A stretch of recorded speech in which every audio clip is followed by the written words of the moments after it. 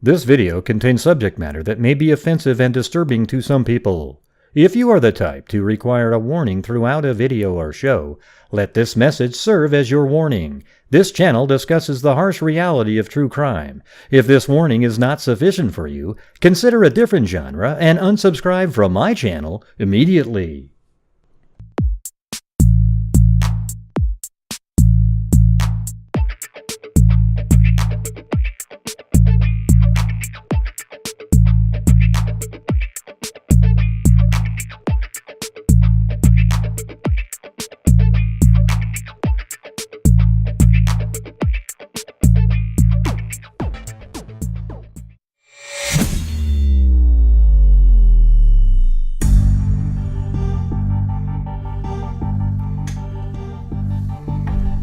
Hey, what's going on, freaks?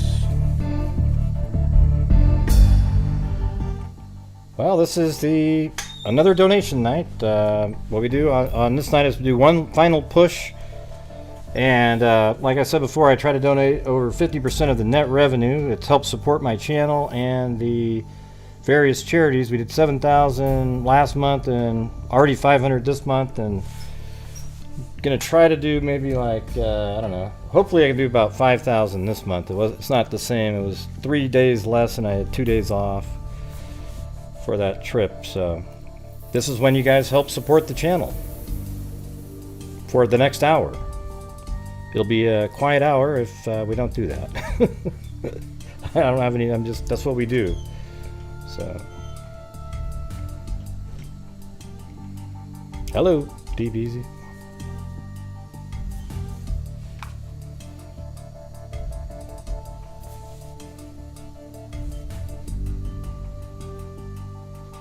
Yeah, we know, Jennifer. Yeah, we know. Thanks.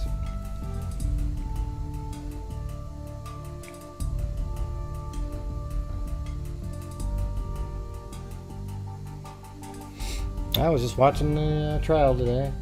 Did the same thing as yesterday. Spent the entire day getting it ready. Hey, thanks, Brianna25 and Lily. Thank you so much.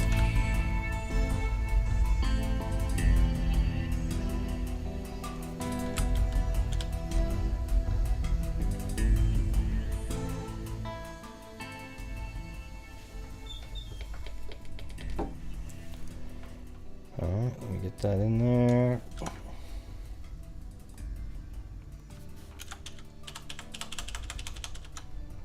Yeah.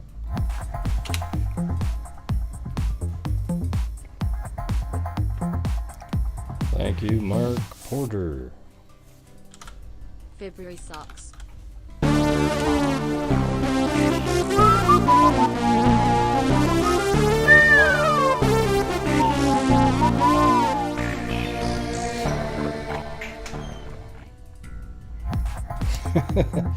Yeah, February isn't that great. It's kind of weird. Why don't they distribute one of those days to the other month? Good day, freaks. Yeah, make a 31-day month 30, and yeah.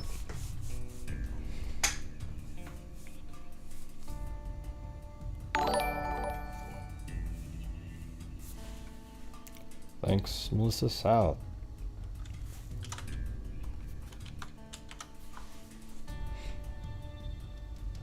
Yeah, we got a fly buzzing around. You know, it's crazy today. I was watching the news, and the FBI is saying they believe that the virus, the coronavirus, was created in the lab in China, just like everybody was saying, but mocked and ridiculed all the time because they were conspiracy theorists. Yeah. Hey, thank you, Kim Christian and Snarky Cinderella. Awesome.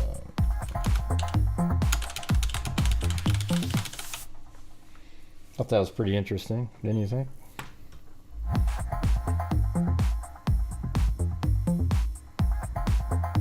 I don't think so, Jojo. Every single month we do the same thing on here. That's how we're able to, you know. I mean, if it's not a good donation night, then I won't be able to donate as much. It just is what it is. Thank you, Christy. Damn.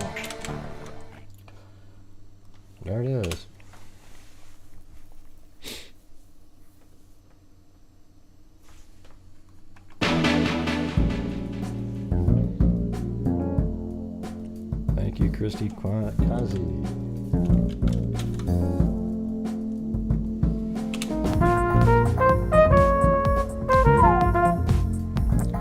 Ashy Snow. Hi, freaks. Thanks, Greg, for all your great coverage. Commuting today, but listening in the car. Oh, here's what the new one looks like. They actually made it red on the book, but you get the freak red pen and then the freak black pen over here too. So now it's sort of a red notebook.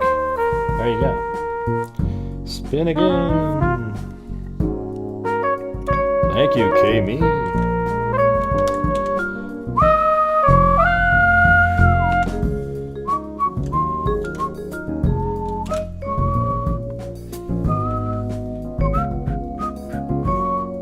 I always notice that not as many people show up on donation nights. It's like, you know, you get 700 or 800 people, the rest of them are like, yeah, forget it, you know,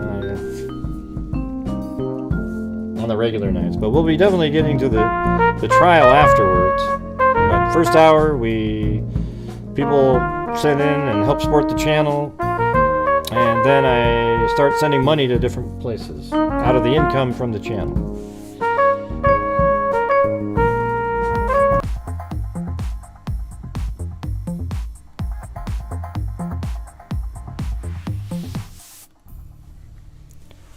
Spin again tonight for my mug. No, is that what that was last for? You night. didn't say it was Yes, for a Ray. notebook, Emma. I just won recently. No, you did. Somebody else did. Chewbacca? Oh, I'll be Chewbacca if you want me to. So proud of the work Gray and the freaks Lane do. Doom. Well, thanks. Jeff.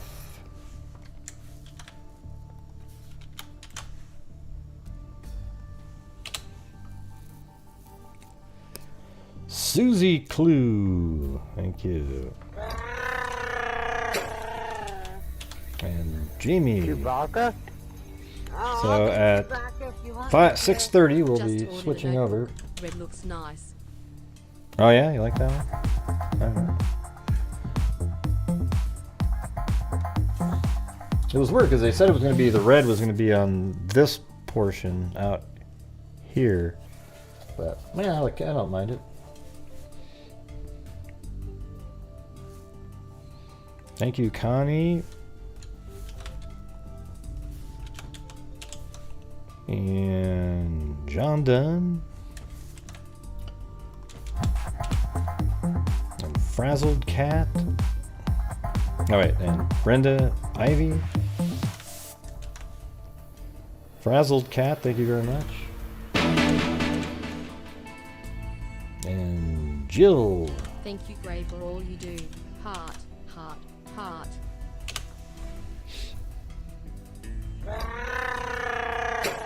And thank you, Paula Durbin. Chewbacca? Oh, I'll be Chewbacca if You want me to do? Thank you for the great coverage you have given us.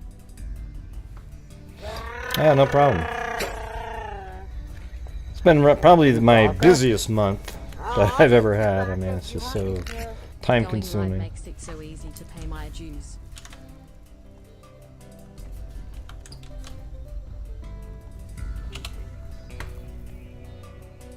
Thanks. Paula Durbin, Cantina, Danielle White. Gray keeps me awake late at night. Well, I also put people to sleep too, so that works. Chewbacca? Oh, I'll be Chewbacca if you want me to. Happy donation night, _ basic generous.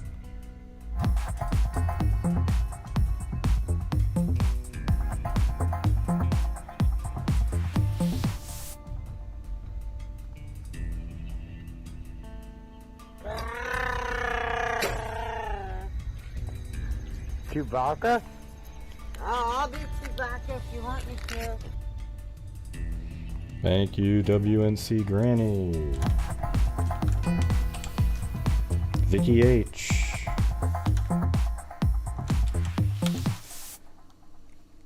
And as I always say, everybody, that my channel isn't a charity intake company or anything like that. I just send in, because I want to, over 50% of the net revenue to charities, and if you guys want to send it directly to a charity, you know, feel free to do that sometime on your own. But I try to do like this bulk thing where it supports my channel and I can do what I want to do. Thanks for all the hard work you do. Thanks, Renee and Miranda Freights Healy, and thank you very much. And Vicky H, WNC Gang, To end another month. Melissa Thanks South. for doing the Murdaugh Trial nightly.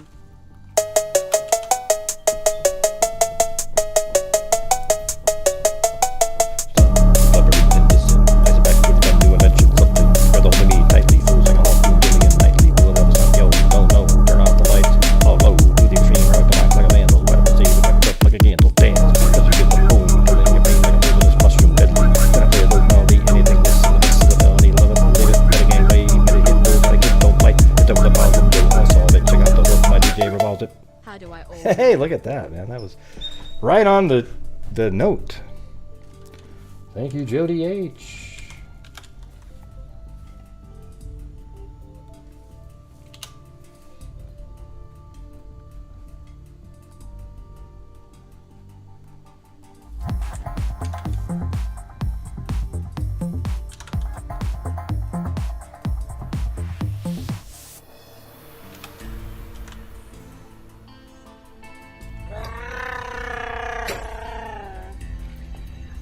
Chewbacca? I'll be Chewbacca if you want me to. Thank you very much, Mama. She's 13. All right. Upside down face.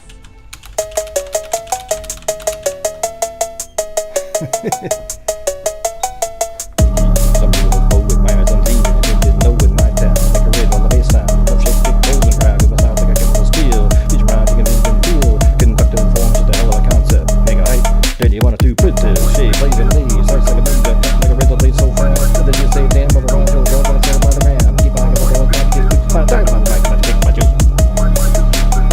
Woo! Donation 98. Glad to be able to catch some of your live. Heart. Awesome. Heart. Dina Susser. Thank you. Chewbacca? I'll be Chewbacca if you want me to. I'll be Chewbacca if you want me to. Jane B.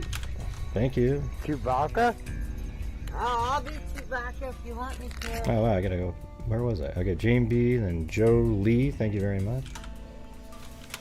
Then we have what is it? Griminator Patty. Thank you. And Kathy Chapin. Thank you. And Ali Cake. Ali Cake. Get it? Like I'll eat cake. And Killer B just gifted 5 memberships.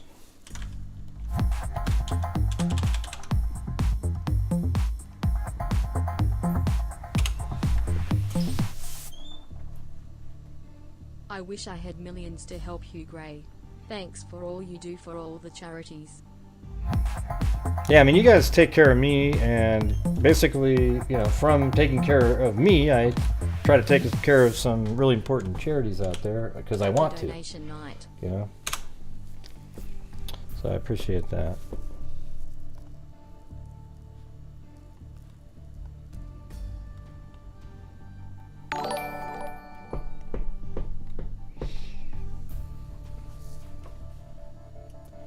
Let's see.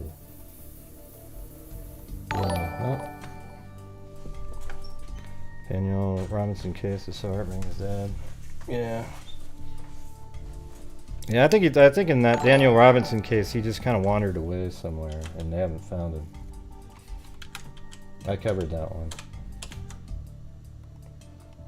I think there. I don't know. It doesn't. The situation was sort of weird, where you sort of liked this one girl, Daniel Robinson case, and then she didn't really like him, and he was upset about it. So I don't know what happened there, but I just don't feel like it's nefarious. It could be. But. Chewbacca? Yeah. I'll be Chewbacca if you want me to. Yeah, I know. I don't know if you were here, but we covered the Daniel Robinson case for a few days, you know. Kind of a, you know, randomly car went into a ditch near where he worked, kind of in the desert. His clothes was sitting around and he just wandered, you know, I think he wandered off. I think something happened to him where he probably walked miles and miles and miles. And The Daniel Robinson case is so heartbreaking. everyone wants things to be a Has been looking conspiracy. for about 2 years with little help from luck. The Welcome, missing Delta Arizona Delta Delta, and geologist. Matthew Dulia and Samara S. What do you think about that one? Danielle, what do you think?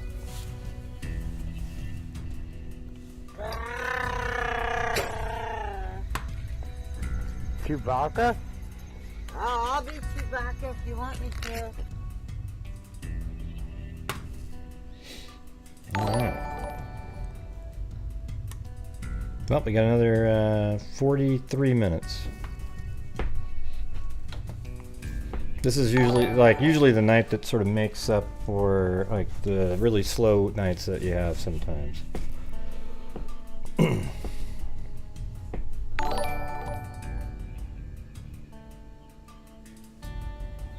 What do you mean, Lily? I don't get all of it. I send half of it away to charity from the income from the channel. But yes, it's really cool that the the freaks support my channel, but I'm trying to figure out what your sentence is inaccurate.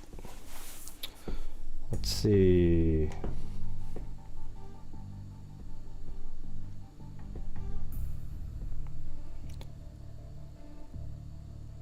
Yeah. Thank you very much, Jamie.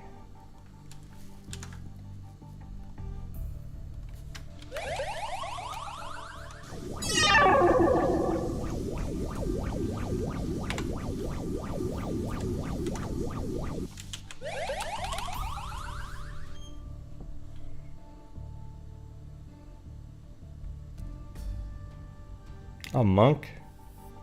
Who said that? That's ridiculous. It just ran off to be a monk somewhere.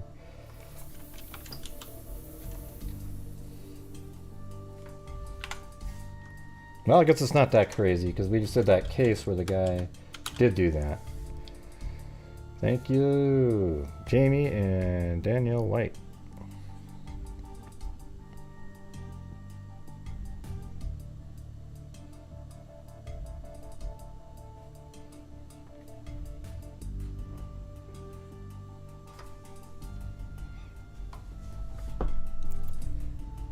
Yeah.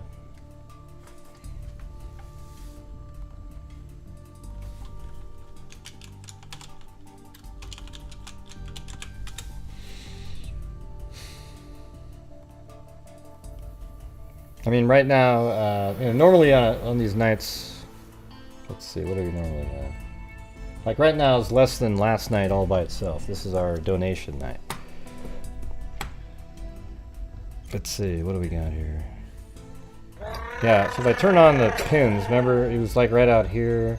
Chewbacca? This is where his Jeep was found. Oh, I'll be Chewbacca if you want me to. Right in this little They said Daniel crevasse Robinson right ran there. off to be a monk, but died. I don't know if it's a I'm monk. 50-50 on that case. What am I looking at, Amy?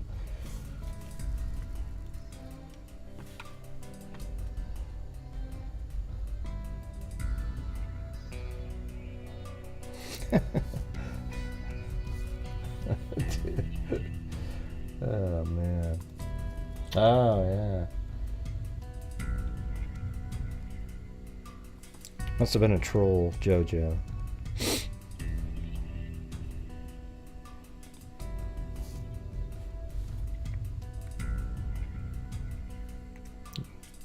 Oh yeah, the screen. Yeah, this is what was it right there. He came in like this and around and off of this little ditch right there.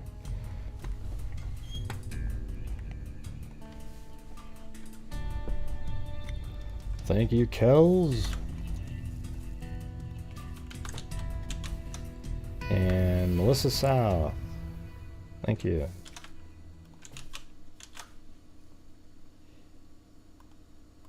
Yeah, we're not doing anything regarding Elec or anything like that until 6:30. You know, right around that time is when we go out, send some money. I'm gonna put, I don't know, I'm thinking of maybe like 2,500 into the DNA fund, 1,000 into the Innocence Project, maybe. I'll do Chewbacca if you want me to. Maybe 500 into the Rain or something like that.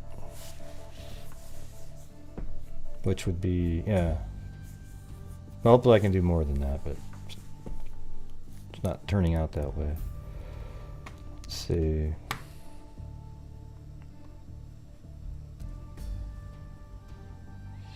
I think JoJo's is just one of those trolls that shows up, you know, pretending that they're somebody else other times. Yeah. I'm not sure what the monk idea is, but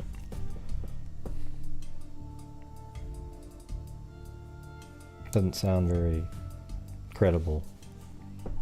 He crashes his car and gets naked and takes off somewhere to become a monk. Yeah, that sounds about as likely as aliens.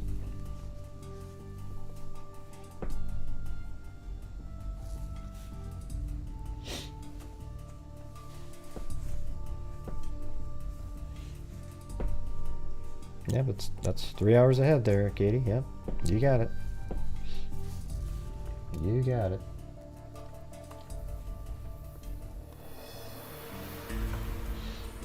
Thank you, Paulette Leonard. We got PayPal's in here, so.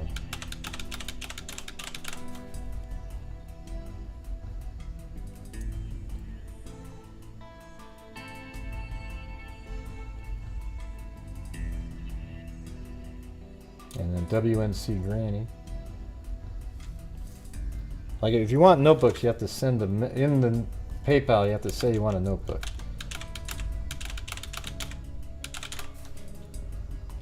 Or you can send me an email if you meant to say that. Chewbacca? Oh, I'll do Chewbacca if you want me to. Kathy Fredmaker. Bobby Swain.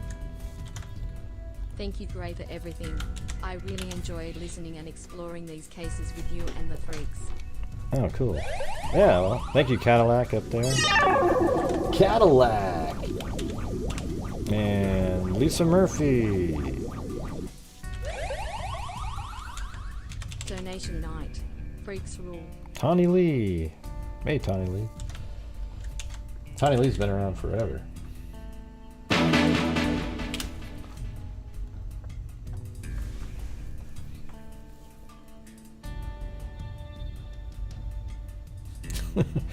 What do you mean you're a rehabilitated troll? Did you used to be one? Thank you, Dreamboat Annie.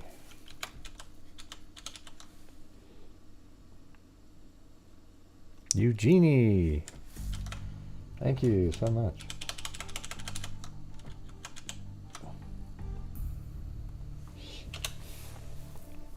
Uh-oh, we're gonna get the beat again. I like that beat.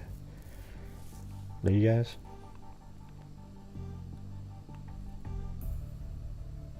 No, yeah, I know. I have it in the order list.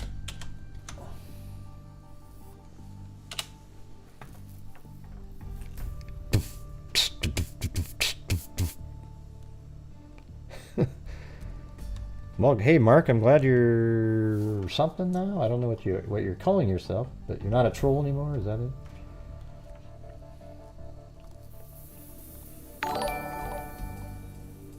And thank you, Baz B on PayPal.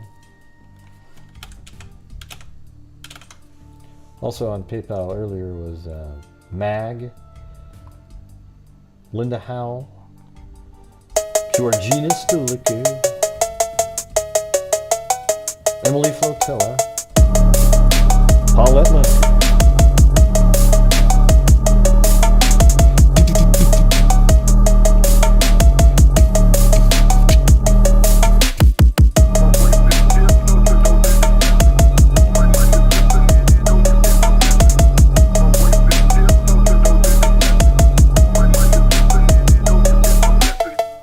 You know what was cool is we just sort of started doing this like 3 years ago, I think. We'd send in donations randomly from my income. Gray, I do not want a notebook. In 2019. But we didn't really have anything set, and I think right near the end of 2019, we started doing donation night, which was the last day of every month, and then we made it so then it just sort of, that's what it was, every month. And then only this last year have I been able to donate during the month, because the freaks, you know, everybody got more members and people were sending in more, so like during the month I could actually send some in too, and it helps support my channel, allows me to make an income, keep doing what I'm doing every single day. I mean, days like these trials are crazy. I mean, like, it's just, you get up, even if you get up at like, get to your computer at 10, you sit there and record everything at 1.5 speed, and then if you get caught up, you have to wait an hour so that you can still record at 1.5 speed. And then after you're done with that, you load it into Adobe Premiere and try to remove as much of the quiet parts as possible to make it even quicker. Thank you, Cheyenne R. So I got it down to 3 hours and something, like 3:15 or something. We might find a spot where we can skip ahead, but it was pretty solid. There was 5 witnesses. They, you know, zipped right through a few. Had some fireworks out there for sure. Oh, that's right, Mark. You were a troll just the other day. Somehow became a moderator out of nowhere. Have absolutely loved watching the trial with you and the freaks. Going to bed in a bit, but thank you, Gray and freaks. Happy donation night all. Romantic face. Angelic thank face. Smiling face with hearts. Well, thanks, Cheyenne R. Maybe I need to start doing shows a little earlier, you know, 4 o'clock or something.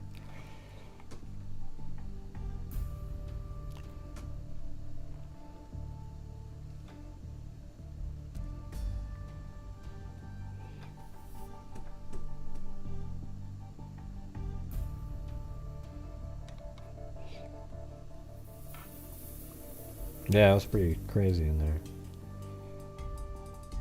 Yeah, Harpootlian, they both sucked. Both attorneys, the prosecution experts were more credible than the defense people that they brought in. I think common sense people just go, yeah. I mean, then they started asking, did you do this? Did you do that? Did you do this? Did you do that? Well, yeah, I mean, some of the stuff you don't need to do. You can just see what direction the bullet was going, right?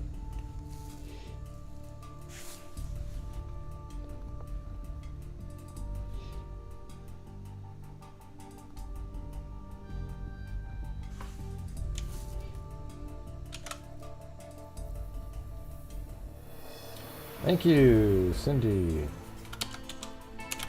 Reitz.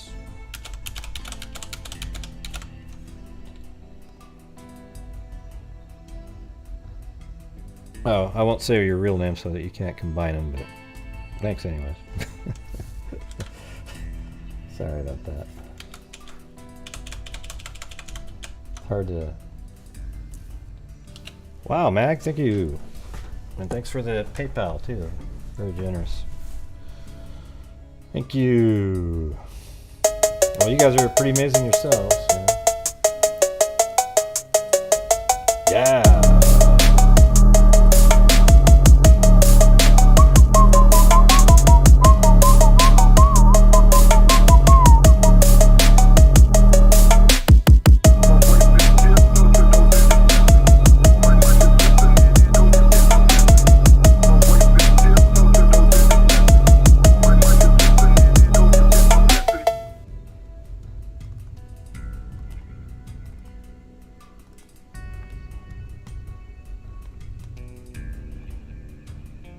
That one, let's see. I don't know if that'll work quick enough. When I'm in a pickles troll on my food, but I don't eat it. I chew it up and spit it out and repeat it. It's not a treat. I don't know if that one can be done to that beat. Seems too fast.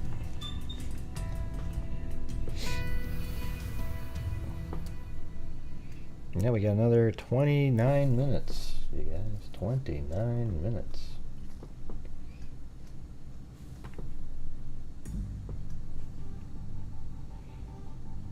Yeah, it's pretty sweet.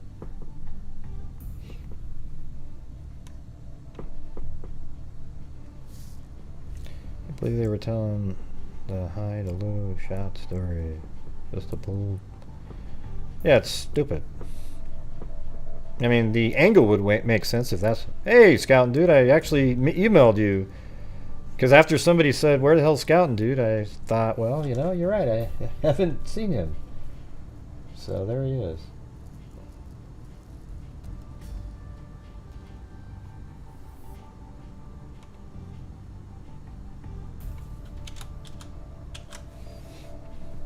Cup of Joe.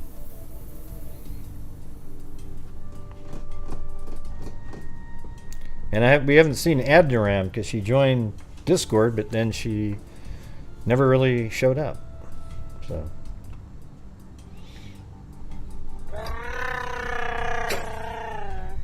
Chewbacca. Chewbacca? Oh, I'll do Chewbacca if you want me to. Cup of Joe.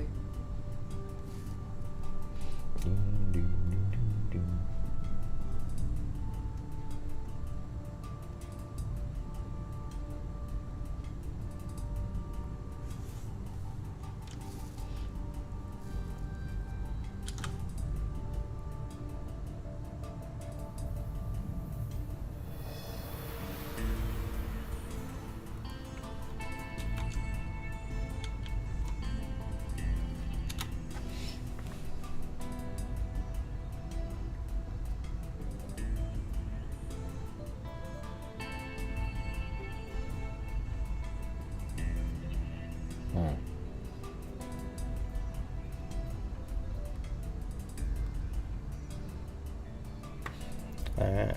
Hey, thank you, Charisma, Luna Thomas, and Cadillac.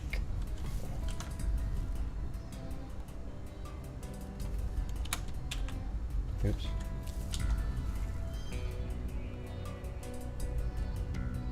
What's going on? Jesus.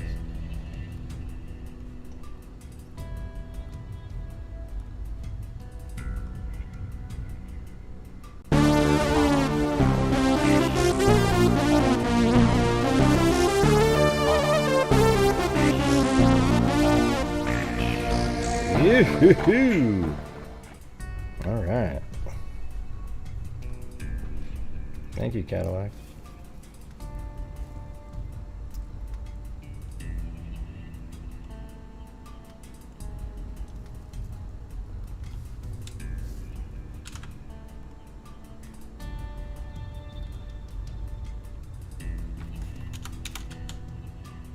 Oh, it's in there. Okay.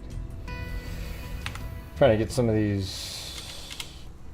I got a whole bunch of notebooks I got to send out here next couple days.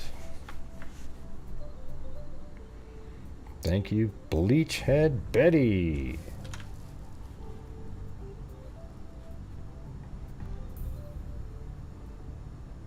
Thanks for all you do.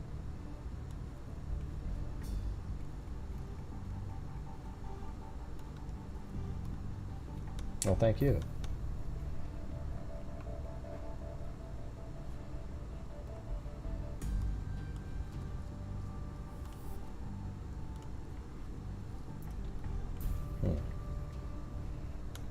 Now, hopefully I have everybody in here. I mean, it's been sort of difficult sometimes to get everything put into the spin. Thanks, Lori Fisher.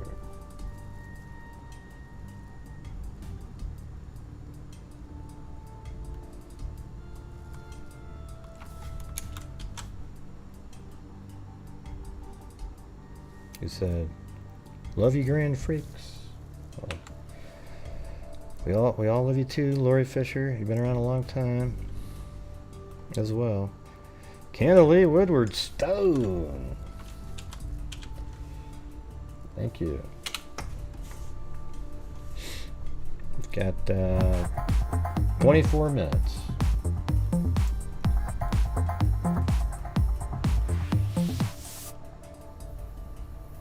Love you, Grand Freaks. Chewbacca! Chewbacca? Oh, I'll be Chewbacca if you want me to. It seemed like a long court session today. I was pleased when they were done. Let's see. There's. Okay, got that.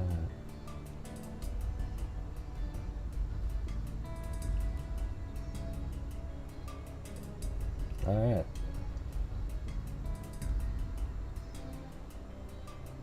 People ordering notebooks. Awesome. Now I'll have to order some more right when I'm done. Yeah, thank you.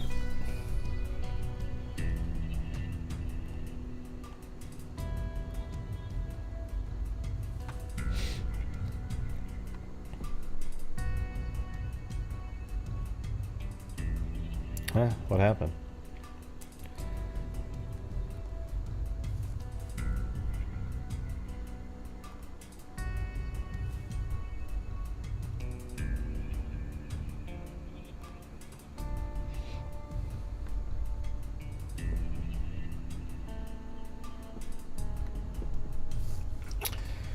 Thanks for the $1, troll, but you're out of here. Account created today. Yeah, I always think they're so clever and funny. I'll take the $1 though. That's awesome. Appreciate it.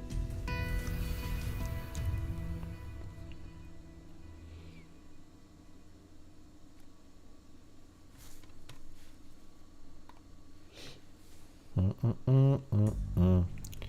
22 minutes and counting.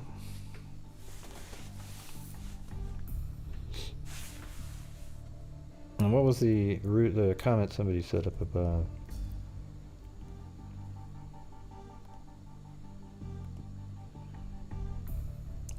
I'm just not interested in having JoJo here. Bye-bye, JoJo. Do something else. Yeah, that'd be cool if Cousin Eddie testified. You got that.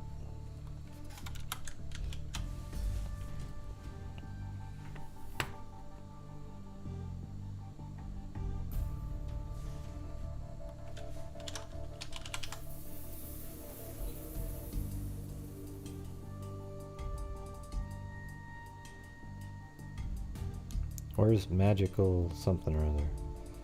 Gotta go up and read. I don't even see somebody with that name.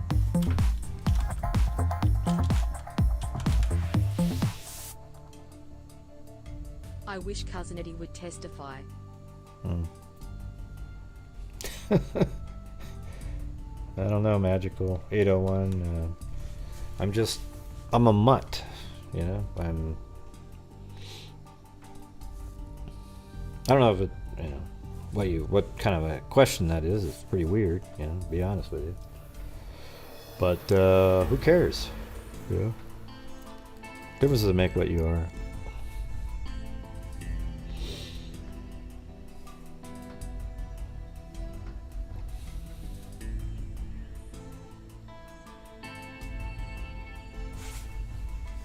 Thanks, Nomad Beads. Yeah, probably be put in prison here pretty soon.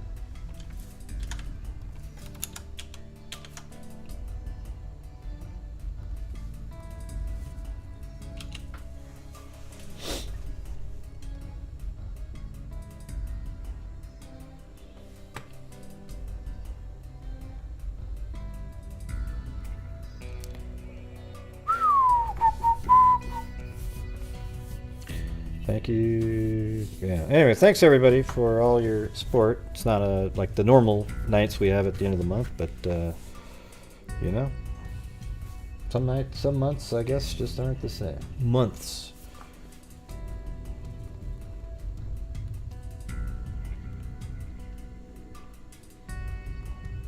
Thanks, Holly G, on the Cash App.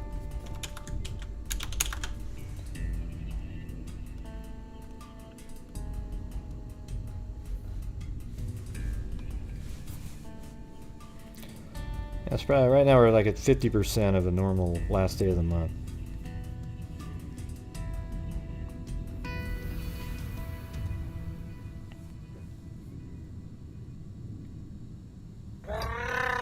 You just send in a PayPal for 25. If you live in Canada, it has to be more like 35, because, or Australia or something, because the shipping costs so much. Smiley face. That was just something we saw on the ground marked that looked like an alien. So I put it out there. It looked like an alien on Google Earth.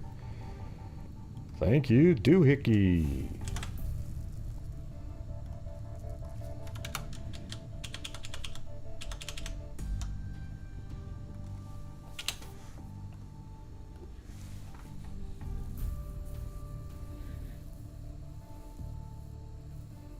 Oh, sweet. Scout dude.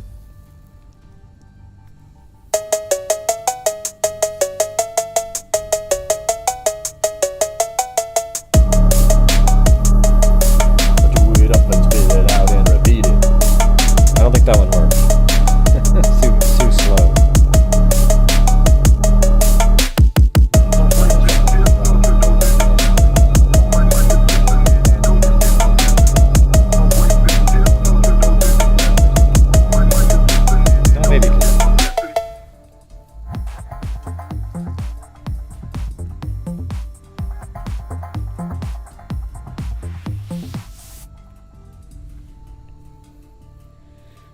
Thank you, Melissa South.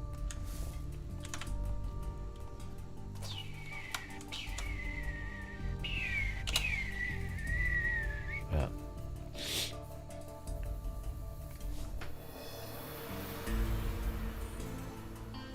You made a great dance to the avocado beat. I don't know, Cindy. I think we'd have to see that on video. It's hard to know. Yeah, good for you, my Fox baby cakes. We don't need to know every single detail that's going on.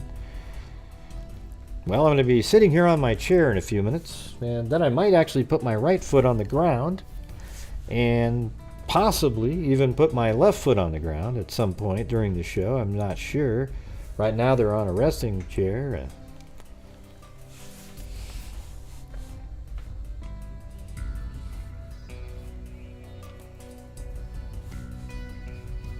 Yeah, maybe, perhaps. Thank you, Jamie.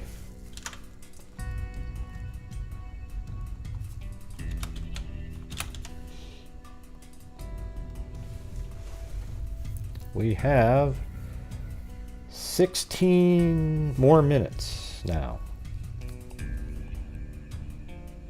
Yeah, I might do that. Yeah, you just never know. I could get zany and sit back in my chair at some point. Thank you, Chewbacca? Sonia. Oh, I'll be Chewbacca if you want me to.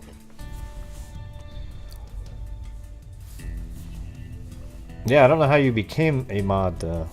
Or it's still kind of a fishy situation there. Makes you wonder.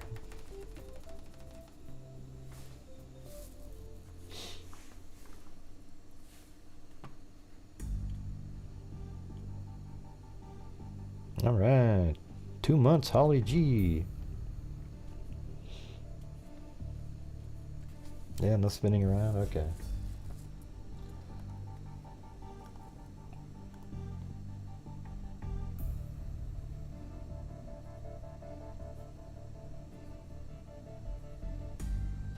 Yeah.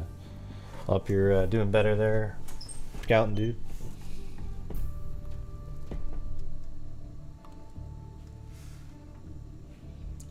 Thank you, TTJO.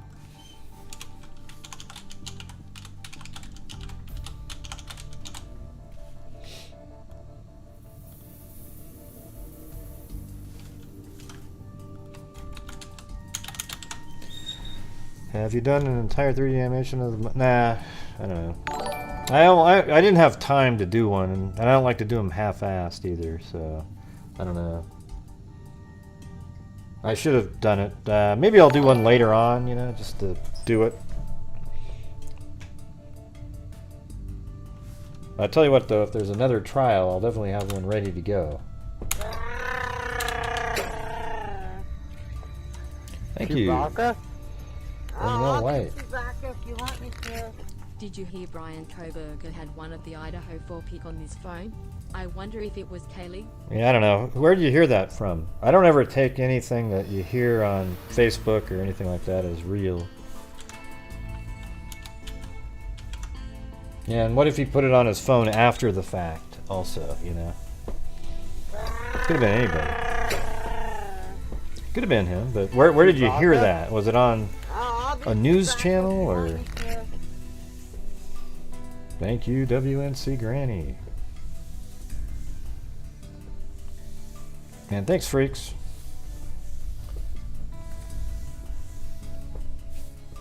Who you calling a freak, Dre? Gee.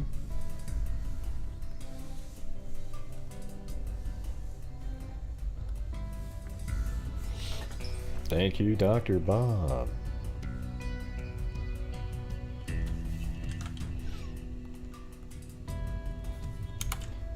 We now have 13 minutes.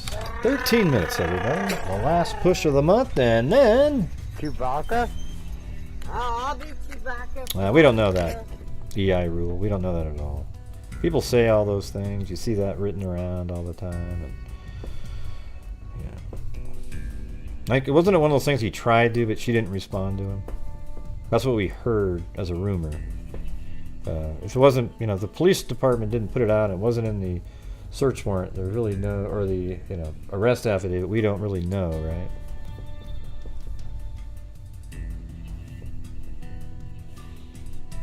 Yeah, we all heard that as a rumor. We don't know if that's true though, right?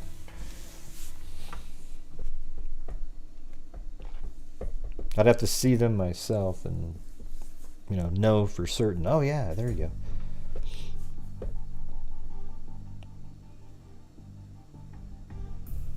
I heard that the arrest warrant in Pennsylvania was going to be released, but it appears that the arrest warrant in Pennsylvania basically has all of the same information as the arrest warrant in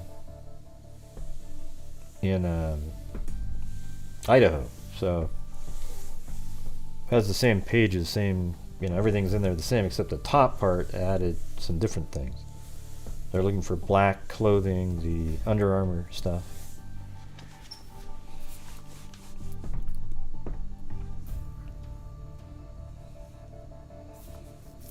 I don't know if there is, Sandy. What makes you ask that? I heard somebody say the other day something about that. But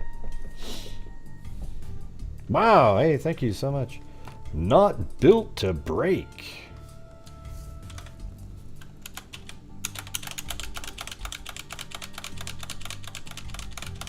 There you go. Got that in there. And Zozo, still waiting on you. You know, so.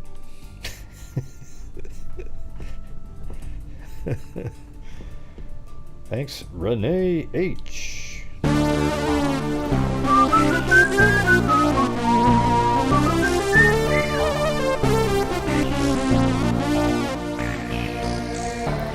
Cindy J.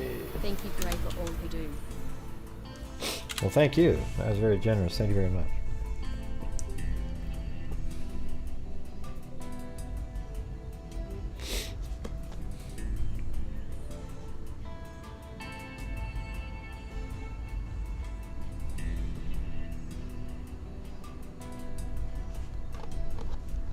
I don't know how to do that, Karen. Maybe your state has a tax in it or something. I don't know. I'm not sure why some do $4.99. I don't even see that option when I choose to do it. Never see that at all. Hold on a second.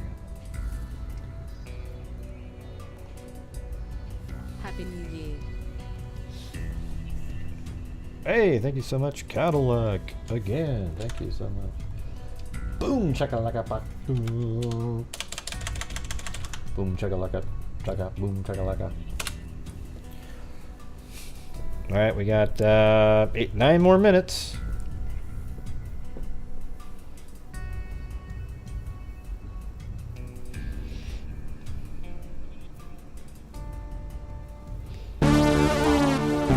He's Red Raider. Never seen you before.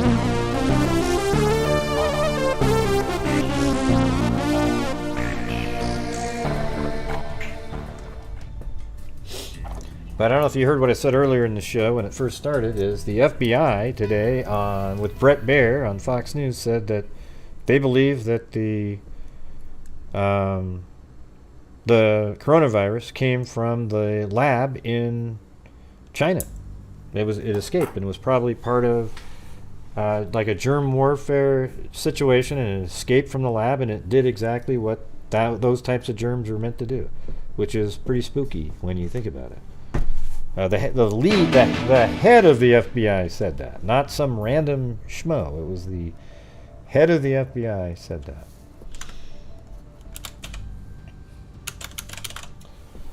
Yeah, kind of spooky though, right? Yeah, and so remember all the people, Republicans, who would say that it escaped from a lab, and they were all ridiculed by the media all the time. You got to admit, even if you're on Democrat, that they were ridiculed endlessly as conspiracy nutjobbers for saying that when it seems so likely. And there's a website out there, a YouTube channel, that covered it from the beginning, and they even knew exactly. It was incredible. They had a person that worked at the lab speaking on it and everything. Yeah, it was crazy. They had a person in the lab that there was a job opening. They got the job at the. They speak Chinese. Jeez. They speak Chinese, and they were able to interpret different online posts and everything. It was for a position at the coronavirus lab in Wuhan, China, and then right after that is when there was a breakout, and that individual disappeared off the face of the earth and has never been seen again. That was working there. Pretty crazy stuff. Hey, thank you very much, Marie Crossley. It's way more interesting now to go back and watch that guy's video. They lived in China for years and years, and now it's just, wow, look how accurate that is. Thank you, Karen D. Man, that's spooky. Killed millions of Americans. I mean, what does that mean? Is that is there a punishment for that of any kind, or pretty wild? Couldn't believe that. Such a direct statement like that. Unbelievable. Thank you, Karen D. Again. Is there a different Karen D, or?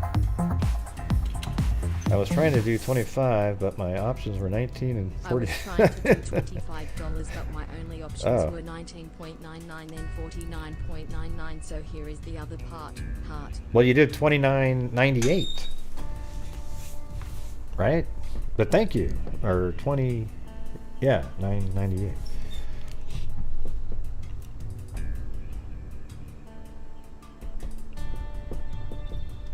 I don't know. I think it's something that it's not as weird to me. What's creepy is that it's finally being recognized, and now before you could go, well, kind of let yourself feel better and think maybe it wasn't. But I've always thought it was a leak from the lab based on. I wish Cairo was here because he knows the name of the YouTube channel. They're not a true crime channel. They really are an anti-China channel after living there, and they know exactly what's going on. And they were talking about the lab leak before we even had a case in the United States. That's how amazing those guys were.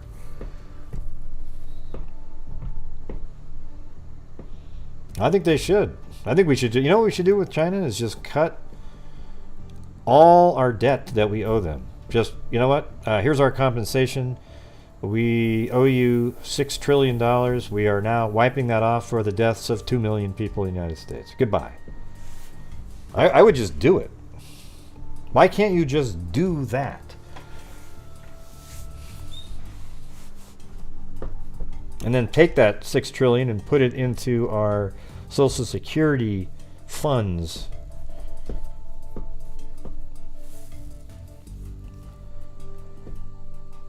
Yeah, exactly. The farmland being bought up by China is absolutely a joke.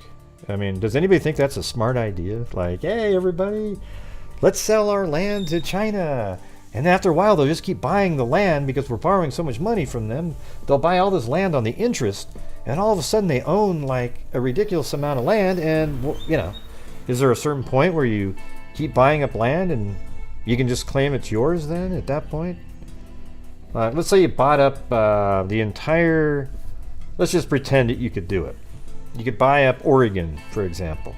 Every single piece of property in Oregon. Do you own it at that point now? And is it part of China? Or what? I mean, that's pretty weird, right? Alright, we got 3 minutes. I'm going to go use the restroom here.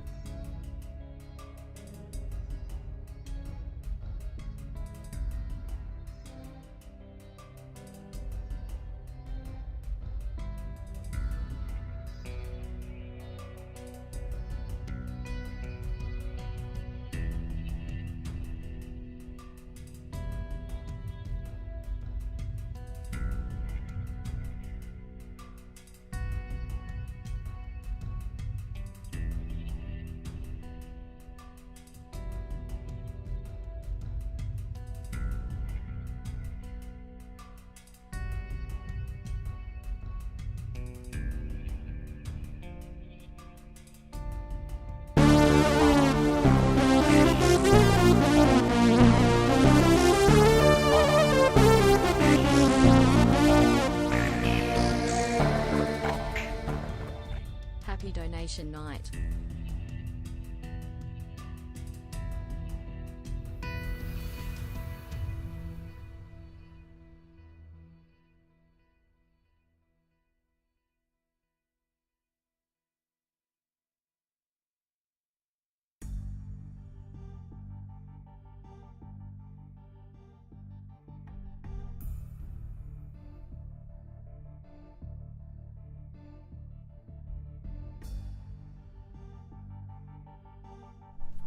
All right.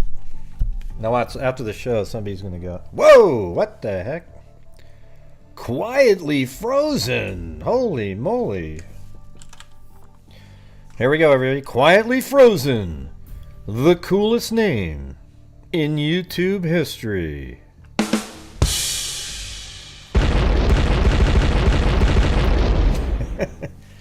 Oh, thank you so much. Let me put that in there.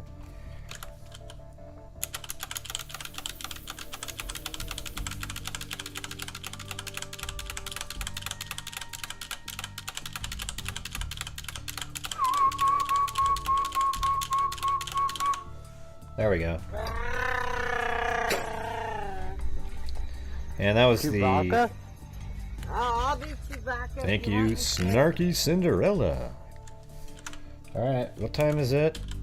Here we go. We're at 6:30 now. Yes.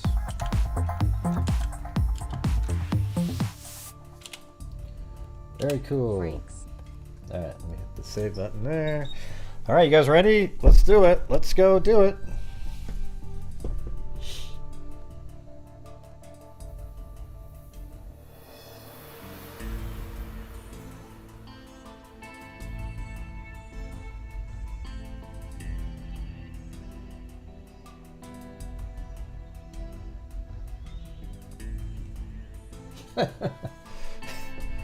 Yeah.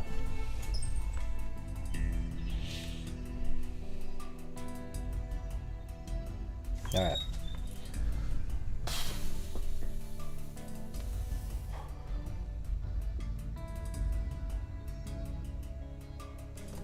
Oh, I guess I'm in this one. Forgot to turn the dog cam on. At least over there. Maybe I should go do that. You guys can have the. Oh, they're not there.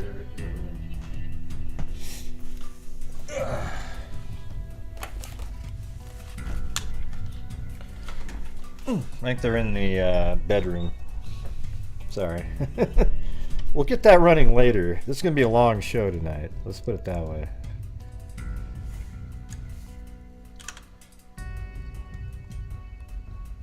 By the way, how's it going, Quietly Frozen? Haven't seen you in a while.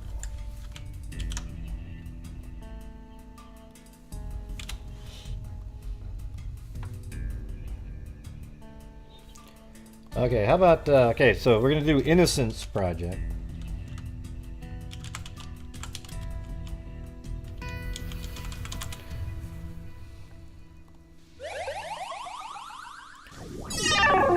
Being part of the family. Boom, boom, boom.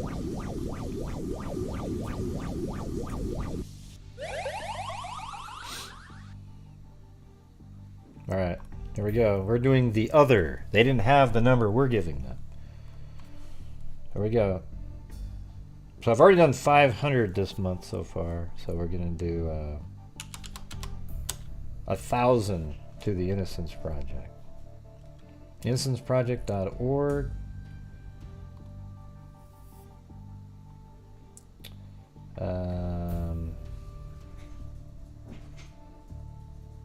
Not sure what. I'm not going to do that one. I like to just have these even numbers. It's too hard to keep track of that.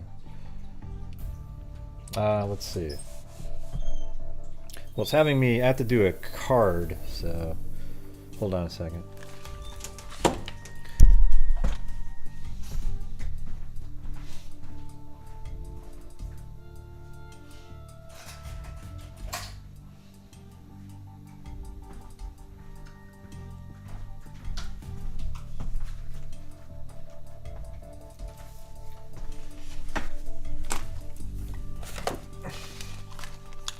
What I like to do is these, we have this card now. I mean, you guys have been using them probably for years, but I'm going to put it on this one credit card, and they give you 1% cash back for stuff like this, so why the hell wouldn't you, right? I was expecting to be able to use PayPal, but it didn't happen, so.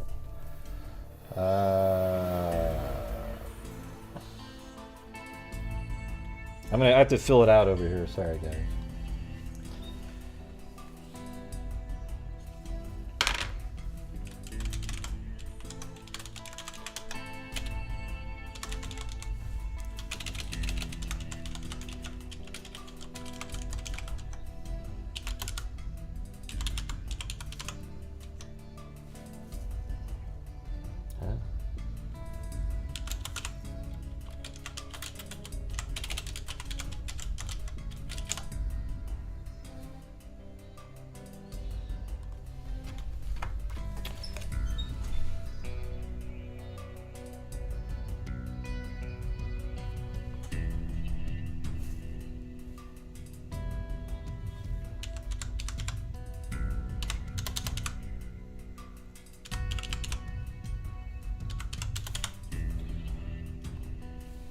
Thanks, Delta, Delta, Delta, Delta, Delta. Are you in a sorority or what?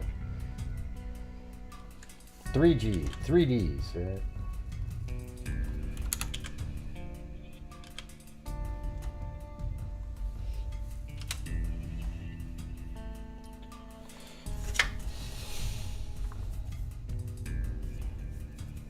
Sorry, this is not. Wasn't expecting to have to do a card. Alright, I think this might be it.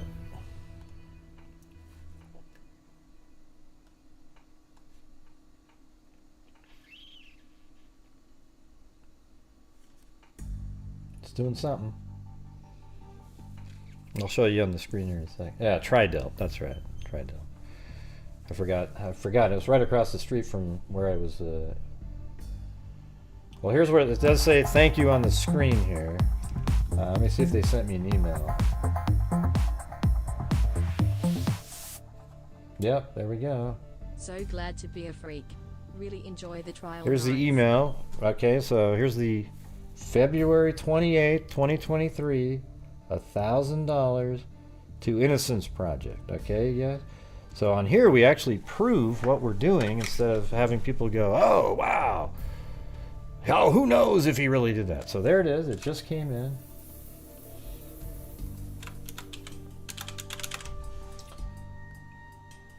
Thank you, Jen Lowe. So there you go. There is $1,000 to the Innocence Project.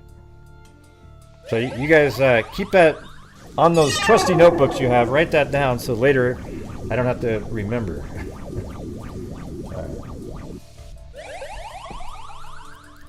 At Grant Hughes investigates romantic face. So I'm going to try to do 5,000 this month. Sorry I'm late, was finishing my DoorDash delivery so I could participate. Awesome. DoorDash. Well, thank you.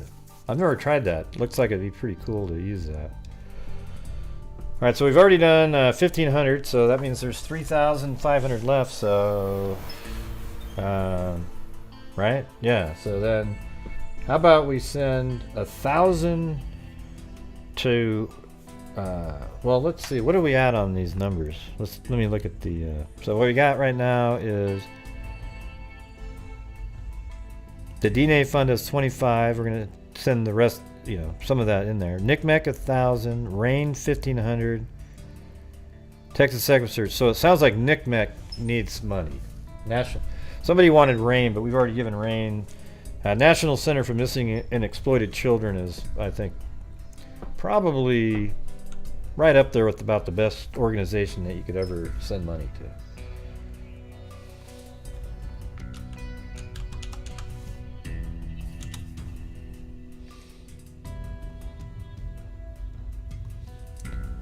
All right, let's get back to the. So there we go. Let's we'll send 1,000 into Rain.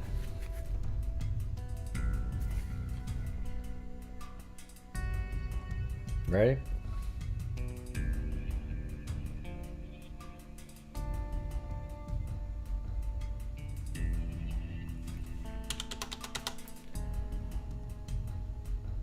All right, I gotta fill out all this crap over here.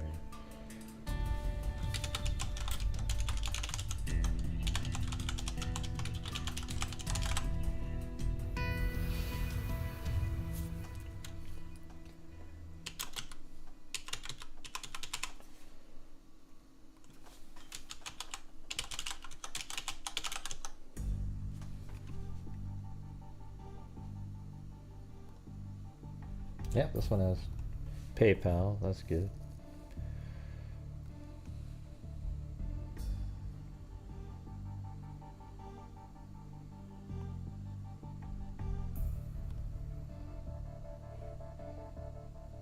And there we go.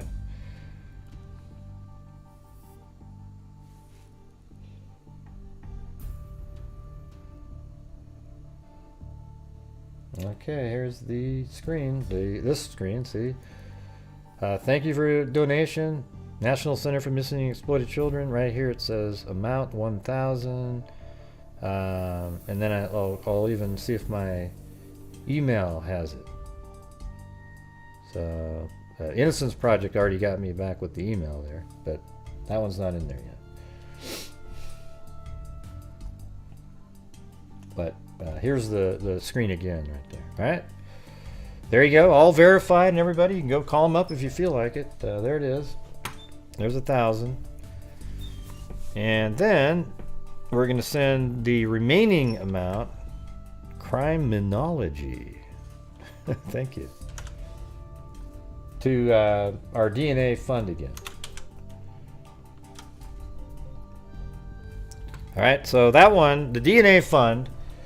So that one I can't prove as much as I'd like to because it's right out of my checking account. And the reason it's like that is because they used to take, we were sending them, you know, $50,000 we've sent them so far. Early on, they were taking 6% as not the, it was the, whoever was the company they were using to take the funds in was charging 6%. So it was like, we sent in $20,000 and that means 1,200 of that went to some fee somewhere, okay? So we made a deal, we got a deal set up with them because it's using identifiers and we're using, let's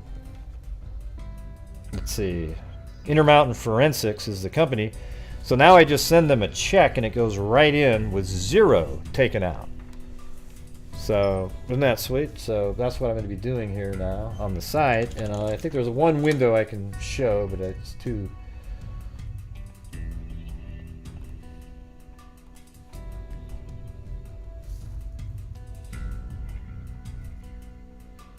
Alright, I have them set up as a vendor in here. There it is, Intermountain Forensics. Pay 2,500.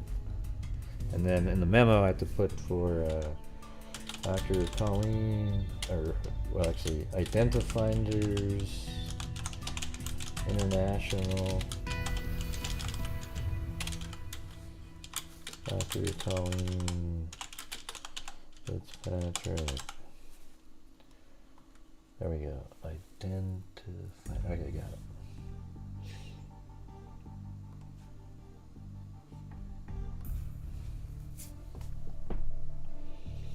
Alright, so that one I just sent them the check, and we get this usually around the 16th or 17th or so. Each month they send us a Excel spreadsheet of where we're at. So here it is right here. Okay, you're scheduled, you know, that's all it's going to say now. 2,500 payment to Intermountain Forensics, and 2,500, and it's going to be delivered on the 8th. And it's after that point where they send me the invoice. But we've saved enough money to cover a full other case because we're sending it that way. All right, you guys. So there you go. Boom. You know, so for February, 5,000 is pretty good. I got to be honest. So we did 7,000 in January because that was that crazy. It was one of the nutty months. As a matter of fact, January, December, and November were crazy. Or maybe even October as well, because we had Debbie Collier, and then the Idaho 4 case kicked in. Thank you, John Dunn. Well, YouTube takes way more than that, John Dunn. Yeah, it's.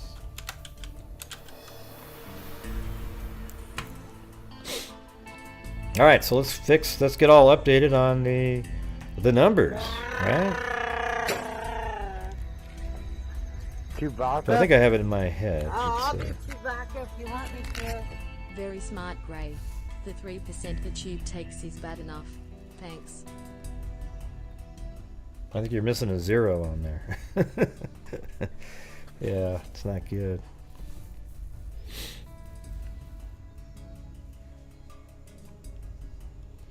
Right.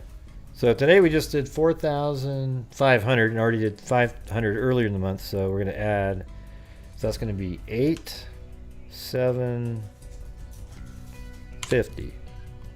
There we go. Boom. So our total since January of 2020 is $138,750. In the current year now, we are at, so if I add 12,000 right on the dot. That's pretty good average. So we can do 6 average throughout the year. We'd be at 72,000, beating last year by 10. That'd be pretty sweet. And I have a buddy, Jeff Safera. He used to be like, I think he was, man, I always forget, like a detective sergeant or something like that in California. He sent in 4,500 of his own money also to the same fund.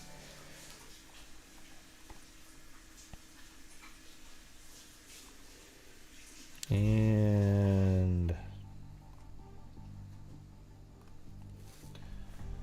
let's go. So we have Nick Meck is now. Did we give them 1,000, right? Yeah. So 2,000 now.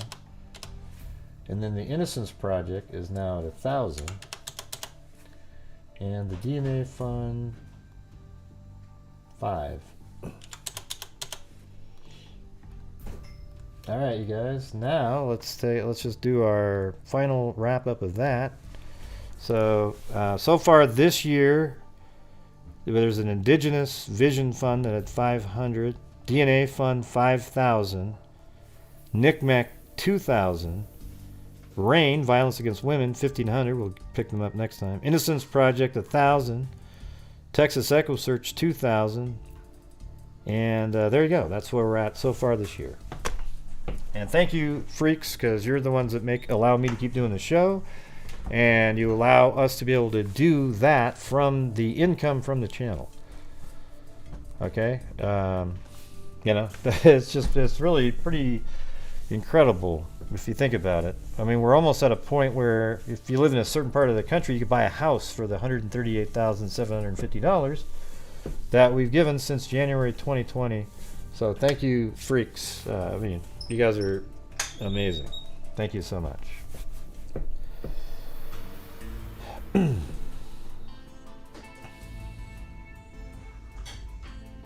guys ready? Wait, let's do. I got to do some spins now for the couple spins for. Let's see. So we got the freaks. Everybody, it's the Freak 101.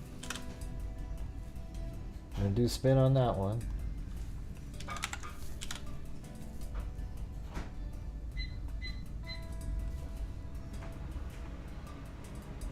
Whoa, Jesus. See, these are for the freaks. I mean, you can barely look at that. That's for Freaks 101. We'll give away, let's see, 2 It's a House mugs and a notebook. All right, there you go. There we go. Get the music playing. 2 It's a House mugs and a notebook. Here we go. It's a house! It's a house! It's a house!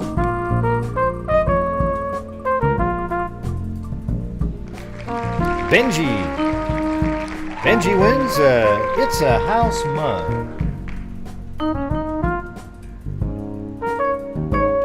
Here comes another one.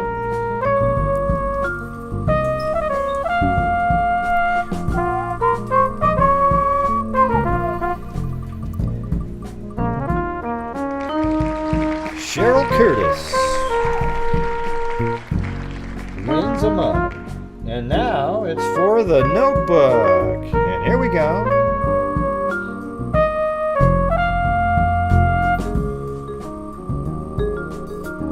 It's a house! No, it's a notebook. Raina Sexton. There you go. And in your email to me, give me your address. And you, poor Jeff, and you tell me, what you want.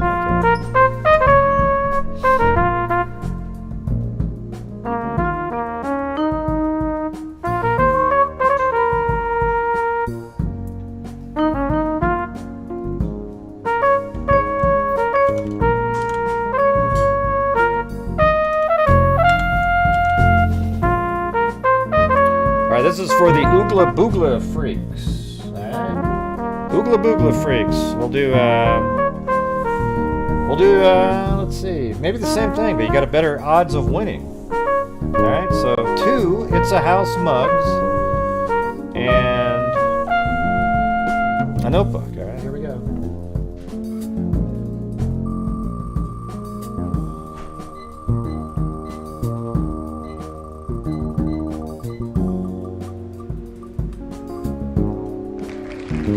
Travelin' Teresa.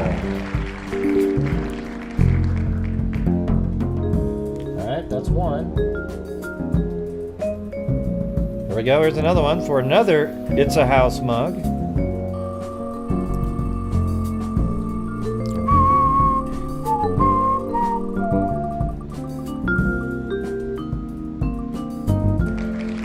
Lisa Wilkerson, alright. Long time freak there. And this one's for the notebook. Here we go. You like the music, Danielle White?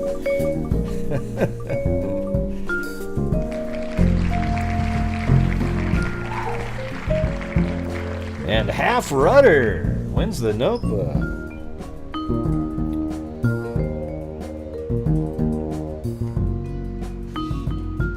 Okay, now we're doing the Megazoids. The Megazoids. Alright. So on the Megazoids, I'm going to do a hoodie and a notebook. Here we go. There we go. hoodie and a notebook. For the Megazoids! We'll do the We Are Freaks one. Just a friend. There you go, just a friend. You won a hoodie. Actually, I'll do It's a House mug as the second prize. Okay, here we go.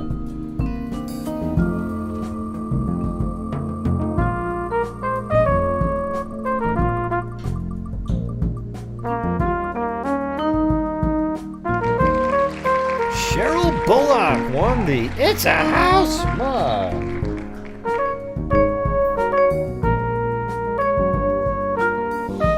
Alright. Now this is for the mod tumbler here. Alright. It's for the mod tumbler. Who's going to win the mod tumbler today?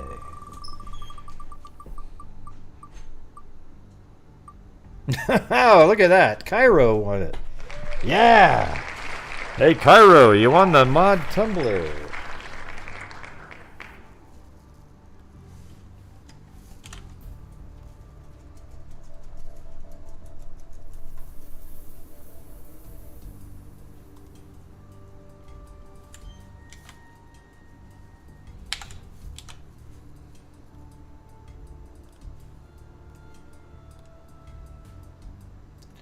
Okay, and then we've got the Patreon.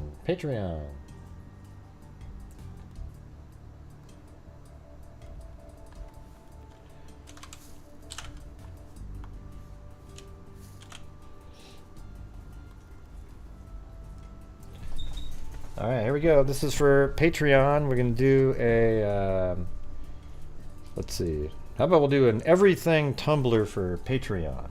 All right, there we go. Everything tumbler.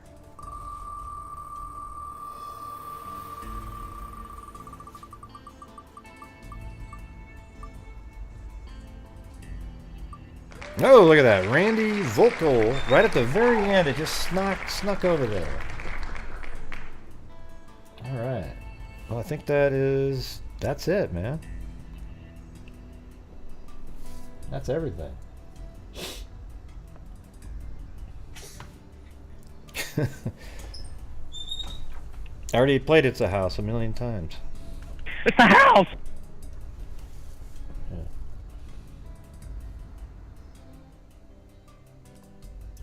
Megazoid. Oogla Boogla. Big Fly One. Okay, there we go. Keep that one open. Alright, you guys ready for the actual trial now?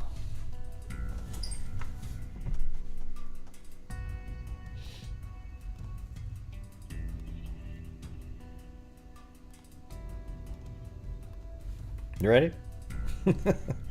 Alright. I've been ready, Gray. How dare you give money away, you bastard.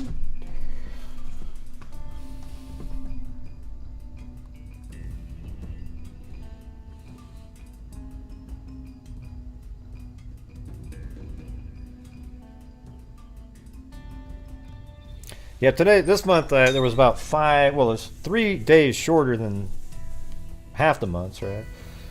And then it was also 2 days I was on vacation, so it wasn't. We probably could have hit like 6,000 or something had it got if I, wasn't an ass and took a couple days off. And it wasn't a short month, but next month, 6 is what I think. That's what my goal will be. The minimum 5, but because if you did 5, you'd be at 60,000. But if you did 6, you'd be at 72. So if you can do half and half, you could do a pretty good year.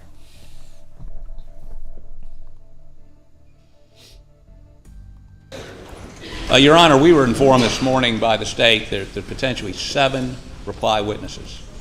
And before we get into that, we've looked at the cases on reply.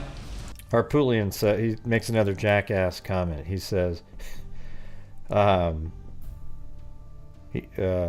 was like he wants to find however many dead horses he can find. He wants to beat them, or whatever it was. It was crazy. Including State versus Prather, which is a 2020 case, And I want the court, and I want the state to understand, and we think many of these witnesses have already testified. They're these are very few new witnesses. They've already testified in this case, and they're being called to reply to, the way we read the cases, new matters, new evidence, something. But we have a right under the case law, State versus Watson, which is a 2003 case, 353 SC 620, 579 SC 2nd 148, to serve rebuttal. To serve rebuttal. So you said a right to? It's discretionary with the court, but I would submit to the court that under the criteria set out in this case, you would determine that if they raise new matters, that we have a right to respond to those. Now, we're told that Dr. Reamer, their pathologist, is going to testify. And if you remember correctly, Your Honor, and I've looked at the YouTube, that's all we can get at this point, which is a video of it. Dr. Reamer's previously testified that she did not believe this to be a contact wound to the head. I submit they're going to try to repeat that testimony or elaborate on that testimony, and that was the only issue that our pathologist raised, but he believed it was a contact wound, and why. She's already testified why it wasn't a contact wound to the head, and why. So are we going to have to get our pathologist back here to counter hers if she raises some new issue? Or perhaps, Your Honor, I need 7 reply witnesses. It was 2, now it's 4, now it's 7. I mean, this is a process that's got to stop at some point. We're going to be here next week. There are 2 expert witnesses that have already testified in this case. One of them, I would concede, Ken Kinsey, they're an appropriate reply witness based on Mr. Palmbeck's testimony yesterday. But the pathologist, again, to testify it wasn't a contact wound to the head, she's already testified to that. And some of these other witnesses, law partner members, to testify what they do or do not remember about the night in question. Again, they've already asked them that on direct in their previous testimony. So this has got to end at some point. We spent 2 weeks on 2.5 weeks of the 6 weeks on financial matters. In my opinion, could have been done in a day. That's just my opinion. But I'd ask the court, as we make objections, to consider and maybe even proffer what they're going to put up before we get in front of the jury, so that Your Honor can make an evaluation before we start down that road for a half-a-day witness that may not add anything to the case. Thank you, Your Honor. Your Honor, State's certainly aware of the scope of reply testimony as it relates to the pathologist. There are actually a number of issues on which their pathologist challenged the findings of Dr. Reamer, and she's here to explain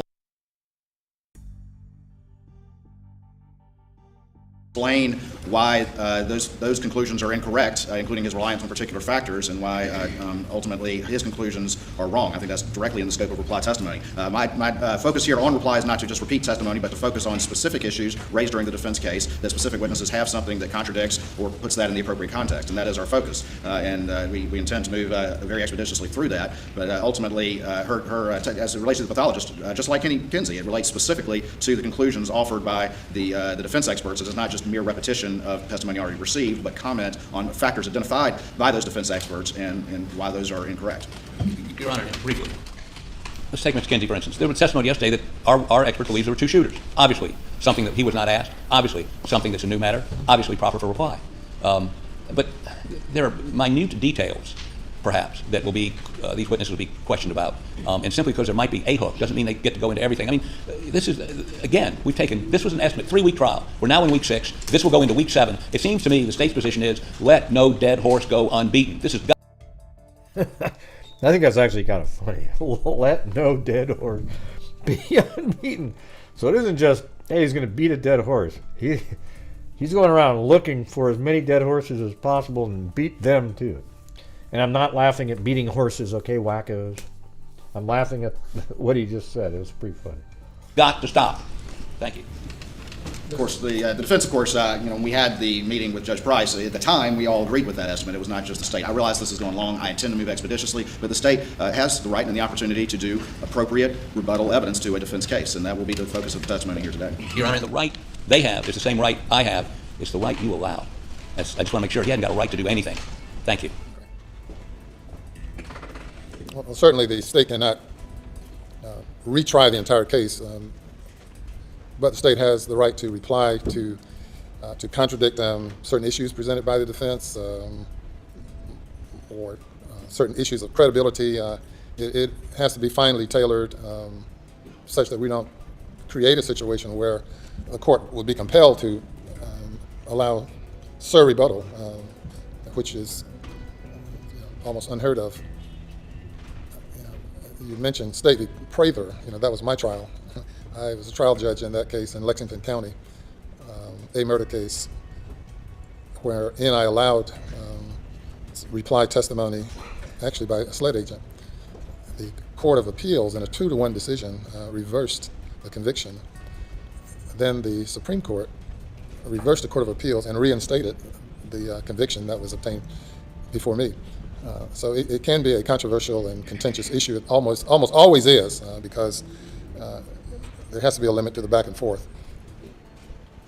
I'm surprised to hear the number of reply witnesses that the state says that it intends to offer. I do not know. The case is so complex. We've had so much testimony.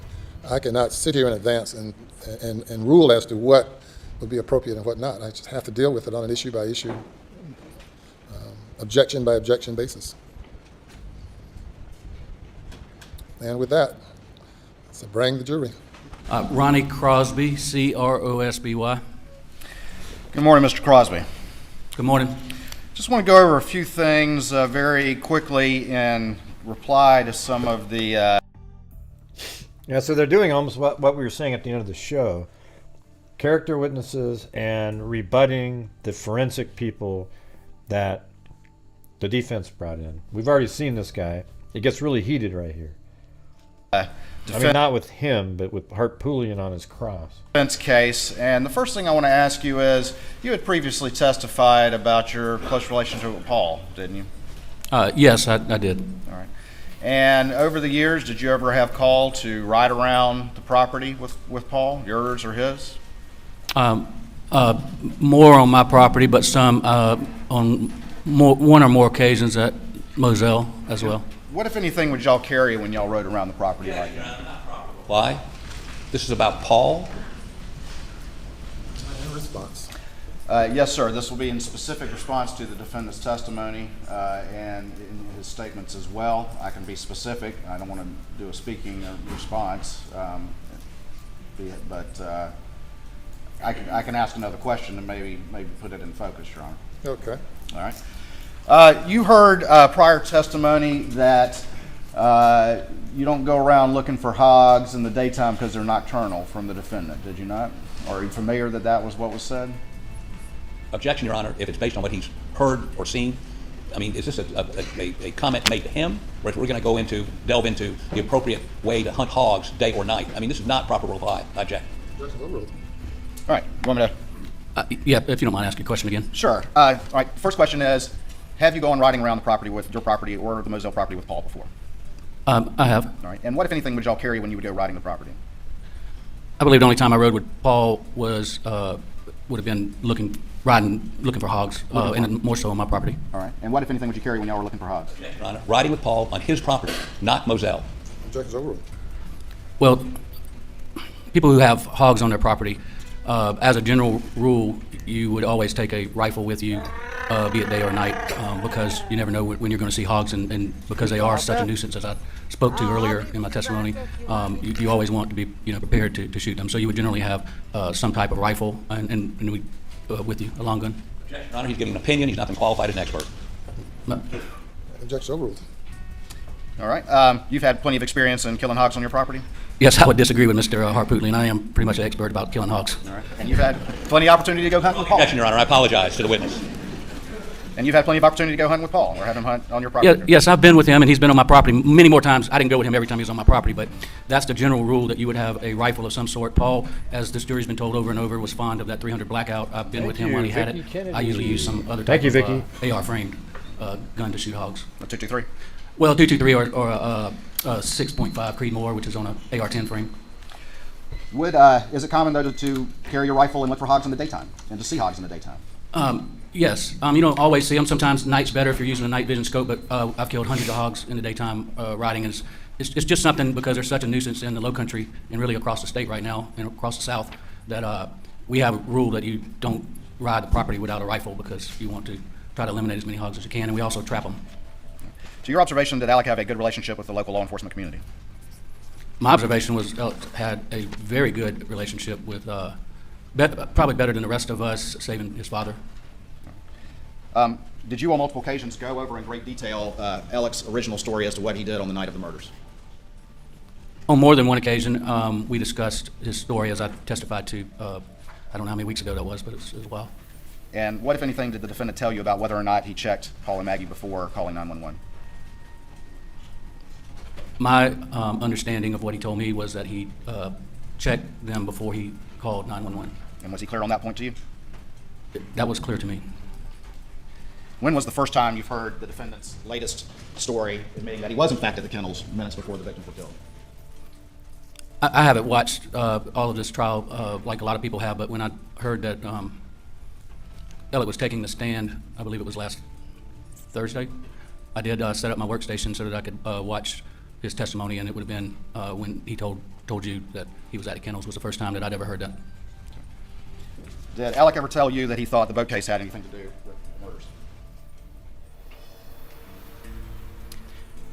Consistent with what Alec told in his testimony, he specifically told me that and told us that he did not believe that anyone on the boat had anything to do with it. I don't recall any other conversations with him related to the boat case, but he specifically did not believe, and I think that's what he said last week, that anybody on the boat. But as far as anybody else, Come on, you guys, start typing away. Talk about your vaccines that you got, your flowers that you purchased, the pizza, you know, that kind of stuff. You know, what you ate for lunch. Yeah, it's all open now. I think the state was scared of this guy because he made Alec look horrible, which was all true. So they tried to discredit him by saying he was so angry about it, he'll say anything to get him convicted. That's what it's about. side, you know, there was a lot of speculation going on, but I don't remember ever discussing that with him. With him. Right, because we wouldn't know. I mean, everything beyond was, you know, I don't know. It would have been speculation, but I didn't have a conversation with him about that. That was funny. Did you ever have a conversation with the defendant about Barrett Boulware needing money because of his illness? And you're referring to, yes, I did, in I believe it would have been June of 2018. Barrett and Alec were very, what I consider to be very close. Improper reply. Yes, sir. He, the defendant in Thanks, cross-examination Lillian. was specifically asked about this particular transaction and that we're about to discuss. And Mr. Crosby's testimony would be in response to what the defendant said about the money, and in as much as he tried to imply that, well, Barrett kind of owed me money anyway, as justification for him stealing money from one of his best friends. He did not ask him about a conversation he had with Mr. Crosby about that money. This isn't proper reply. This is going off on another tangent. Overrule the objection. Can you tell us about that conversation, please, Mr. Crosby? Yes, and if my year's wrong, but I believe, because I didn't know exactly what you were going to ask me, and I can go back and look at documents, but I'm sure it's in one of these exhibits when that occurred. Yeah, I didn't misspeak. I don't think I said anybody. I said whatever it is. Yes, the defense is. I just started talking as I was answering something Mags was talking about. I'm not talking. This guy right here isn't scared at all. I wasn't saying that. I was reading something Mag said. I go, the reason they were aggressive with him is because they wanted to, take away his credibility and say that he was angry. You got to try to pay attention to context up there before you jump in with your comebacks when you don't even comment on the show at all until there's a perceived mistake on your side. The materials that Ms. Seconder put in. I believe in June of 2018, Barrett, who was a good friend of Alex, a lot closer to me. I think they were, in my perception, very close friends. But I had become friends with him and had done a couple of real estate transactions with him. That summer, I received a call from his son-in-law. Barrett was in the Mayo Clinic with stage 4 colon cancer. Objection's overruled. I do know for a fact that he was in the Mayo Clinic being treated for stage 4 colon cancer, and I received a call as to whether I could help Barrett financially. Your Honor, hearsay, a call. Objection's overruled. Because his wife did not have enough money to stay. Barrett had some waterfront lots. Objection, Your Honor, hearsay. All this material came from somebody else. The objection overruled. I do know this from firsthand knowledge, Mr. Waters. I had already bought a lot from him, but anyway, he had a lot that he asked if I would buy so that they would have money to be able to, for his wife to stay down in Jacksonville while he was receiving cancer treatments. And I had a conversation. No, it cannot be slowed down. I've already... I recorded at 1.5 speed, you guys. If you don't like it, go watch the original play and sit there for 7 hours, okay? I recorded at 1.5 speed. You can understand them if you pay attention. If you struggle paying attention, then I suggest go back out and watch the original trial on somebody else's channel, okay? I'm going to do it this way, and I'm going to do it this way every single time, okay? With Alec about that. Tell us about the conversation you had with Alec about that, please. I just told him, man, it's bad. You know, Barrett's looks like he's going to die, and he did die in September of that year. And he acknowledged it, and he said that it was good what I was doing for Barrett because he knew that he was in bad financial shape and obviously bad health. And you're obviously a member of this law firm, and your review of the records as all this came to light, did that conversation take place around the time that the defendant was stealing some of Barrett's money? Yes, through this investigation that y'all have heard about into the financial stuff starting in early September of 2021, we started going through a lot of files, and as part of that process, somewhere I determined that in June of 2018, I believe, and I can't tell you the exact figure, but I believe it was a $70-something thousand insurance check that came to the firm on behalf of Mr. Boulware that didn't go through the firm. It was just Alec took it that same month that we had that conversation. And then later there was some more money taken after he died.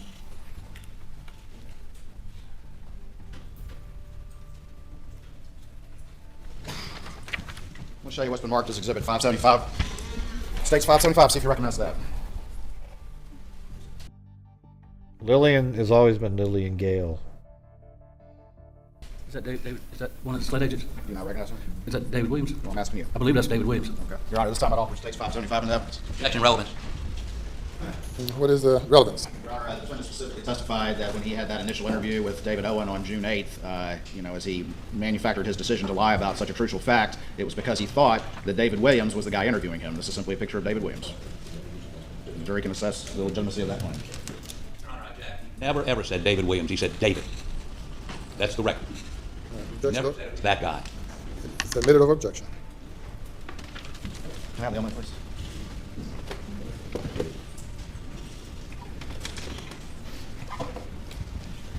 All right.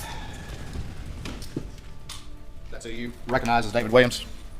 Yes, I didn't know him. I got to know him through this investigation, and I do believe he was the agent that was involved in the case with Chief Greg Alexander that was referenced. Clearly not David Owen, though, correct? Well, that's not David Owen. All right. Have you ever tried cases with Alec? I handled a lot of cases with Alec. I believe the only case I tried to jury with Alec was actually here in this courtroom. Did you observe him being able to get emotional during that closing argument? Yes, as a couple months ago when we talked and you asked me what kind of lawyer Alec was, and I told you he was a good lawyer, and one of the things that I think I explained to you was that he was a theatrical type presence in the courtroom, and he could get very emotional doing closing arguments in front of a jury. Thank you. Please answer any questions of the defense, ma'am. I hate to go here, but let's talk about hog hunting, which I know nothing about, okay? You might not want to go there then. I've been here so long, I think I probably do need to learn how to hog hunt. But I guess my first question is this. Did you ever ride Moselle with Alec? Did you ride around Moselle with Alec? Probably. I know I dove hunted there, so I believe I rode on a Ranger, but I don't ever remember doing much riding with Alec at Moselle. But I know I dove hunted there, and sure, I rode in a Ranger or some type of ATV with Alec, but I don't have a specific. Well, when you're riding around dove hunting, you got a gun with you, right? You would? Would you take a shotgun to hunt dove? Yes. Would you take an AR weapon too? No. Why? I mean, them hogs are out there, right? Well, they don't usually come to dove field when you're shooting dove. So I don't know. You just wouldn't, Mr. Harpootlian, typically. I mean. But daytime, you're riding around the property, you got a shotgun. You got a slug in that shotgun, or you using birdshot? You would shoot birdshot. Okay. So if a hog came up, nothing you could do. If a hog came into a dove field with a bunch of dove hunters, well, they would shoot at him regardless. Maybe you're on your way to the dove field. The dove field's not right next to the house, is it? It's right within a few hundred yards. Bordered by the swamp? The swamp's on one end of it, yeah. Okay. And where do the hogs live during the day, primarily? Well, they can live in a swamp. They can live in a bay. It can be anywhere, but largely in the swamp. The swamp. So a hog could have come out of that swamp? Yes. And you were unarmed? As I said, if a hog came in a dove field near somebody dove hunting, they would probably shot it with birdshot. Would that kill a hog? If it was close enough, but unlikely. But unlikely. So you have, in fact, ridden around Moselle without a gun to kill a hog, appropriate gun to kill a hog? Well, yes, if I was going over to the dove field, I wouldn't have one. But you've never ridden as Paul and Alec did that afternoon, just looking at different, like where deer, what do they call them? Where they plant stuff for deer? Food plots? Yeah, or looking around at how these fruit trees were doing. Remember the Snapchat video? I've never done that with Alec, and that I recall, but I could have in the past, but I don't have a specific recollection. Or where they planted some corn for, I guess, used corn for deer and ducks?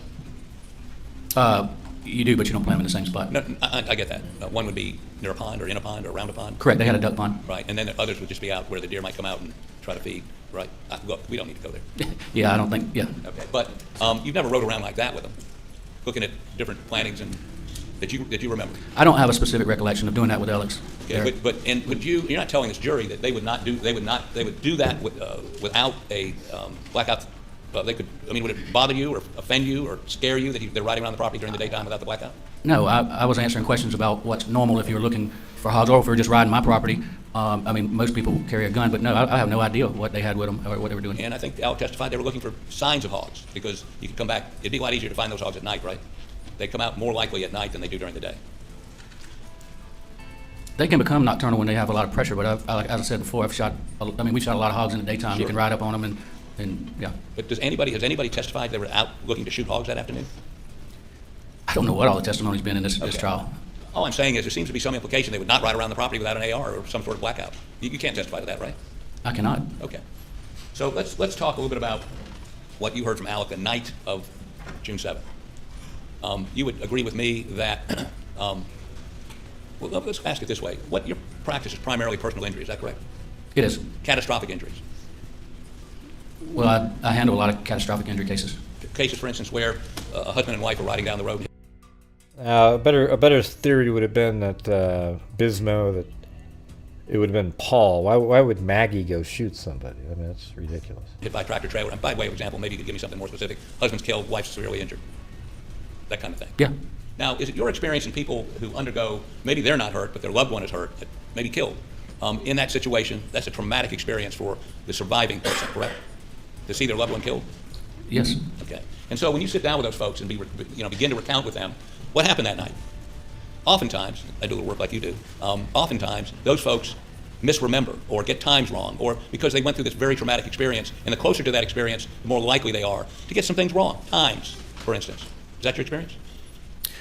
They can, but I also find that people who have been involved in traumatic experiences try to be very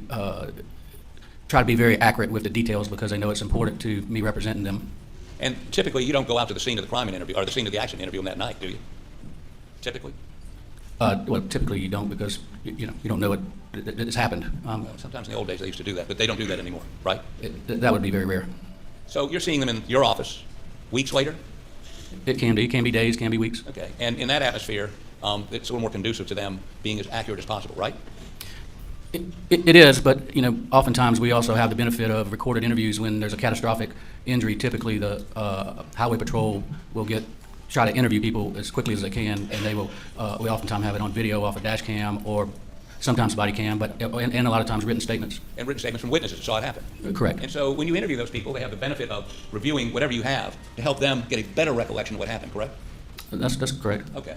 So the instance you're talking about where Alec told you he turned him over before he made the 911 call, whatever it was, I'm not quite sure. Before, I think is what you said. If that would be inconsistent with something he says later on, after having reviewed other people's statements, looking at video, that would not be unusual in your business. I think you just said it would not be unusual, correct? Strike that. You're trying to take me somewhere that you probably don't want to. Well, no, I think I want to. And the question? Withdraw the question. Let me ask you this question. Maybe let's get to the meat of the matter here. Man, I wish we could hear what he would have gone to if he'd gone there. You know what I mean? Yeah. Have you had to come out of pocket to pay back the money he stole? Yes, and How much? Don't tell me you don't know. Well, we're still counting, Mr. Harpootlian. Well, how much have you paid so far? We have had to borrow millions to pay back. No, how much have you had to come out of pocket? Well, when you borrow it, you got to pay it back, and I couldn't tell you how much has exactly been paid back as of we sit here today. But yes, and if you're implying that I would come in here and somehow shade truth in any way because of that, I would take high offense with that, Mr. Harpootlian. I'm concerned about your high offense. Are you angry at him for stealing your money? I have no feeling one way or the other. I don't have any feeling about Alex Murdaugh betraying you and stealing your money. I admire you. I don't know that I could look beyond that. Objection, Your Honor.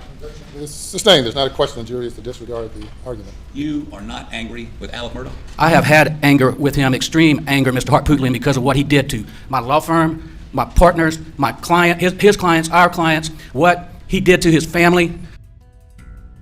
Well, you love that part. He got that in there. What he did to his family. That could mean anything. You know, you could take it as, you know, the reputation he damaged his family. But is he really saying that? I mean, Harpootlian's an idiot. Yeah, sure. He was angry. And, I mean, the thing is, this guy could easily just say, yeah, I was angry. He doesn't need to do the thing, and, you know, he's not angry anymore.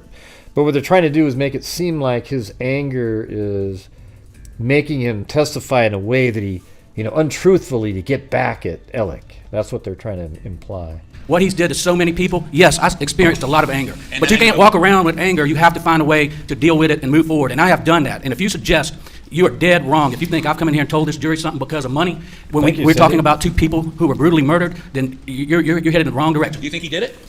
I don't have an opinion. I don't have the benefit of the materials you have. Well, let me ask you this. You're angry with him, stole millions of dollars from your firm. You admit your firm's not even called the Murdaugh firm anymore, right? It is not. I don't admit that I'm angry right now. I told you I've gotten away from that. I don't have any feelings because you can't walk around with anger. I have been very, very angry about it because of what he's done. And he did it in a very callous way, a very deceitful way. Thank you so much. And you carry no, I'm sorry, maybe I just saw some anger there. Were you angry just a moment ago? No, you keep trying to push a question and don't want to accept my answer, which is what it is. That you've just given your Zen, your Nirvana, your whatever the... Your Honor, objection. Mr. Harpootlian, I came to the scene of these murders to support my partner. I was there. I saw things that hadn't even been talked about in this courtroom. I was there. I love Paul very much. I thought I knew who Alex was. I did not. And it's hard to you might not understand, but it's hard to walk around with anger and hard to even walk. All right. Thank you. Abby Jello. Can't stick around tonight, but wanted to pitch in for the month. Walk around with it when it's Thank you very much. with somebody who you didn't know and didn't understand. So you might have be that way, but you know I've got to function, I've got a family, I've got to move on with life. Were you aware that he went to rehab in 2017? I was not, Really? other than what was said by Alex in this courtroom. You never were aware he had a drug problem? I was unaware. Okay. Sort of. And if I would have been known, I would have tried to help him. You indicated that he could be emotional in trying a case, correct? He could be. He was theatric, much like his father and grandfather had a courtroom theatrics, and he could be emotional. Any of your other partners that way? Johnny Parker? No, Johnny's quite opposite. Johnny's very. Laconic, I believe. Is the best way to Yeah, describe he it. doesn't show emotion. Nobody else in your firm is theatric or emotional? Not to Alex level. You don't know any other lawyers in the state that go to that level? You're asking me a question right now. I don't know. You might yourself. I don't know. I don't know what other lawyers do. I'm usually trying cases against defense attorneys, so I don't get to see plaintiffs' lawyers anymore. Thanks, Cadillac. Thank you Wow. well, let me ask you one last thing. This Bullware guy that he stole all the money from? Mr. Bullware, remember him? Yes, I remember him. How much money did you steal from him? Do you remember? He stole 70-something thousand in June of 2018. Mr. Boulware died in September, I believe, of 2018, and I believe another 270-something thousand after Mr. Boulware's death, sometime in around February of 2019. Have you and your partners paid Mr. Bullware's estate? What a great before he flowed guy. back? Yes, I met with him personally. Okay. And even though it's cost you your firm and it's cost millions of dollars to you, you have forgiven him? You bear him no ill? I didn't say I forgave him. You're just not angry about it anymore? I said I have no feelings. And I had to work on that, Mr. Harpootlian. You know, when you go through what we've gone through, not only the trauma of losing people we love in a double homicide, seeing the aftermath, and then learning that someone you worked with for more than 20 years had been stealing throughout a Hey, Tosh, thank you very much for the PayPal. period of time and deceiving us. There's a lot of emotion there. And yes, it was bad in the fall of 2021, and I have found a way to have...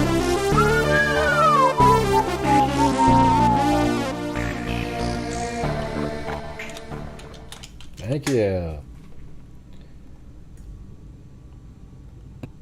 No feelings. It's not forgiveness. It's just I don't have You're not any angry here feelings. today? You're not angry at him at all? I'm not angry. If Okay. I raise my voice, it's only because of the implication that you were trying to The make implication out of it. that you might not want to help him in front of this jury here today I- because let me finish the question. Because he destroyed your firm, he stole millions of dollars you had to pay back, he deceived you.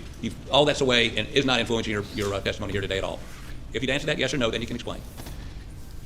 all those things happened, and it does not influence my testimony. I take the oath that I just took very seriously. And if you've got any indication that anything I said was inaccurate, I'll be glad to address it with you. Well, the jury can judge that. Thank you.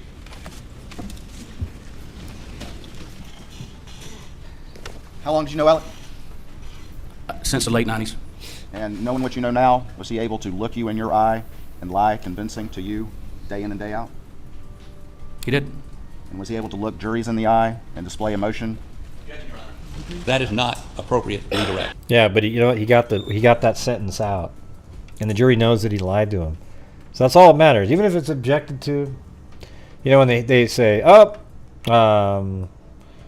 know, when somebody objects and they don't overrule it, or they sustain the objection, then it's supposed to be sort of forgotten about, but that's just totally bullshit, right? Like, as soon as he said that, the jury's like, yeah, that's right. He got that one key element back in, right there. And it's leading. Objection sustained. Mr. Harpootlian asked you about some of the things that you have gone through. And is your issue with Mr. Harpootlian's questioning the implication that you would come in and shade things in front of this jury? Objection. Leading. What is your concern with Mr. Harpootlian's questioning? You think so, Brianna? Can you express that to the jury, please? All that he just went through with you, sitting up on the stand, having to deal with this, what is your problem with what he was trying to say? Well, I fortunately, to start with, I took an oath to tell the truth. But we as lawyers also have oaths and obligations to a court. And it goes a lot deeper than just that oath. We are bound by rules of professional conduct, ethical rules that I take very seriously as a lawyer. To my knowledge, I enjoy a very good reputation as far as being a person of integrity. And that's what I took issue with, is him attempting, because he cannot impugn my integrity. That's fair. Would you take a 22 if you went out looking for hogs? Possibly a 22 Magnum, which is a long rifle. Which is a long rifle? Yes. You take a long rifle, not a pistol, is that correct? Yeah, I would never. I'm not a good shot with a pistol, but I would never take a pistol. And what was Paul's favorite gun for shooting hogs with? I knew he always had a 300 blackout, but I don't know if he shot him with anything else. Thank you. Nothing further. Nothing further. I'm sorry, Your Honor, I just can't leave this alone. Is the 300 blackout that's in evidence his favorite? The 300 blackout with a thermal scope on it? Yes. Okay, thank you. Step down. Hey, thank you, Jessica Schubach. Call your next witness. Right, the state calls Dr. Reamer. Wow. Reamer's back on there. This is a little bit longer. Dr. Reamer, I want to move through this. Yes. Dr. Reamer, I don't know if I'm necessarily going to put them up on the screen. I am going to show you some images. I know the jury's seen these. I don't want to play quickly, but just very quickly, you've been previously. Wow, wow. Jessica Schubach. Qualified as an expert Thank in this you. trial in forensic pathology. Is that correct? Yes. And you've done how many autopsies? Remind the jury, please. Around 5,500. Since I was last here, I've done a few more. Yeah, but this isn't really dead horse stuff, because they gotta challenge the two idiot defense attorney witnesses that were up there I can't see him on the on the the forensics as well. You know, like the. You actually conducted the autopsies of Paul and Maggie in this case? Yes, I did both of the autopsies at the request of the Colleton County coroner, who called MUSC Forensic Pathology, requesting autopsies on 2 individuals that died under his jurisdiction. I was not asked by the prosecution to perform an autopsy. It was an independent autopsy. Your autopsy is independent. You're not hired by the prosecution or law enforcement or anything No, like that? it's just at the request of the coroner. All right. You've had a chance to hear the testimony of the pathologist for the defense that testified yesterday? Yes. All right, I want to ask you a couple of general questions and then move specifically to some of the conclusions that individual reached. But just very quickly, with skin tags, can you tell me the reliability of that in determining directionality just as a general matter? Yeah, well, we look at these things, but just like every other thing, at, finding at the autopsy, we take it in the context. So sometimes skin tags support your findings, and sometimes they're not really so reliable. So, skin tags don't tell you necessarily the direction of a wound, especially going through very soft tissue. I'm going to show you a couple of exhibits that have been previously introduced in this particular case. I'm going to try to be very careful with these. She talks kind of fast, so. No, I have it sped up. What do you mean? Don't you ever watch the show? We've been doing this every single night of the trial. Defense exhibits 159, 160, and 161. And if you could take those out and just tell me if you recognize. We have it sped up at 1.5 speed. I recorded it at that speed so we can get through it. But it's strange how people keep asking that, as if this is the first show they've watched in over a month. Those, and again, please be mindful of the direction in which those images are presented.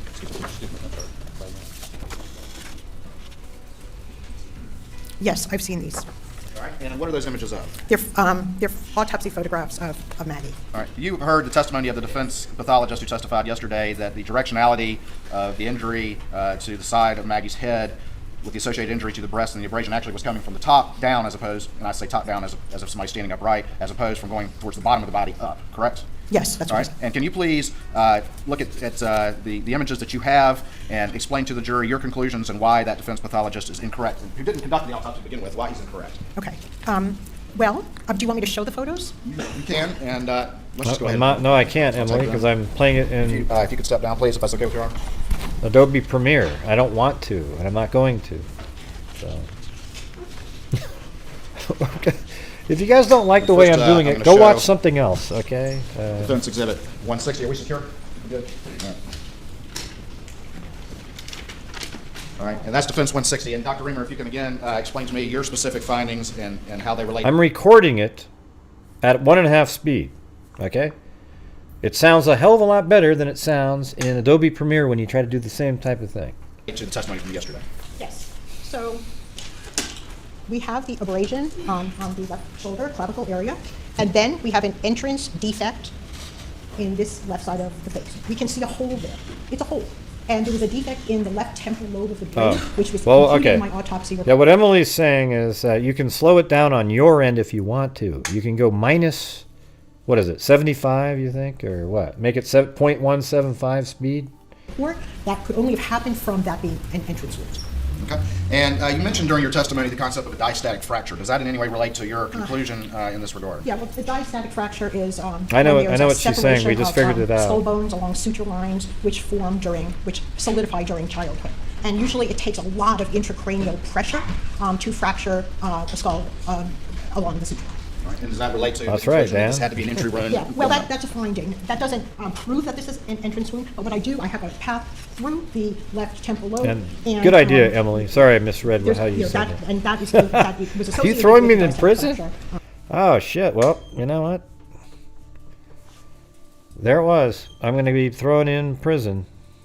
And for no fault of my own. It was just a simple misread, but Emily Flotilla jumped in with 6 jail cell. I mean, like, that isn't even just sort of a hint. Not even just you're so mean type of thing. It's 6 of those, and then Georgina Stoliker put 7 in. Baz B put 2, and man, Baz B. Man, I'm not going to play It's the house ever again for you, Baz B. I might actually languish in here because we're already kind of, you know. Oh, thanks, Nicole. A little bail. All right.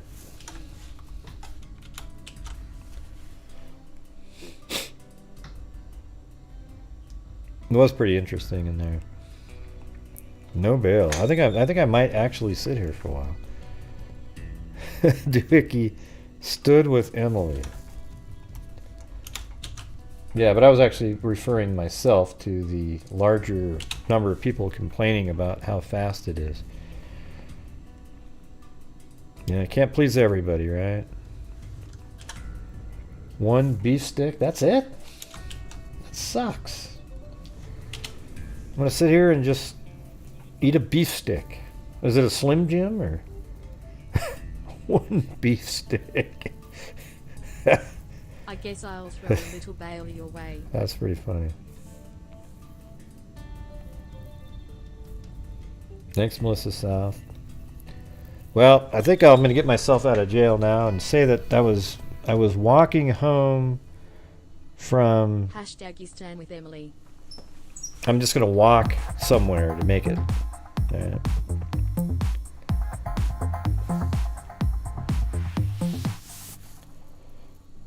Now, at least I just got out of that jail by the skin of my teeth.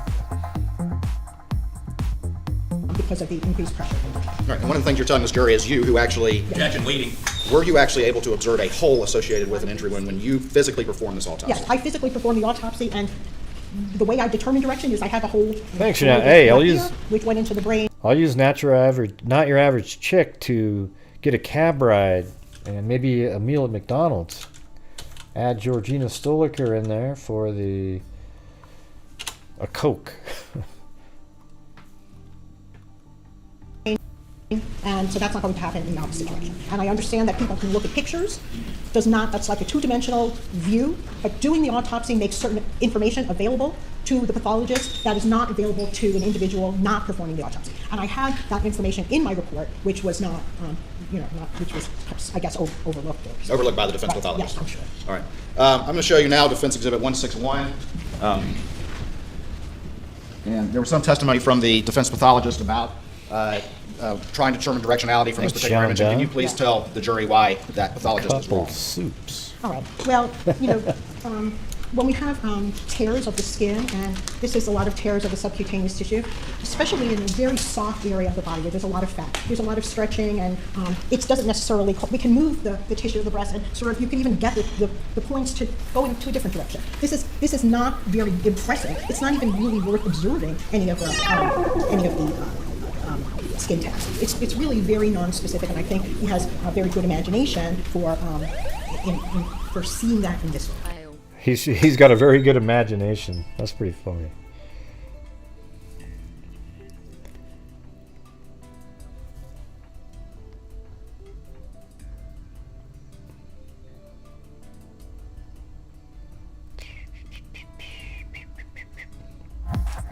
And thanks, Emily Flotilla, for throwing me in the prison for a Skin minute. tags can be there. Sometimes they support your findings, sometimes they don't support, but they don't take the place of determining the path of the wound by actually following it through blood.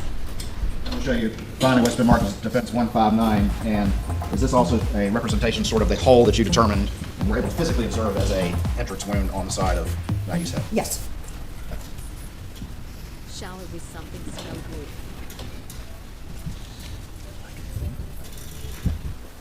All right, let's talk a little bit about Paul, and you heard the defense pathologist and their subsequent expert talk about there being a contact wound to the top of Paul's head. Is that correct? That's what he said. All right, and you, of course, have already testified during your direct testimony that there's no way for this to be a contact wound, but now you have specific observations about the defense conclusions. Well, I didn't think it was necessary for me to point out every physical feature of the wound that demonstrates that the entrance was to the top of the left shoulder and then went into the left side of the head before exiting the top of the head. Now, before I go on, I do want to say that I agree with the book that keeps being brought up, that when there is a contact shotgun wound to the head, there's massive gas expansion within the cranial cavity, within the skull. And what that does, it doesn't just create a hole with some, bones. I understand this was like the most severe thing you have ever seen. And you probably can't imagine that the damage to the head could be any worse. But a contact shotgun wound to the head with the associated gas expansion to the skull would not have, his face was basically intact. We would have had tears of the skin, and his eyes would have been either displaced from the orbital bones. The orbital bones were intact. Anytime there's massive gas buildup within the cranial cavity from a contact shotgun wound to the head, which the book does say is when we have the worst gas expansion, the entire face, he would have not even had a face left. I mean, I know what you saw was awful, and it was absolutely awful, but the damage would have been a lot worse. He would have had, the side of his head would have down, he would have had, his entire face would have been split open, because there's no way all of that gas expansion could occur and not cause fractures of these delicate bones in the face. His forehead was even still there. So, I agree with the book that a contact shotgun wound would cause severe gas expansion and damage to the head. What we have here is not consistent with a contact shotgun wound to the head. Damage to the head would have been much worse, even though this was already horrible. Okay, that being said, there are photographs. Okay. Yep, and I'm going to put up what's already been admitted into evidence as States 486. And if you could, Doctor, just talk a little bit about this image as it illustrates what you're talking about with the face, but also, if you could, we'll go ahead and talk about with the face. And then I think she's pretty awesome. There's no skin, it's torn apart of his face. His eyes are still in their correct location. I bet she'd be a really good professor. Anything could be worse than a hole at the top right side of the back of the head. But in my 20-plus years of experience doing autopsies and seeing contact shotgun wounds to the head, which are associated with massive gas expansion in the skull, this entire face, he would have had tears, the eyes would have been either hanging down or lost, blown out. There's no way that these features are consistent with a contact shotgun wound to the head. Right. Now, there was some discussion by the defense pathologist about shaving the top of the head for stippling or checking for stippling. And can you comment on the necessity of that in your actual autopsy that you conduct? Alex, whatever the hell your name is. Okay. Not working, buddy. Not He working. also said that sometimes we actually don't see the soot. Like he said, if Dr. Loomis shaved the area, she would have had the opportunity to see soot. So suppose I didn't see soot, or I did see soot. First of all, She's done 12 autopsies since she testified the other day. well, I'm confident there would not have been soot because the features of this wound are not consistent with a shotgun wound to that location. First of all, the damage to the head and face would have been far more severe than it was, and then also the wounds to the shoulder and left side of the cheek have all the features of entrance wounds. Right. And one of the things discussed by the defense experts was sort of the large sort of oblong shape of the shoulder. Can you explain how that does not contradict your findings of that shot coming this way? We see this injury here. I'm going to actually put up Defense Exhibit 162 to illustrate what I'm talking about. Well, Cool, Cindy. So we've got basically an oblong wound here, and that's because the wound is entering at an angle along the top of the shoulder. It's not hitting the shoulder at a perpendicular angle. My work started a regenerative therapy office. He healed my tear using stem cells and ultrasound. No surgery was needed. Sweet. So it's kind of grazing along the top of the shoulder. Okay, now is this okay. So, and actually, he said that the pellets are going down.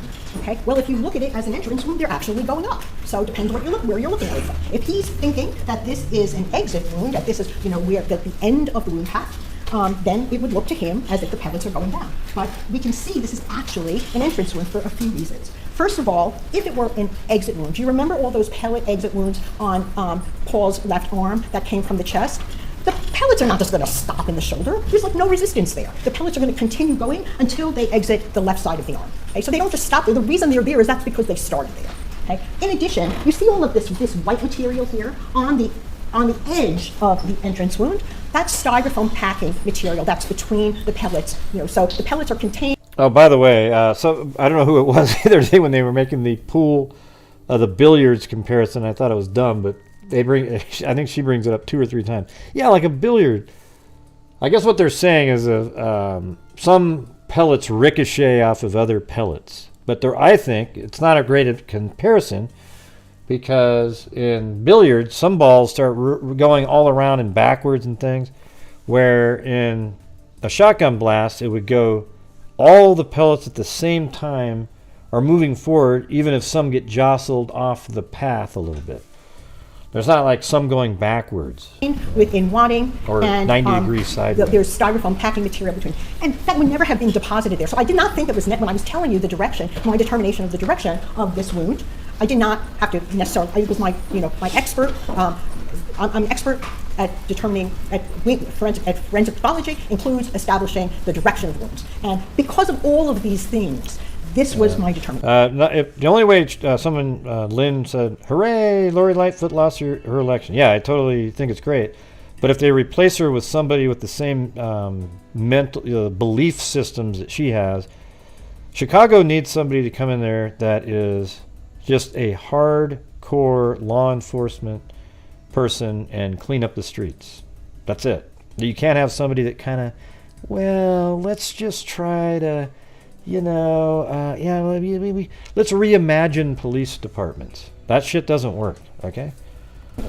Okay, now there's another feature of this photograph. Do you see that this is coming into the left side of the, this is what I determined, left side of the cheek, and we've got all sorts of abrasions around here. Now it doesn't have the classic, what we saw on Paul's chest had those little petals, so we knew that the wadding was starting to open up. But in this case, there was wadding that was probably open as well, so we have some pellets already starting to come out.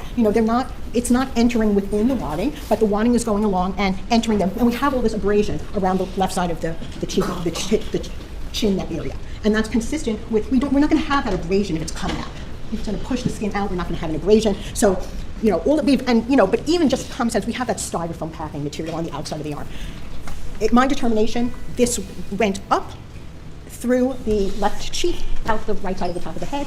If it were a shotgun entrance wound, contact to the head, I don't care whether, there's no way his entire facial bones and skin, his ears would have been flopped down. There's so much gas expansion that the damage to his head would have been much worse. So that's based on my experience for doing this. And I just don't know how, I didn't mention that styrofoam packing, but that's from when the pellets are coming in. And he said, oh, you can see they're going down. That's because he's looking from above. So but if you look at where I believe, and I determined by doing this autopsy that the entrance wound is, it's actually going upward. So it depends which side of the pellets you're looking at. And if just logically, if this was an exit, the pellets wouldn't have just stopped there. They've got a huge amount of energy. They're going to continue through the arm and have individual pellets. They wouldn't have all just been concentrated right there. So, we can use our powers of logic, which I think, we all have, to understand how this is an entrance wound that exited the right side of the top of the head.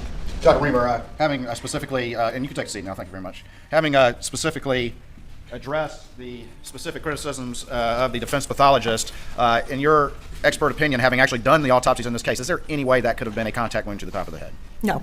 Right. And having addressed the specific concerns and testimony of the defense pathologist as it relates to Maggie, is your conclusion still that the shot went in the direction as you described before this Yes, jury? I disagree with his conclusions. All right, thank you very much, Dr. Reamer. Please answer any questions the defense counsel may have. Dr. Reamer, good to see you again. Hello. So, you took pictures, correct? I took pictures. I wish I took more pictures now, but I took pictures. I'm sorry. Yes, I would have. I wish I took even more pictures. So do we. So, you made notes, which you converted into an autopsy report. It's a standard operating procedure. Yeah, no. But so, and that's done so that somebody else can look at your work and see if they agree or disagree with you. No, the notes are a work product for me while I'm preparing, doing my examination. I don't always, I take notes, I write numbers, but that is really for me so I can incorporate findings into an autopsy report that I'm going to write. And I don't write it the same while I'm at the table. I need to go away, maybe I'm going to do it the next day, that night. So, but it's not done. People say, oh, can I have a copy of the autopsy diagram? Well, these are not autopsy diagrams that are meant for other people to look at, and sometimes they're not even completely accurate because I mark things on the outside of the body that later on during the course of the autopsy, I determine, I'm like, oh, well, that's what that is. And it may not be what I initially wrote down. But by the time the autopsy's over, I've put it all together. And that, a diagram or notes do not necessarily reflect everything, that I concluded. Do you still have your notes in this case? I imagine they would be in the file, but as I told you, this is, my notes are not necessarily the Yeah, I don't know how you can't like her, conclusion that I came to. Did you produce them to the state? I don't know what I did. I personally, if they were asked for, I'm sure I did. Did you produce them to us? No, I don't think, I don't remember. She seems a little bit like this.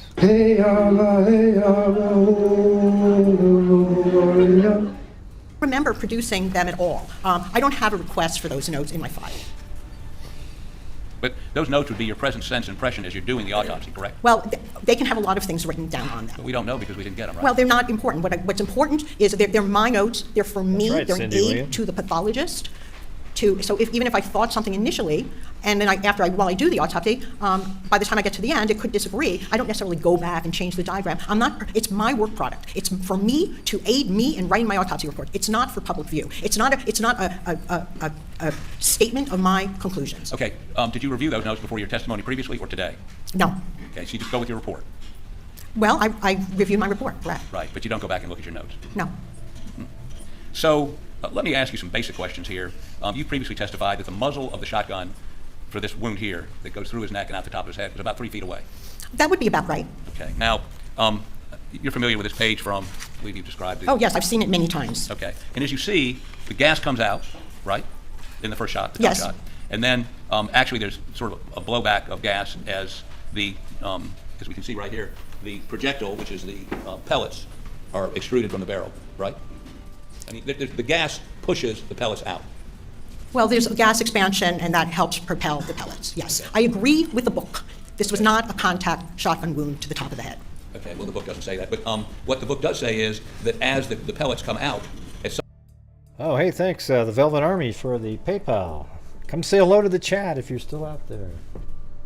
point they begin to, the container opens and the pellets expand or move out in a pattern, a circular pattern that becomes bigger as the further away you get, correct? Yes, and that's what we have here.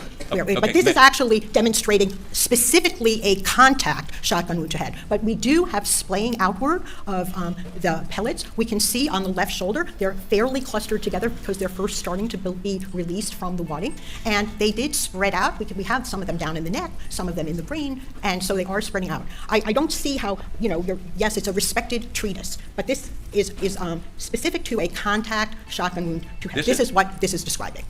Really? Well, it's fine. It doesn't matter. I can look at my photos. I can look. If you're going to talk about theory, the photos. Doctor, Your Honor, I would ask you to tell the witness to be responsive. She is going on a diatribe. Excuse me. I'm asking the court to instruct her to answer the question as specifically as she can. She goes off on tangents, and I'm sorry.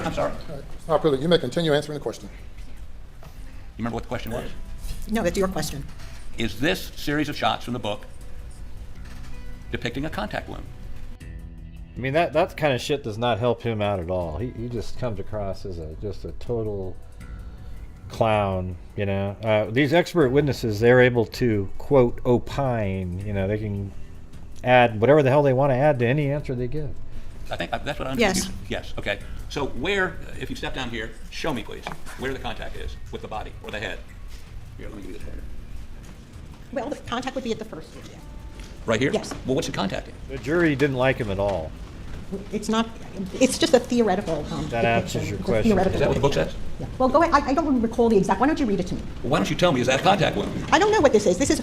That's a shotgun. That's a shotgun. That's a shotgun being fired. Those are the pellets coming out. Object Those are the counsel pellets. testify. Yeah, I think this is a book showing. Just think about it for a second. Look how nice and intelligent and sweet that lady is, right? Like, she's just really thoughtful and just really kind of excited about doing her job and everything like that. And you got this idiot right here just trashing and trying to argue. He it's the worst person in the world for him to do that to. I mean, it's so stupid. Showing the series of steps after a. Oh yeah, I don't know if you guys saw the community post. There's Dennis right there, but the Schnee Oberholzer case that we, 4 years ago I covered it, and that started a long journey for Dennis, investigating on his own the case, and he's writing a book on it, which we're all going to buy, right? Every one of us, we're going to go buy that damn book. It's going to be good, I guarantee it.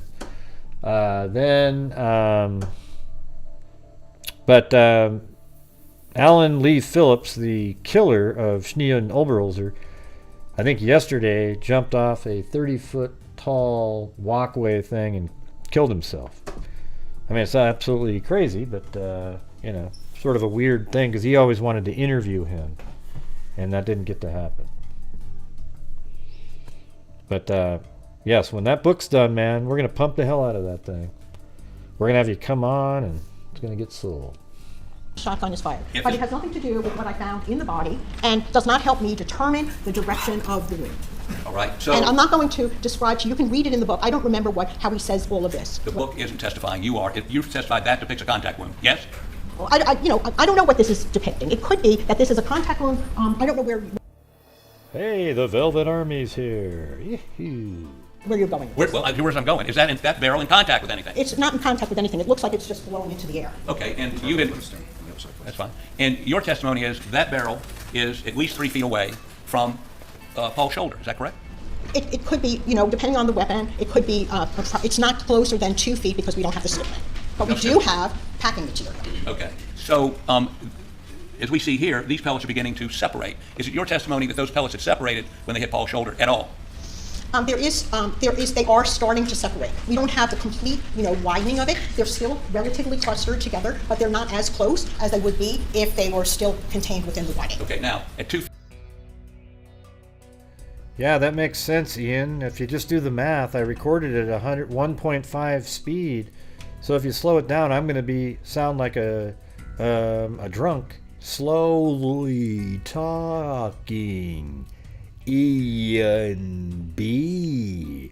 I bet this sounds even weirder at 0.75. Feet, is there any gas left, or is it all dissipated like this picture shows? Well, you know, what we have here, if there was more gas, if there was a contact wound to here, It's not a I contact understand. wound. The gas, you know, you're wanting me to say yes or no, and Yes I or no. can't because I have the knowledge to explain how this relates to examining the body. Okay, You know, so- I don't give theoretical talks or, you know, I don't start looking up in this book while I'm doing an autopsy. I use my practical reasoning and my experience and knowledge of forensic If there'd been gas in the wound, or when it hit his shoulder or his neck, would you expect to find some physical manifestation of that? Well, there would have been, you know, a lot more expansion, shoulder expansion. This was fairly contained on the So left shoulder. your testimony is it would have been little or no gas going to his shoulder to his neck. Well, there is always some gas, but it's not the kind of gas that we get in a contact shot. Exactly. So, and let me, you go ahead and take a stand. Doctor, I'd ask you to look at this photo and tell me if this is one of the photos from your autopsy report. Yes. Okay, that's all I need. Thank you. Now, I'd offer this defense exhibit number 195 into evidence, please. No, Your Honor. Admit it. So can we put that up on the screen, please?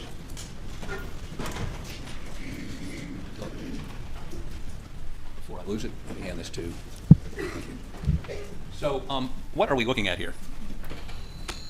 Do you want me to come? Oh, here it is. No, just tell me what it is. Yeah, okay.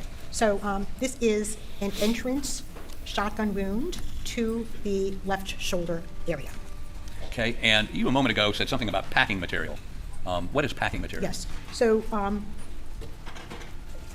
there's foam that is frequently within, between pellets. I'm sorry, just a moment. Your Honor, I can't hear her because of the noise coming through the door.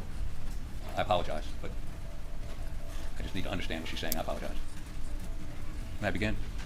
Yes, sir. Packing material. Let's start over again. Tell me again. Yes. So She gets pretty frustrated with him. And who wouldn't be? it's frequently present in the wadding along with the pellets that sort of help keep them together. Okay, so the wadding, you got the powder, wadding, shotgun pellets, and are these, is it in the pellets or is it posted behind it, the wadding? Or, It's within the wadding. and you indicated you saw some packing material. Well, that is very consistent with, you know, with a little bit of packing material that would, as we have pellets going into the shoulder, and some of the packing materials are depositing on the skin. And is this a picture of the packing material?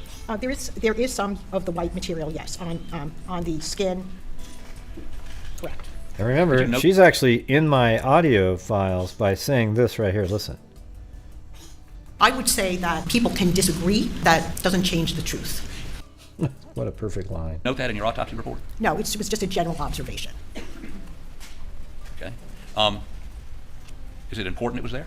It didn't matter to me whether it's there or not, but it does reinforce that it is an entrance wound. But you concede it was not in your autopsy report.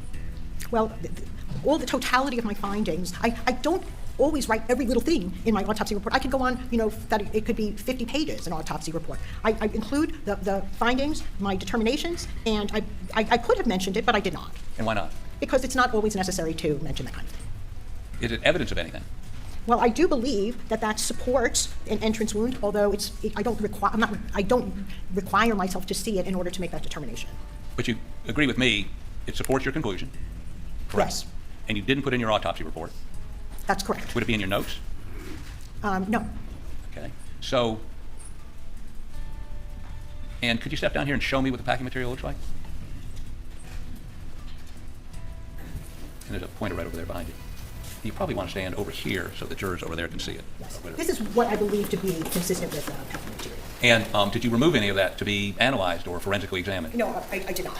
Okay, and while we're looking at this picture, you can actually see some shot in there, right? Yes. And that shot is that, I mean, that's pretty, that area right there is much wider than this entrance wound in his cheek, is it not? Yes, this entrance wound is larger than this re-entrance wound here. And I believe I actually went over this last time. Frequently there's enlargement of wound as it goes along. But in this case, we have a wound going along the top of the shoulder, so it's going to be oblong. As it enters the left neck area, it's entering more at a right angle, perpendicular to the jaw, so it's going to appear smaller. And that has nothing to do with spreading of pellets. Okay, well, let's pursue that a little bit more. You see that pellet that's clear, I mean, clearly there. You This see, pellet? right, and then you see a pellet above it. You see that? Right. Yeah. Right. Let me put my glasses on. Is that a pellet? Yeah, it may be a pellet. Yes. Okay, so we have, if you step back just a little bit so the juror can see, we have pellets coming in like this, correct? Well, you know, they're kind of banging against each other. We have the wound track is from left to right. And we do have pellets that are in there. They didn't they stopped in there, so they're not all continuing through. Okay, how many pellets were captured in his shoulder? I captured, I don't know how many I captured. I collected sampling of the pellets that were along the wound path. But you took x-rays. Yeah, but that's not necessarily the total amount, because some of them, exited and some were in the brain. So the x-rays were taken without the brain in the head because the brain came separately. Okay, but they did send you the brain. Yes. Did you take x-rays of the brain? No, I did not. Why not? I didn't take x-rays of the brain And because I determined that wasn't necessary for me at the time. To support your conclusion? I didn't take x-rays of the brain. I guess hindsight is always 20/20. I could have taken x-rays of the brain. I could have taken more photos. I could have taken a photo of the brain at the autopsy. I did not, and I would have liked to. But I can tell from the examination of the body that I had an entrance wound from my left shoulder and it's exiting at the top of the head. It's not a contact wound to the top of the head. Okay, that's my determination. Okay, but the reason you didn't take x-rays of the brain was you'd already reached your conclusion, correct? That you didn't need it because this was an entrance wound. Well, I did not, because I felt comfortable with my determination. And decided, therefore, not to take x-rays of the brain. Well, I don't always take x-rays of every organ. I was comfortable I would be able to recover some pellets on the brain, and it wasn't necessary to show the spread. How many cases have you been involved in where the brain literally exploded out of the head? I mean, that weren't suicides. Where the brain exploded out of the head? Well, as the book describes it. Well, I think that the determination that an entrance wound to the top of the head, contact brain, all of that gas expansion the brain would not have escaped that. There would have been a defect, cavity, or fragmentation of the brain, which was not there. You can see the brain actually. Do you remember what my original question was? What was your question? Okay, my question was, how many cases have you done an autopsy of a contact wound to the top of the head, which wasn't a suicide? Very, very few. Less than one? I don't remember exactly, but it's not a tip. Usually contact shotgun wounds. Usually contact shotgun wounds are suicides. And typically it's in the mouth. They can be in the chin, in the mouth, sometimes they're to the side of the head. There are people that do shoot themselves onto the top of the head as well. And I can't recall exactly if, I remember any of those. And in all those cases, the brain explode out of the cranium? No. Okay. So you would agree with me that the way that they, well, strike that. Let's go a little further where we're going here. Could you put up the x-ray of the shoulder? You can go ahead and take your seat and testify from up there. Can you tell us what this is? Yes, they are pellets, and I have his shoulder, kind of out when I take the wound.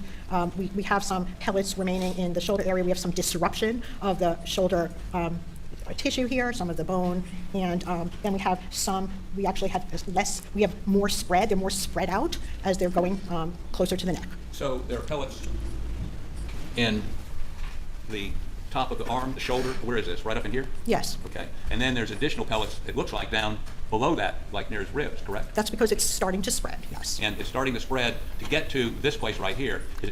What place?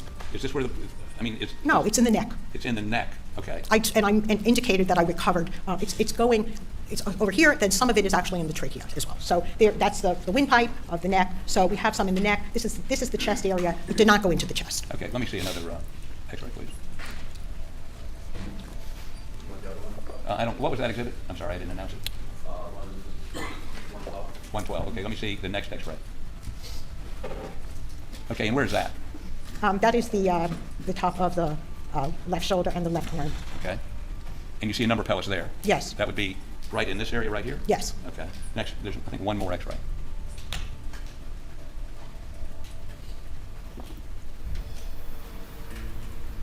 Okay, and are there any pellets here?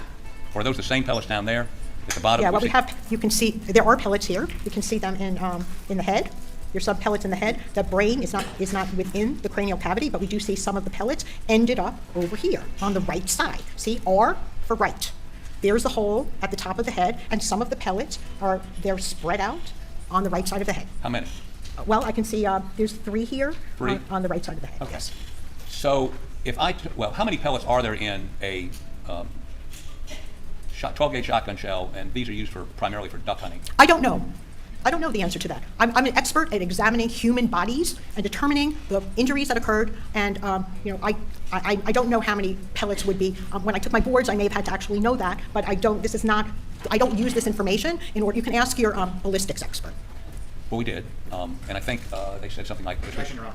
I don't really know the answer to that. I'm not going to disagree with the ballistics expert. I do have a trajectory and exit wound on the right side of the back of the head. How many pellets were in the body? I did not count them. I just collect a representative sample of it. I don't collect all of them, and I don't count all of them. And we know you don't know how many were in the brain because you didn't X-ray the brain, correct? That's correct. But if there were 70 pellets or 75 pellets in his shoulder, his chest, and his neck, and hypothetically there are anywhere between 135 and 160 pellets in the normal duck shot, I mean, that's 40 pellets that travel on, for the sake of argument, correct? Well, my math. I don't Use really, my math. I don't feel comfortable answering these questions because it's not, the specific ballistics are not my area of expertise. I'm not going to ask you about I really don't ballistics. feel comfortable answering them. I examine human bodies and come to my determinations based on the wounds, and I can see I was correct that this is a shotgun wound to the left shoulder that's going up to the right side of it. And questions about numbers I really don't want to I can't answer that because, I don't know everything. I'm an expert, I'm a physician, I'm an expert at examining human deceased individuals, determining cause and manner of death. Okay, let's go back to the original question, and I assume... I don't know the answer to the shotgun, how many pellets there would be. We're not asking you how many pellets, but if there's 75 pellets, let's do some math here. This is simple math. Okay, I can do math. Okay, 75 pellets we can count in the body, the chest, the neck, and there's anywhere from 135 to 165 pellets in the normal duck shot, 12-gauge shot. All right, so 75 plus 60, that would be 135, and then what did you say, 70? Or 80? 75. Okay, 75. So we started with 75, plus 75 is 150. So that's your answer. If your question is, you're asking me to do the math. So my question is this. That's After pretty those funny. pellets have gone through the shoulder and hit bone, apparently, correct? Yes. And then they go through the neck. Do they hit more bone there? There was some damage to the cartilage of the trachea. It was in the tracheal wall and some muscle. There's not a lot of bone in the neck. The only bone really in the neck Right. is the spinal column. Well, I guess what I'm saying, when you were talking about Maggie a moment ago, and you talked about a shot that I think grazed her skull, you said there was a lot of intracranial pressure. Is that right? Created a lot of intracranial pressure. Yes. Okay. So I'm trying to figure out, and maybe you can help me, your testimony is there was enough from the less than half the load that goes through to, was it one place it hit? Was it had to go through the brain still? Yeah. Well, I didn't say that less than half the load went through. Some of it may have actually exited the top of the head. I don't know. Or went into the brain. I did not X-ray the brain, and so I don't know exactly how many, but we can tell that this is the direction. Was the brain macerated? No, it was largely intact. There was some maceration at the base of the brain where it was torn from the brainstem. Okay, the brain went up and torn from the brainstem, but it was pretty much surprisingly intact, from a shotgun wound. Have you looked at the crime scene photos? I really didn't look at the crime scene photos with any kind of, attention.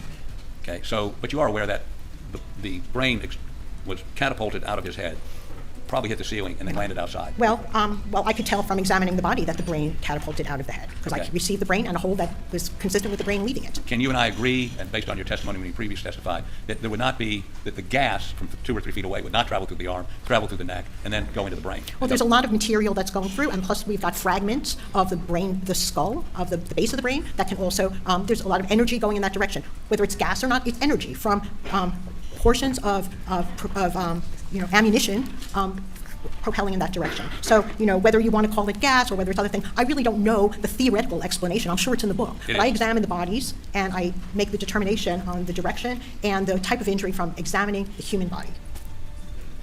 The book seems to indicate that the primary cause for an explosion... The weird part is it's probably so obvious to actual people, like the pathologists. It's probably, they look at it and go, yeah, of course, yeah. But when you're hiring people, they'll tell you anything, You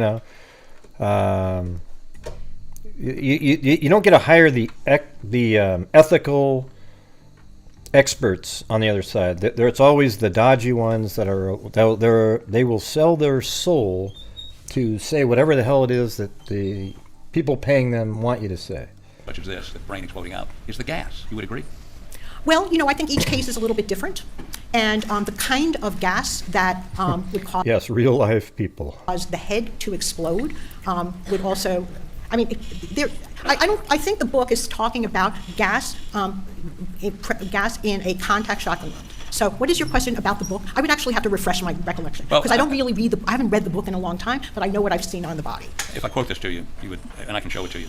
The gas entering the closed chamber of the head expands rapidly, adding to the pressure waves acting on the bony framework of the skull. The only way for the skull to relieve the pressure produced is to shatter. Do you agree with that? That actually must be describing a contact shotgun It is. wound. Okay, because that really makes sense for a contact shotgun wound. And your reasoning for this, the same phenomenon that happened without the gas is? Well, we've got injury coming from beneath. The skull is, like I told the jury, that is not shattered. We do have some horrible injury, but the shattering of the skull, much of it is still up intact. We don't have shattering of every bone. We don't have shattering of the face. Why didn't you shave the head?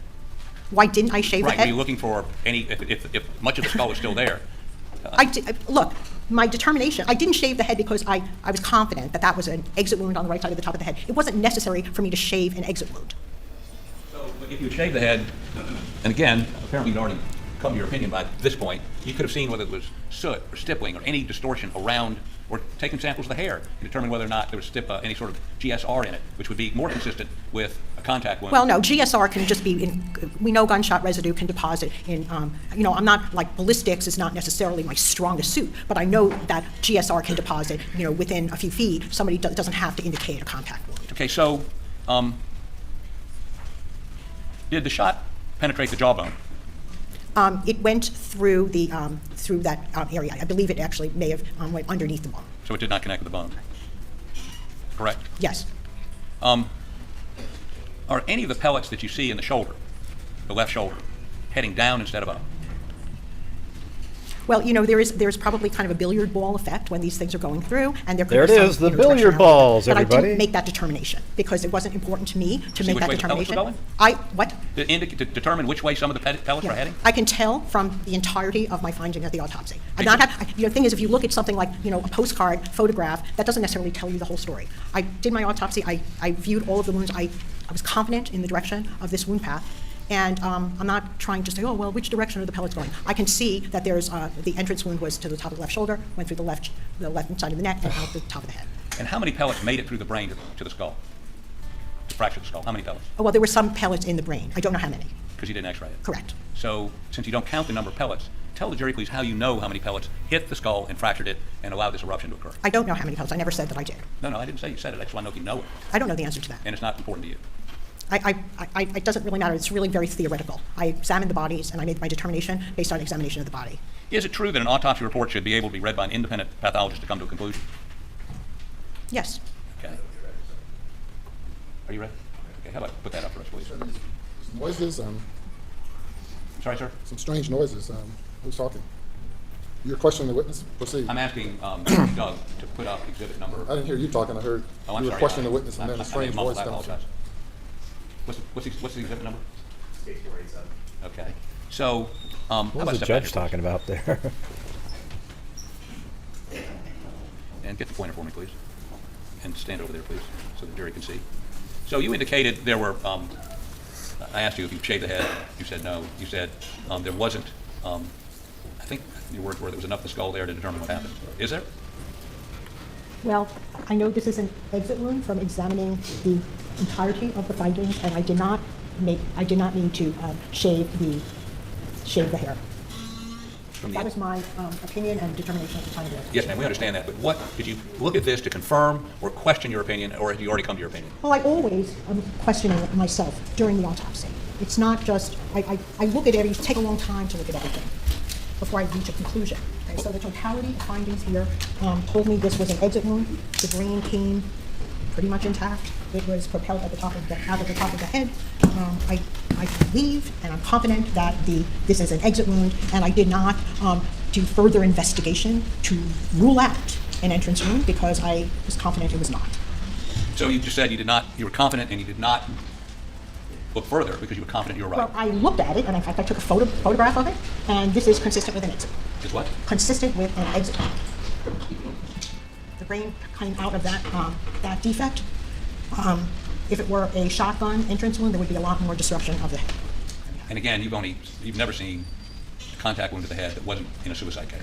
I don't honestly remember. So you don't remember? You don't remember having a case involving a contact wound to the head that wasn't a suicide case. You just don't remember. I may have. It's possible. I did not survey. I don't.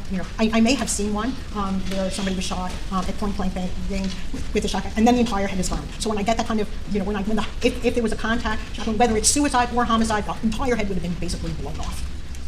And so in every case, well, there's no reason for us to go there because you've never seen you don't remember ever seeing a case where there was a contact wound and to the back of the head. I think it's honestly whether it's self-inflicted or inflicted by somebody else.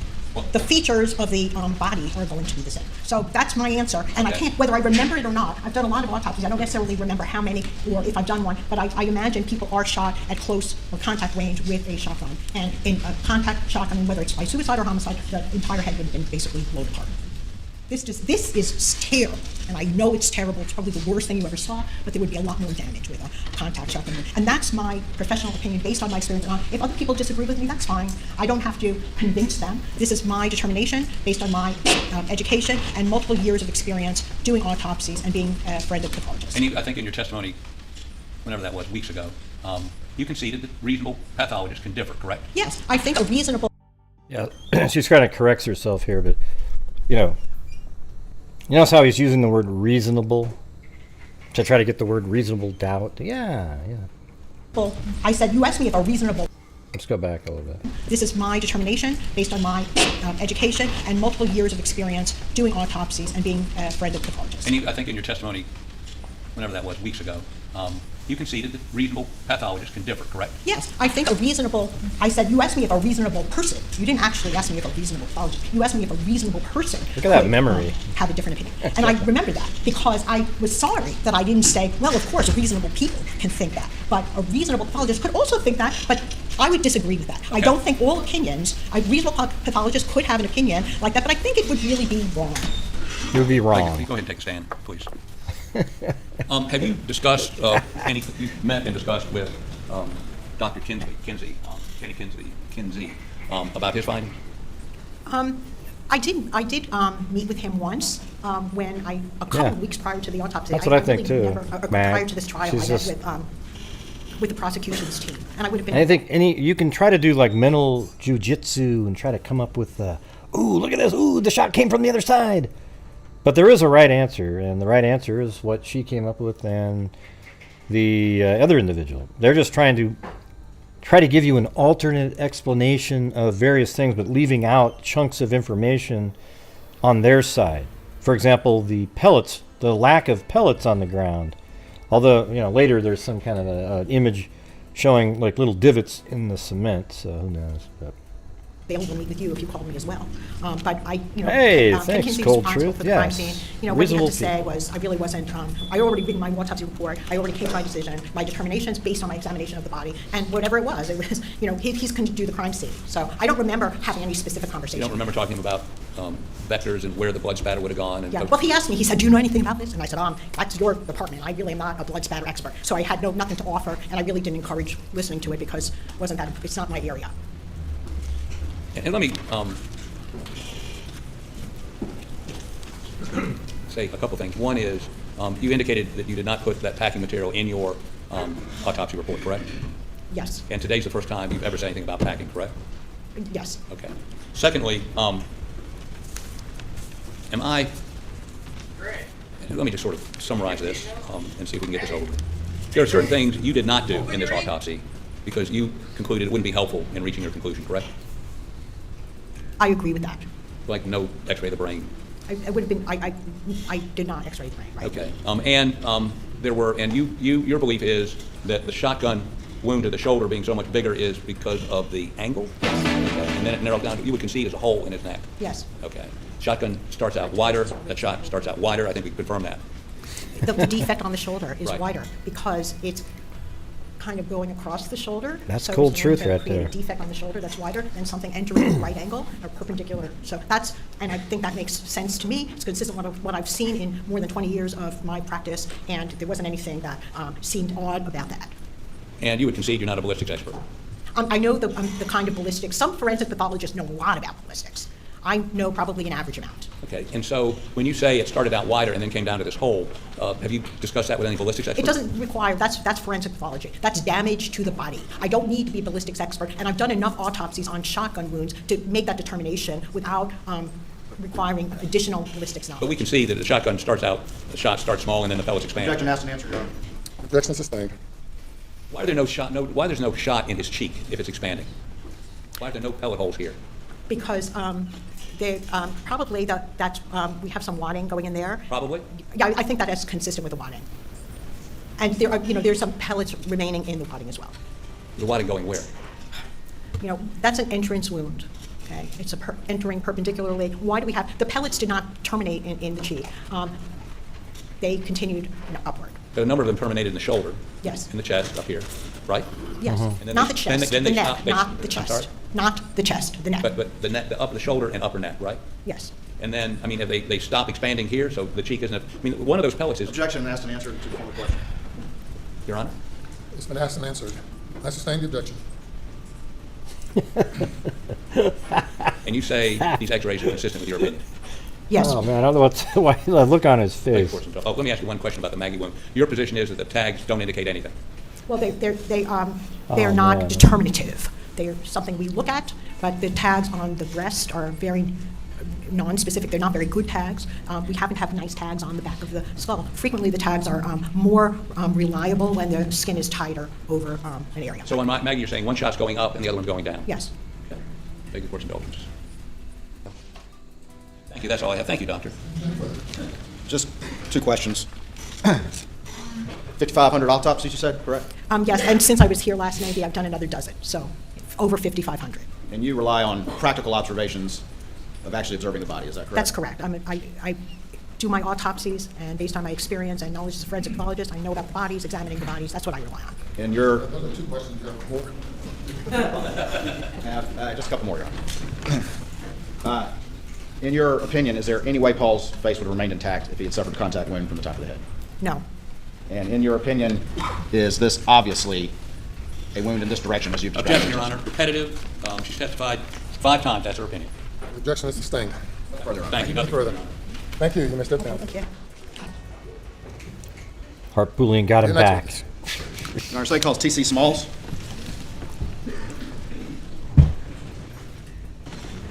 Raise your right hand. Are you clarifying the testimony given today with the truth? It's funny. This is one of the witnesses I said they should bring in witnesses that when Alex claimed, I actually said exactly this on the show. I don't know if you guys remember, but Alex said that he was given permission to put the light on his car by a sheriff, and I said, why don't they get that sheriff in here and see if he's lying again? And here's that sheriff. Isn't that amazing? Whole truth and nothing but the truth, so help you God? Do you please sit right here? State your full name for the record. Spell your last name, please.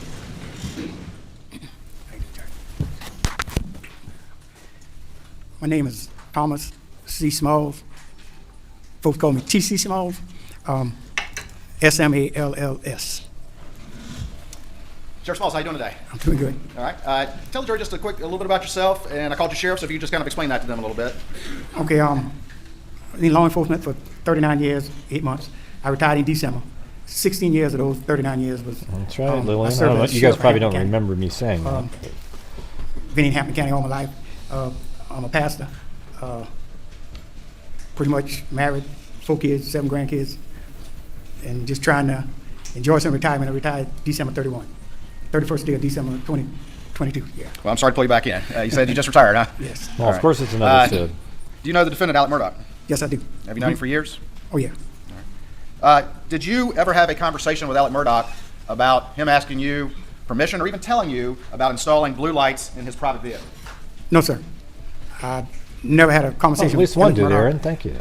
Matter of fact, I never had a conversation with anyone in my 39 years about installing blue lights in you, a person's Lindsay. vehicle. That's not something that's done, is it, sir? Oh, no, no. Do you know anything about the defendant claiming that you permitted him to do so until he testified to that last week? Correct. Mm-hmm. Didn't know anything about Didn't it? know anything about it. And he never approached you at any point Isn't about that awesome? Another lie told on the stand. that? No, sir. Did he ever approach you Hello, Grant about Freaks. any threats or anything as a result of the boat case, the boat wreck case? No, we never have. Thank you. Nothing further. Cross-examination. What a stupid cross this is right now. 1201. Good afternoon, Sheriff Smalls. How you doing? My name's Jim Griffin. I'm a little hoarse. This pollen's getting to me, but it won't take long. You've known Alex Murdaugh for many, many years, is that correct? Correct. And he was a volunteer solicitor in Hampton County, 14th Circuit, for a number of years, correct? I realized he worked along with his father Right. as a, I don't know whether, I thought he was assistant solicitor, but he worked along with his father as in Hampton County. But he held the position of assistant solicitor of 14th Circuit. Yes, he did. And he worked with his father, Right. trying cases in Hampton County and perhaps Colleton County and other places. You aware of that? Correct. Yes, sir. And are you aware of him trying any cases when it wasn't with his father?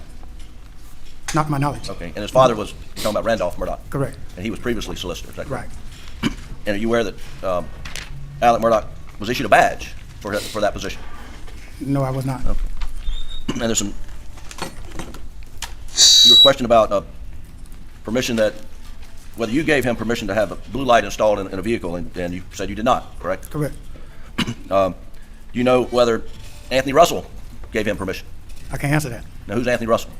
Well, during my time when I was sheriff, Anthony Russell was a captain in my administration. He later became sheriff after I retired. He ran and he won office as sheriff, and he holds office now. And he was maybe not your right-hand man, but he was pretty high up in your administration. He was a captain. Okay. And then Chauncey Solomon, what was his position? Chauncey Solomon was a lieutenant. And Perry Singleton, who's passed away, what was his position? He was a lieutenant. And you know that Deputy Russell, Deputy Solomon, Deputy Singleton were very close to Alex Murdaugh? Were you aware of that? Well, I know they knew him. I don't know how close they were. Okay. And did Eddie Gibson install the blue lights on the vehicles for the sheriff's department? Not for my cause. Most of my vehicles light were done with a company out of Orangeburg, and then later we started working with a gentleman by the name of Charles Mitchell that installed lights, and he out of, I think, Hardyville or Bluffton. So you don't know who Eddie Gibson? You know who Eddie Gibson? Oh, I know who Eddie Gibson. He worked for me at one time. And when he worked for you, did he install blue lights? He worked on the vehicles, the fleet of vehicles? No, not my vehicles. Well, when he worked for you, what did he do? He was a deputy sheriff. He patrolled. And so like you're unfamiliar that at any point in time, Mr. Murdaugh had a blue light in his vehicle? I never had any knowledge that he had blue lights in his vehicle. Oh, thank you. That's all the question I have. Thank you for that. No, can I approach? May we approach very quickly? Do you swear affirm any testimony you give today will be the truth, the whole truth, and nothing but the truth, so help you God? I do. All right. You would, sir, please be seated. State your full name for the record and spell it. Last name, please. Paul McManigal, MC, M-A-N-I-G-A-L. All right. Good afternoon. Sergeant McManigal, correct? Yes, sir. All right. And you're employed at the Charleston County Sheriff's Office? I am. And you testified previously in this trial, correct? Yes, I have. Just briefly remind the jury exactly what topic you testified on earlier. Briefly, please. I was tasked with redacting Alex Murdaugh's cell phone records to remove any possible client-attorney privileged information. All right. And during that testimony, you were not qualified as an expert, correct? That is correct. All right. But you have been qualified in previous trials? Yes, I have. And approximately how many times have you been qualified as an expert previously in other trials? About 10. 10 times. Okay. And is that in cell phone forensics? Part of it was about, where are my notes? 1, 2, 3, 4. 6 times of that was in cell phones forensics. The other was crime scene investigation. Okay. All right. And just let's briefly go down as quick as you can. Let's go through your training experience in cell phone forensics, please. I'm currently assigned to the United States Secret Service Cyber Fraud Task Force, which is where I received most of my training.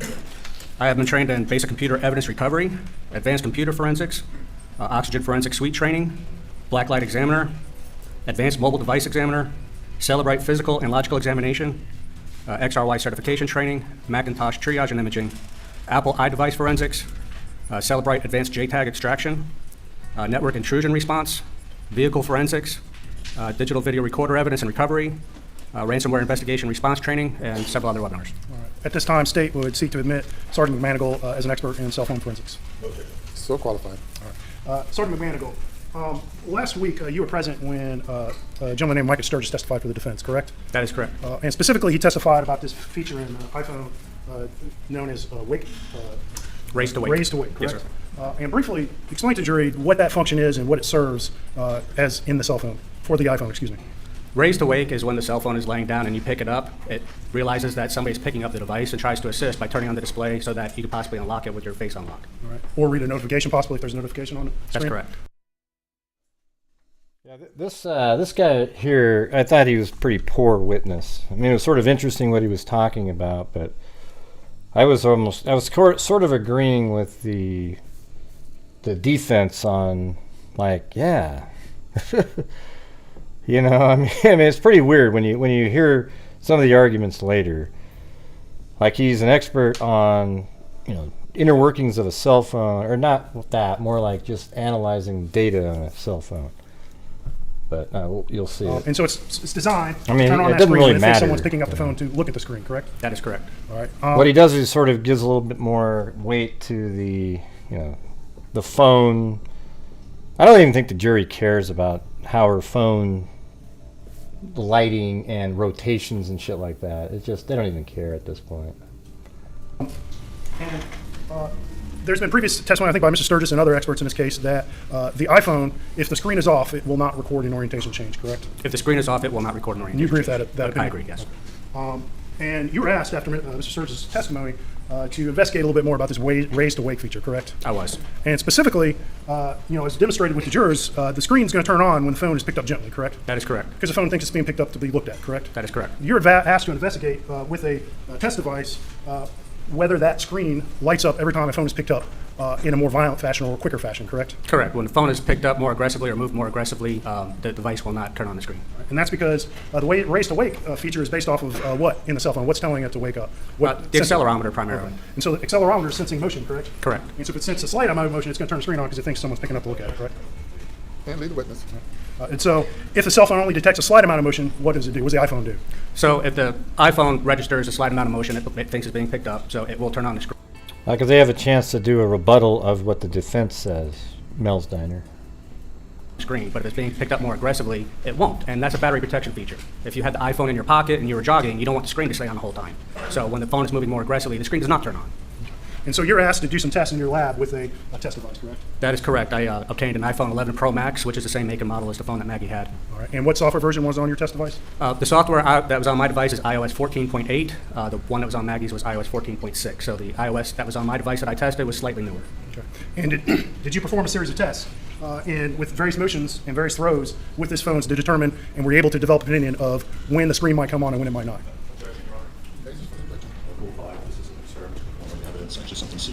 And we have nothing provided this. Objections overruled. Rule 5 does not apply. Thank you. So you did perform a number of tests, correct? Yes, sir. I performed many tests over the weekend. I would pick it up and shake it, pick it up and throw it. I threw it off to my desk. I knocked it off of my desk. I tried to flip it end over end. I tried to throw it like a Frisbee. I did each one at least 10 to 20 times. Okay. And were the results 100% conclusively? I mean, did the phone do the same thing every time? No, not at all. Sometimes the screen would turn on. When I threw it, land face up, and then the screen would turn on. But a lot of the times I would throw it and the screen would not turn on. It depends on how the accelerometer registered that movement. So based off your test, is it your opinion that an iPhone of the same make and model as Maggie's could be thrown and the screen not turned on? Can't lead the witness. All right. Did you develop an opinion about whether the screen would turn on every time a phone was thrown? If the phone is thrown, the screen does not always turn on. Yeah, but the problem is I thought the defense made a great point about he's not an expert on what he's talking about, nor did he record or do anything for us to examine or anything. It was just, and I actually agree that he should have just been stricken and taken out. Who cares anyways, but it was just, I'd be as frustrated as they were listening to this guy. Experimentation. I determined that when the phone is thrown more like a Frisbee, 9 out of 10 times, the screen does not turn on. Just watch. The times that it did turn on most often was when I pick it up and tried to shake it, then the screen would come on briefly. But 9 out I don't know what you're talking about, Eddie. You're always all over the place. Never make a lot of sense. Not far from this business. Good afternoon. Good afternoon. When you performed these experiments, did you record them in any way? I did not. You didn't video record doing any of this? I did not. Did you consider video recording any of these experiments? Actually, it never crossed my mind. When you could have had video to show us? That is correct. If you were going to throw a phone out from a moving vehicle, wouldn't you need to pick it up, to toss it? Certainly. And I understand the previous testimony, when you pick it up, the screen comes on. When you pick it up gently. So if you pick it up to toss it out the window while you're driving, you got to pick it up. Is that correct? Correct. And if you pick it up aggressively, it will not. But not always? Not always. Sometimes I felt the same way, Emily. According to the experiments that you conducted since, when did you do these experiments? I started it Friday afternoon and into Saturday. So you did these experiments this last weekend? Correct. You did not record any data? I did not. You just played with the phone and are coming here to express your observations? That's correct. Why didn't he just say I didn't play with it? He didn't even argue that point. Do you have the phone that you used to do these experiments with you? Not with me. He didn't even bring the phone with him. I don't know, man. It just didn't look good. Are you aware of how the phone Maggie's phone in this case, when it was located, what its position was? Have you seen the photos? I have. Or was it screen up? It was screen up. Okay. Would you agree then that it had to be thrown from a screen up position, because if it was screened down and you turned it over to throw it out, the screen would come on? Of course not. It can tumble through the air. So if the phone was screened down in the car and it ends up screen up over here, it has to turn over, right? At least one time, yes, sir. And do you, I guess, disagree with the previous testimony and demonstration that when you take the phone and turn it over, the screen comes on? No, when you pick it up gently, the screen does come on. We say pick it up. If you rotate it on that axis so that it's screen down to screen up, does the screen come on? If I pick it up gently and rotate it, the screen comes on. If I pick it up aggressively, it does not. And if it's facing you and rotates 90 degrees, does the screen come on? Only if you do it gently. Again, if you do it aggressively, How it will gently? not. Did you measure any of these forces? I did not. You just threw the phone around in your office? Absolutely. So you didn't record what you were doing, and you did not measure any data. This almost seemed like a Saturday Night Live skit after a while. Absolutely, yeah, I just threw it around, yep. Just because you were afraid that you would have to disclose that data if you recorded it? Of course not, no. Do you normally do experiments and don't record any data or video, record anything? It never crossed my mind to record video. Do you believe that you would have to have disclosed that data if you had recorded it? Overruled. I believe so, yes. So the reason you didn't record data was that it would have to be produced, and then we could examine it and discover whether or not it was accurate. No, you sir. avoided that by not recording anything, correct? No, sir. That's not correct. Why didn't you record any data? It did not cross my mind to video record my experiments. I just did the experiments to determine whether or not And you the screen didn't, would didn't come occur to you to measure how fast you were moving the phone? Maybe to even find out what is that threshold you claim where the phone goes from turning on to not turning on? Exactly when does that happen? You have no idea, do you? on. No, sir. It would take me much longer to do these experiments to determine the exact speed and force required to turn this light on versus not. Did you discover any, or did you attempt to locate any documentation regarding the raised awake feature on the iPhone? I did. I tried extensively. I reached out to several different forensic focus groups that I'm a part of, and we were not able to find any white papers on the subject. So you were unable to find any actual data on it, so you resorted to throwing your phone around alone? Was anyone with you when you did this? No, sir. I was alone in my office. So you're alone in your office, throwing the phone around, taking no measurements, recording nothing over the weekend, and then you come in here and testify as an expert as to what the phone will do. That's correct. And testify that it's different than what we've seen it do right here in this courtroom. That's correct. Have you ever done this, anything like this before? You'd mentioned testifying 6 times before. Did you ever, was this your expert testimony in any other case? My expert testimony in other cases was always about cell phone reports and the data contained therein. I've never actually done physical experimentation to come up with a realistic result. So your previous experience was extracting data from cell phones, is that accurate? Correct. Is that what you're trained to do? Yes, sir. The training that was listed, it was to extract data from a cell phone? Yes, sir. Are you an engineer? No, sir. Do you have any certification in engineering? No, sir. Do you have any degree, academic qualifications in engineering? No, sir. Have you ever worked as an engineer? No, sir. You're trained in extracting data from the cell phone? That's correct. And when it comes to tossing it around and seeing how it moves, you don't know anything more than anyone else, do you? No, sir. So I mean, look at that answer right there. So as of tossing it around, you know nothing more than anybody else. And he says, no, sir. Yep. That's ridiculous. I mean, look at he's just almost perplexed because it's so ludicrous. Your Honor, based on the previous answer, I would move to strike the expert opinion. On what basis? The witness just testified he has no expertise in this. That he just said he has no more knowledge about this than anyone else in the courtroom. That his expertise is in extracting data from the cell phone. And that this opinion is therefore outside of his expertise, and this is inadmissible opinion testimony. Previously stipulated that he's an expert. Yes, Your Honor, in extracting data from the cell phone. But see, I agree. I actually agree with the defense person here. How would you know that? Okay, he's an expert, right? And then he comes on and he starts talking about something he's not an expert in, but we have to still accept it as an expert testimony. It's not a big point. This whole topic here isn't even important. Which was before we got to this testimony. Says state. Your Honor, this witness performed a series of tests. He's reporting on. I'm sorry. We know that. He's testified to that. And he's expressed his opinion of what the phone will do. In I'm not going to pretend that this is opinion, awesome. I think he can, right here. his opinion of when the screen would light up is something he tested and something he can testify on. Anything further? Your Honor, simply that when he was proffered as an expert before this testimony, it was in extracting data from the cell phone, not in engineering, electrical engineering, which is where he's gone now. Objections overruled. So you just testified you have no more knowledge about engineering the iPhone than anyone here, correct? I know more about how the iPhone works, but no, sir, I'm not an engineer. You're not an engineer. When you said that the accelerometers are what trigger this feature, how do you know that? That's from data that's on Apple's website. So you found something on Raised Awake that says that the accelerometers are what trigger this feature? No, sir. That's the only thing that is capable of detecting motion on a phone, besides GPS. And you have no idea how much motion is required because you didn't measure, correct? No, sir. I don't know the threshold. Okay.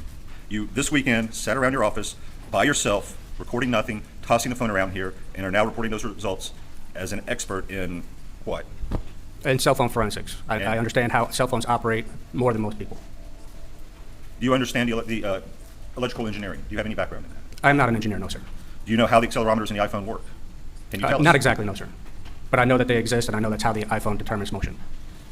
So there's an unknown device within the phone that detects motion in a way that you don't understand, and some amount of motion that you don't know how much because you didn't measure it does something that only you saw in your office this weekend. Is that Well, correct? no, I know what that is. It's the accelerometer. The accelerometer is what detects the motion, and that's what causes the iPhone to race to wake. How does an accelerometer? I mean, so, you know, the thing is, here's the thing. It could all be right. Like, I mean, you know, you could sit around in your office and do all that stuff, but it seems so unscientific and kind of just nothing, right? Like, he's just claiming something. Oh, I threw it around a couple times, and sure, look at this. Barometer detect motion. I don't know. It's weird. It's weird to me. I don't like it. I'm not an engineer. I do not know how it detects motion. I just know that it does. But, sir, you really haven't said anything you couldn't quickly find out on Google. Isn't that correct? Probably, yes, sir. So you have no expertise in this. I have expertise in how cell phones work. What do you mean by that? How cell phones work? So I can tell you all about the knowledge C databases. I can tell you about the way iPhones, or not iPhones. I can tell you the way some software is written, what kind of code is written in. I can tell you how data is stored on a cell phone, the programming that's involved with the iOS feature, and the different databases that are involved. Can you tell us that if somebody was driving down the road, picked up a phone that was either on the seat or pulled it out of a pocket or something like that, and while continuing to drive, threw it out the window, that the screen would not come on if it landed face up? I cannot tell you that it will not come on. I can tell you that it might not come on. Because when you were alone, throwing your phone around, you think it didn't come on sometimes. Objection sustained. Anything further? Just real quick. When Mr. Barber was asking about picking up a phone. That's a good thought, about the Razer Nicole. Wake, Yeah. What Mr. Sturgis demonstrated jury was a gentle pickup, correct? That is correct. You test a more violent pickup or a more aggressive pickup, and then moving to a throwing motion. Correct? Yes, sir. I just picked it up and threw it. All right. And based off of what you tested and you observed, the screen does not come on most of the time? When you throw it like a frisbee, it's most of the time. When you throw it end over end, it's more than half the time it will not come on. All right. And Mr. Barber asked you several times whether you knew more than anybody else about these cell phones, correct? Correct. And in particular, in this instance, you do know more than most people because you performed a series of tests, correct? Objection sustained. You performed multiple tests over the weekend, correct? That's correct. Objection sustained. What did you do this weekend? This weekend I performed multiple tests on a device matching the same make and model as Mavic Murdaugh's to determine whether or not the race to wake feature would always enable the screen to come on whenever the phone is thrown. And Ms. Barber asked you several times about being an engineer, correct? Correct. And did you hear anything out of Mr. Sturgis last week that indicated he was an engineer? No, sir. All right. And do you testified you don't know exactly how the accelerometer works, correct? That is correct. Is that knowledge necessary to observe when a screen turns on and when it does not turn on? No, sir. I think you guys might be right up here, Nicole and everybody. Yeah, I mean, what if he just got brought up to bring up the idea of it? He's an expert, so he can talk about it. And even though it's just some random at-home experiment, they probably want the jury to go home and toss the phone around and go, yeah, you really don't know either way. I mean, if Alec tossed it out like a frisbee, it landed, the screen might have gone off. Might not have gone off. I think that makes sense. So even though he comes across as, he's almost falling on a sword. I mean, would you really? It's pretty weird. One question. How many times do you have to run this experiment for your results to be statistically reliable? I'm sorry, say it again? How many times do you need to run this experiment for your results to be statistically reliable? More than 10. What your basis for that is? It doesn't take that long to figure out that sometimes it turns on and sometimes it doesn't. Do you know how to measure reliability using statistics? I took statistics in college, yes, sir. Do you know how to measure reliability using statistics? Yes, sir. How do you do it? Well, you have to have to perform a sample. You have to have a default group that has no change to it, and then you have to have your sample group where you actually perform a change. You take the data, you put it into a formula, it gives you a degree of reliability. Did you do that here? No, sir. No further questions. Step down.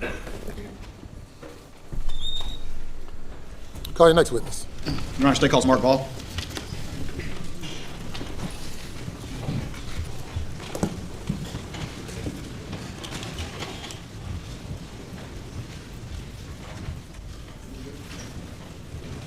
I like this guy.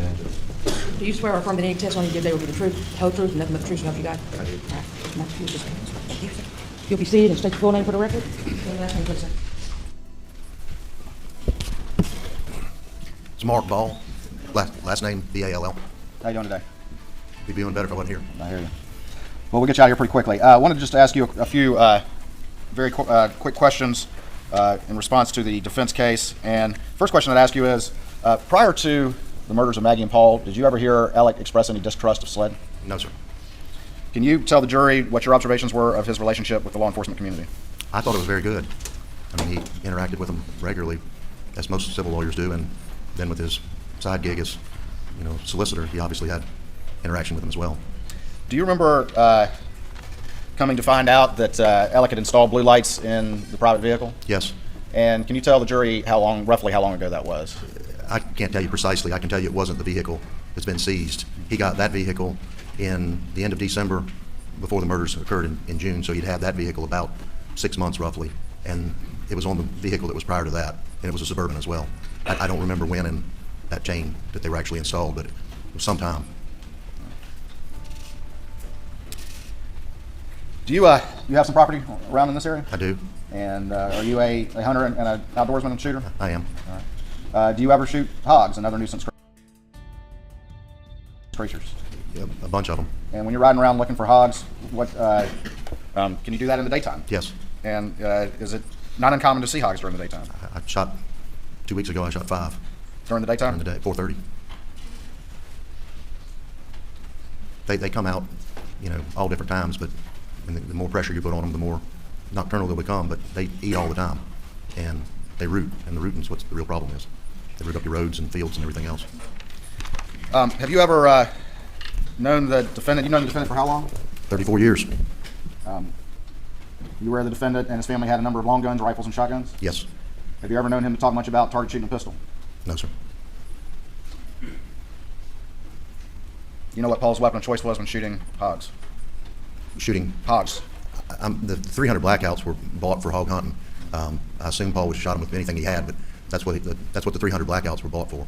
Did you have any conversations with the defendant when he was purchasing the original 2 blackouts as it relates to hog hunting? I did. I'm not a big 300 blackout fan, and I told him that, and he bought them anyway, and I think his cousin actually put them together, who was a game warden.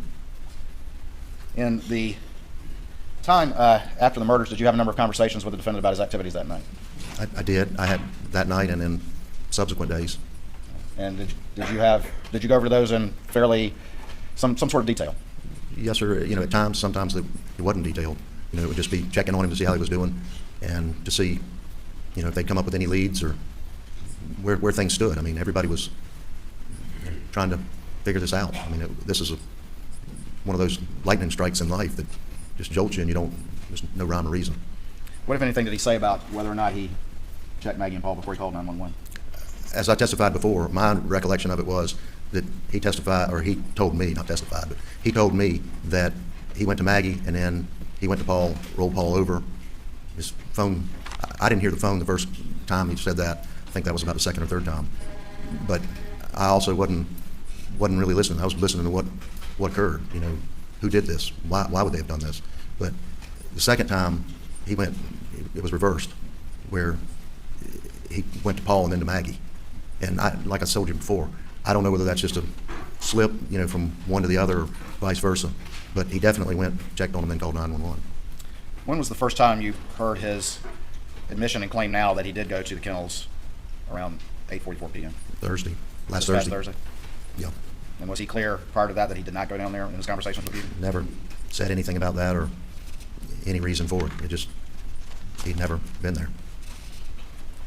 You said you've known the defendant for how long? 34 years. Knowing what you know now, was he able to look you in the eye and lie convincingly and effortlessly to you? Judge. Objections overruled. I mean, it's pretty obvious. I didn't know the stealing. I didn't know any of that. And, it's not the way a plaintiff's practice works. You work on your own cases unless you're working with somebody else. And so you wouldn't necessarily be talking about his particular case. I could go walk a mile on my treadmill. Sort of yes and no. I mean, obviously, just keep listening. A lot of things that I was told and a lot of things just weren't there. I mean, the blue lights, the reasoning for the blue lights, the money missing from our account when he cashed the 2 checks, all of those types of things. Obviously they weren't truthful.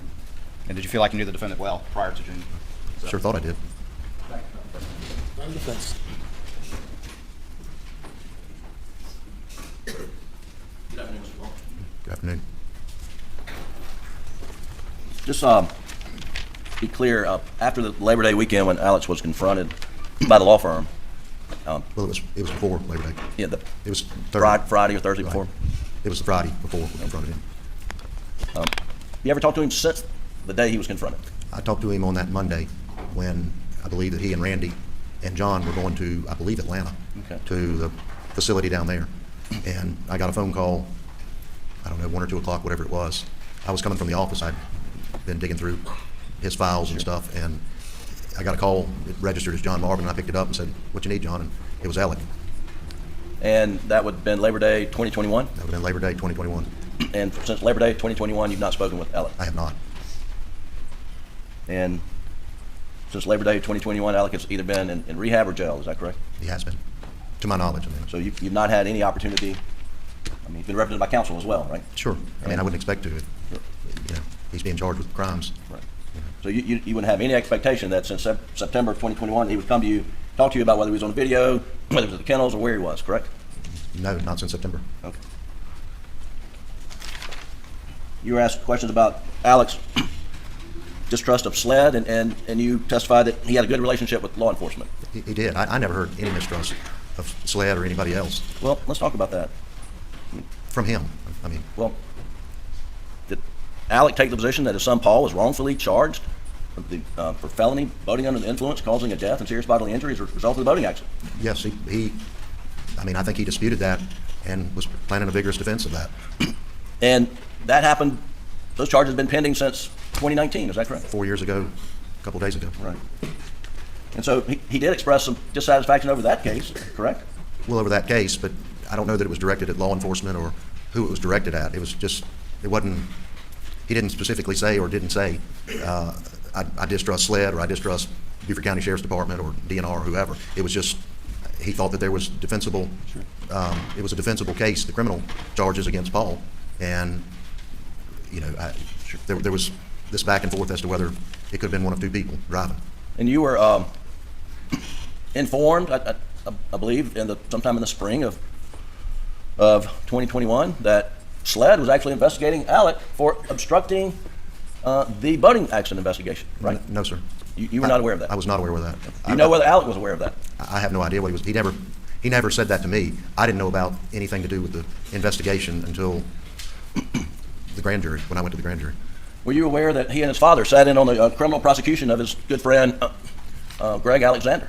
I became aware of that. Well, back up. Yeah, I knew they went over there. I didn't know much about the detail until after the SLED came in after the 3rd of September 2021. And Chief Alexander was prosecuted after SLED investigated him, correct? I think that's the case, yes. And that Alec and his father thought that Chief Alexander was wrongfully accused. Are you aware of that? I don't know what they thought about it. I know that they were close to Greg Alexander, and Greg Alexander ultimately got off on a jury trial. Now we do know that the Colleton County Sheriff's Department, in this case, recused themselves because Alec was... Let me correct something. I said that he got off. He was found not guilty. Right. I mean, I don't want there to be a negative implication. I know Greg as well. Sure. So, well, thank you for clarifying that.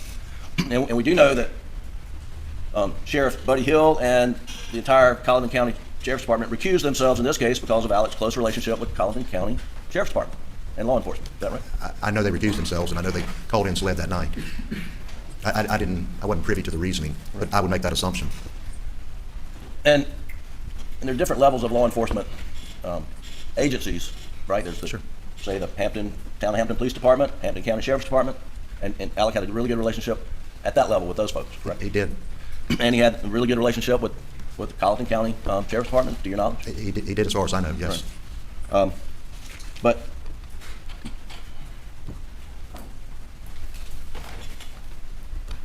I think I covered that. So you mentioned that hogs become nocturnal when there's a lot of pressure on them? They can. They can? It depends on a lot of things. Like right now the swamp's up. They're much more on the hill. Right. Than when times are dry, they go out into the flat swamp and root up everything out there. And the pressure that you're referring to is hunting pressure? Yeah. And are you aware that Paul put a lot of pressure on the hogs at Moselle? I knew Paul hunted hogs a lot of places. At one point, Paul had hog dogs and would hunt on people's property. He came to my property, he went to Ronnie's. But how much pressure they were putting on them, I don't know because I wasn't over there. I mean, I'd ridden around their property several times, but it wasn't about hog hunting. Sure. And I want to ask you about the Moselle property track. So, we've all seen drone photos of the house and the kennels and Moselle Road. That's sort of right in front of the residence. Yes.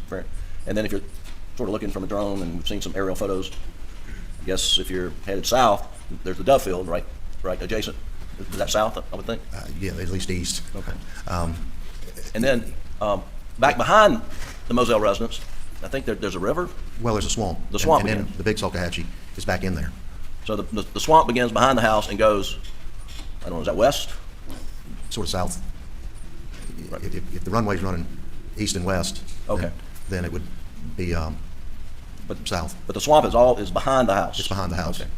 And across the street from the house is duck pond and shooting range and no swamp. Correct, and timberland. And all the hogs are going to be behind the house. Mm-hmm. They're all over. They follow. There's a watershed ditch in there. They follow wherever, but predominantly they seek refuge or whatnot in the swamp. But they can be anywhere. I have them. There's gum ponds and every place else, and they just trample wherever they want to go. But you're right. By and large, they're in the swamp because it's wooded. Right. And thick. And in the month of June, pretty warm, is it not? It usually is here in South Carolina. Yes, it is. And do hogs stay in the swamp more in the summer? I haven't noticed that, and I've killed probably well over 1,000 hogs. All right. And so we trap them all the way through. I mean, I've got 2 traps, and well, actually I got 6 traps. But I mean, I trap them, I shoot them. They're just a scourge. They eat everything. They root up your roads. They get in your pine trees when they're little. They root them up. They're a teetotal nuisance. I carry a gun with me most of the time. Do you have a gun with a thermal scope so you can hunt them at night? I do have a thermal, and then I have others. Yeah, Mr. Murdaugh, is there ever a time when you don't have a gun with you when you're traveling around? Only if I forget it. Right. But that's what I thought. Usually I have one. And you understood that Maggie and Alec got 300 blackouts from Paul and Buster for Christmas one year, and they came with thermal scopes. I do. And are you aware that Paul had his lost or stolen? I was. And then he received a replacement without a thermal scope. Right. My understanding was it had a red dot. And that he didn't use that one very often. They used Buster's that did have the thermal scope. You've learned that?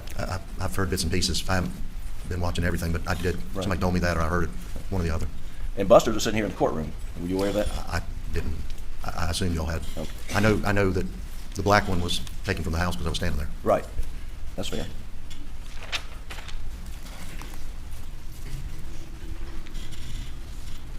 But you wouldn't use a thermal in the daytime for the most part. I mean, you could, I suppose, but it wouldn't serve much purpose. There's been some discussion about Alex emoting and being emotional during trials. He's an emotional person altogether, isn't he? I think he probably is. You remember him speaking at when his dad got to order the Palmetto, for example? I do. And he get emotional then? Yeah. And you remember him speaking at the trial lawyers after he had finished up his term, and he got emotional then? Well, I wasn't there for that. So. Oh, you missed that? Okay. But you've seen him get emotional frequently. Sure, everybody gets emotional. Right. And he was extremely emotional after losing Maggie and Paul. There's no question about that. One last point. Do you recall reading or learning on the morning of June the 8th that a statement was released through the Colleton County Sheriff's Office that says, at this time, there's no danger to the public. If information is received that dictates otherwise, we will immediately notify the public? Yes. Did that concern you? Very much. And why did it concern you? Well, I had been over there that night. I left 3, 4 o'clock in the morning, came home, laid down for a little while, took a shower, and then I heard that.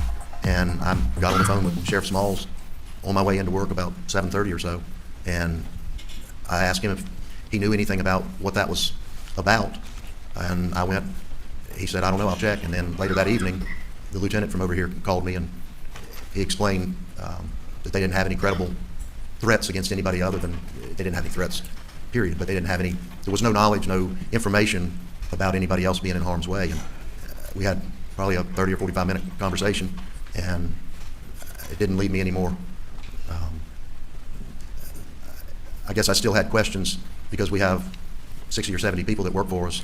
Sure. And the last thing I wanted was somebody coming in and blasting up the place. And so we made the decision to lock the doors. And we did that for probably a couple months. Right. And just like we're doing now. Thank you. That's all.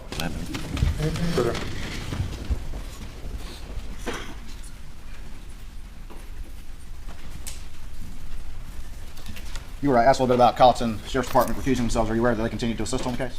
I know they were out there, and I wouldn't, the internal politics of who's lead and who's not lead. I mean, I know that they were there because one of the deputies called me the next morning and asked me where Paul's truck was, and I called Alec and verified where it was, and told, I had several interactions with them. So yeah, they were still involved. They weren't. And for the first few months of the investigation, the local solicitor's office was still running the investigation, to your knowledge? As far as I know, they were out there. Mr. Stone, his chief assistant were out there, and an investigator were out there the next day. And I want to say they were out there maybe 2 days. Mr. Sutton.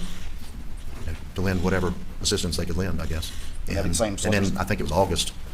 I saw it like everybody else in the paper that Mr. Stone had recused himself. And that'd be the same office for which the defendant had a badge, is that correct? Correct. He was an assistant, and so was his father. All right. Thank you. Nothing further.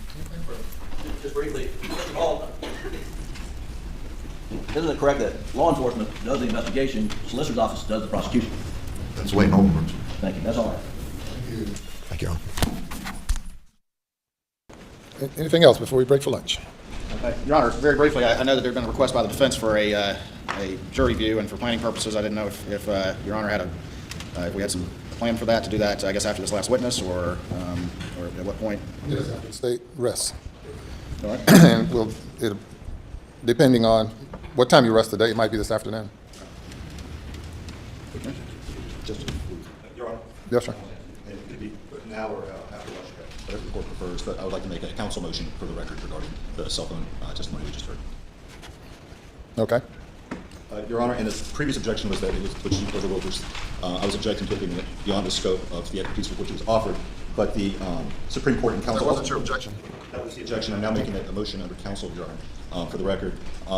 In counsel, the Supreme Court said that when admitting scientific evidence, the trial judge must find evidence will assist the trial fact, the expert witness is qualified, and the underlying science is reliable. The trial judge should apply the Jones factors to determine reliability, and in the case gives the Jones factors as considering the admissibility of scientific evidence under the Jones standard. The court looks at several factors, including one, publications and peer review of the technique. You know what the rule says, beyond that? Your Honor, the testimony we heard, which we had no notice of, so to make an earlier motion, there's no publications or peer review of the technique he described. There's no prior application of that method. He testified he's never done this before.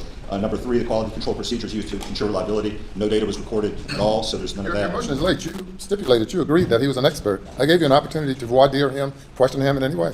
Your Honor, we had no... I always like these types of part of the conversation. It's always interesting.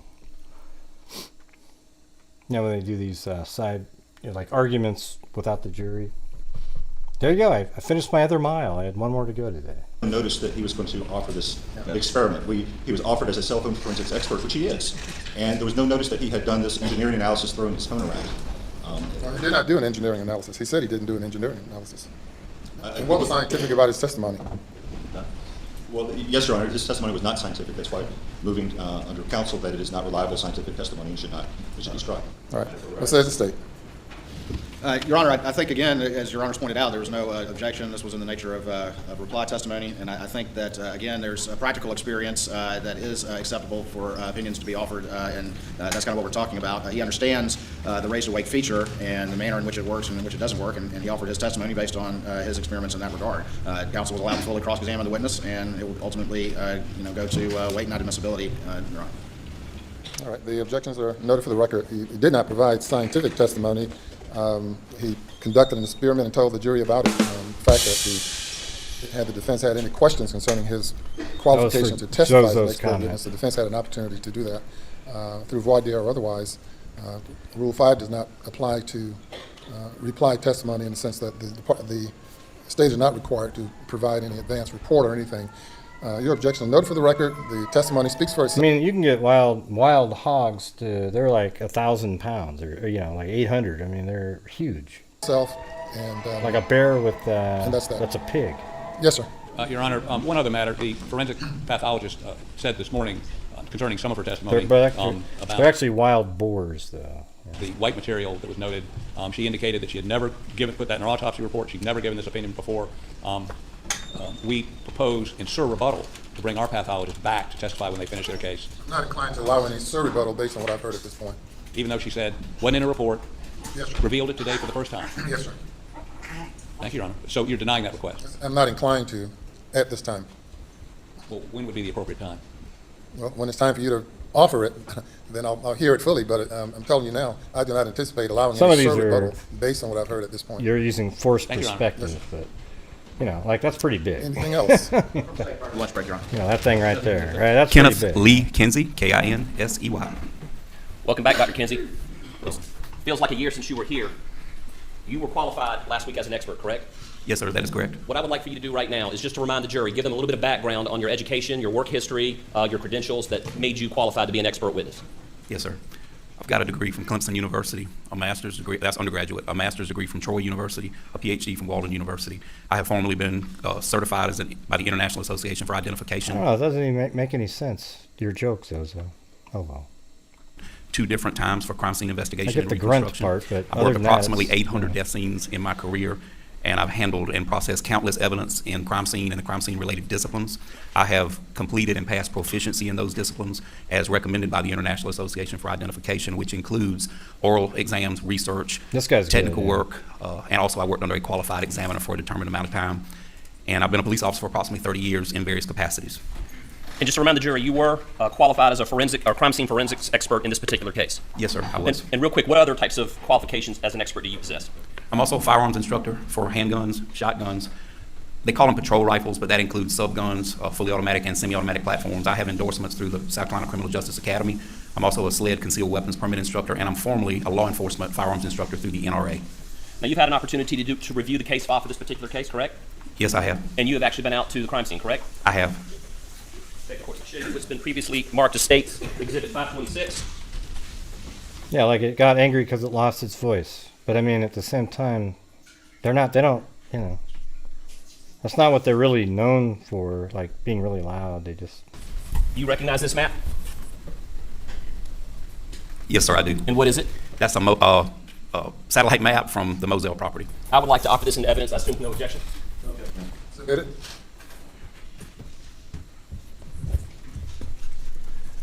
Dr. Kinsey, we're going to keep our testimony today narrowly focused and tailored to a few witnesses that the defense put up this past week. Did you have the opportunity to observe one witness named Michael Sutton, who was a forensic mechanical engineer for the defense? I did. Now, do you recall any of his conclusions or what his main conclusion was regarding the size of the shooter? I do. What was that conclusion? 5'2" to 5'4". I would like now, Doug, if you would, I would like for you to publish or cut on Defense Exhibit 140. Yeah, well, the thing is, Emily, I got the original one. Wow, it's upset because it can't make noise, but it didn't make me laugh because pigs, that's not like their main thing. I mean, they go, you know, whatever. That's why, you know, I was like, is that the joke or is it part of the word grunt in it? Go to page 49. Man, I mean, I have a pretty good sense of humor, but boy, that... Okay, now what I want to do is we're going to get into this in just a moment, but... That one needed some work. They published this into evidence last week. Yeah, but that wasn't part of the joke, dude. The grunt part had Yes, sir, nothing to do I with do. the joke. Okay, and what do those That's green what I lines thought, represent? maybe. Those green lines represent a predicted static angle or I don't know what you would call it, trajectory for possible shooters. And Doug, if you would go to page 74 of this presentation, please. Do you recognize this photo on page 74 of the defense exhibit? I do. And what is it? It is Mr. Sutton. We know, Plato. You didn't have to explain it. Disgrunting, you know. That was there, but, you know, they don't really grunt. And then it's also, you know, if they were disgruntled because they were upset, that doesn't really, you know, that doesn't even make that much sense. Yeah, well, I don't know, man. I understood both angles of the joke. If you wanted to have either one, it just wasn't that funny to me. Oh, well. Not all jokes are funny. Action shotgun into the feed room at Moselle. Okay, and did Mr. Sutton develop his conclusions as to the height of the shooter based on math that he did in this particular case? He said it was trigonometry, but yes, sir, he did. Based on your many years of law enforcement experience, education, and training, what is your overall opinion now on his disoinking, like disappointing. There we go. What's a pig that lost its voice? It's got laryngitis. Disappointing. Ha ha! You get it? Disappointing. conclusions? I think his intentions are well, but I think his methods were flawed. So what I want to do is I want to go back, and there were 3 previous angles that we just looked at on the previous slide, correct? That is correct. And then he also determined an angle here in this photo, correct? That is correct. And those are the angles that he used to determine the height of the shooter, correct? That is No, correct. I sure don't do it. And Mr. Wilson, I don't know the totality good. of what he considered, but that was one of the elements. I one just of the didn't make it. criteria It's not used. funny to me. Okay, just to refresh the jury's recollection, Doug, if you go to page 4, it should be State 62. It's a picture. What is that a picture of? That is a picture of what's been described as a quail pen. Go to page 5, please. And what is that a picture of? That is a close-up of that quail pen, and it has weathered cardboard on one end. Okay, and that, for the record, is Exhibit 63 that is a picture of. And go to page 6, which should be State 64. And what is that a picture of? That is a close-up of what appears to be a bullet defect or bullet damage in that cardboard. Okay, now, they base their angles, of at least 2 angles. Let's back up. There were 2 angles taken from this particular one bullet hole. Why is that? There were, I believe the original crime scene agent gave a possibility of 2 angles of the angle of impact in the cardboard. Okay, and what are some things that someone can determine from examining a bullet hole in this cardboard? Well, the first thing is direction. It lets you know that you had one or at least one projectile fired from that. See, like that's not even that good, Zozo, because it's not a ham. Hamburger's made out of beef, but I get it. A ham. You see what I'm saying? Direction. It's a pretty good indicator for direction. Okay, what's another thing that you can determine? Sometimes you can determine the angle of impact and whether that bullet was affected before it struck that object. And what I mean is, was it deflected by flesh, or did it hit its target, or is there an internal problem with the weapon? Hey, Zozo, Doohickey loved it, okay? Doohickey really loved it.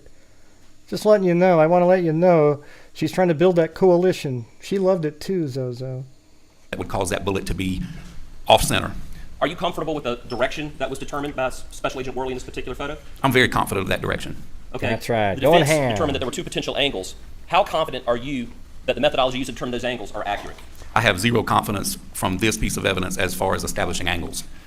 So that's interesting. You feel good about the direction of the bullet going into the quail cage, but you have a concern about the angle, correct? That is correct. Do you have a concern about the angle? The angle of impact, yes, sir, that is correct. What are 2 things that could affect the angle of impact on a surface like this cardboard? As I mentioned before, you could have, that bullet could have hit an object, which we don't know, or it could be an internal problem with the firearm that causes it. When you think about, if I could explain, Yes. When you think about a quarterback throwing a football, they spin that football and it makes it stable in flight. Well, a projectile coming out of the muzzle of a firearm, a single projectile firearm, works the same way. You've got little lands and grooves in that barrel. And as that propellant pushes that projectile down the barrel, it twists. Now, there's different twists depending on the firearm, but that twist, called rifling most commonly, that's what my grandfather called it, but it makes that bullet stable in flight. Anything that can throw that projectile off of battery, whether it be striking something or a firearm problem, maybe fouling too much lead in the barrel, those kind of things will make that bullet off-center. Now, it still may go the general direction, but the rotation of that projectile could be off just a little bit when it strikes a target. So a good analogy would be a lineman getting his hand on a football and making it go wobbly, but it keeps going, correct? That would work, yes, sir. I'll leave it with us. Doug, could you zoom in on this hole real quick?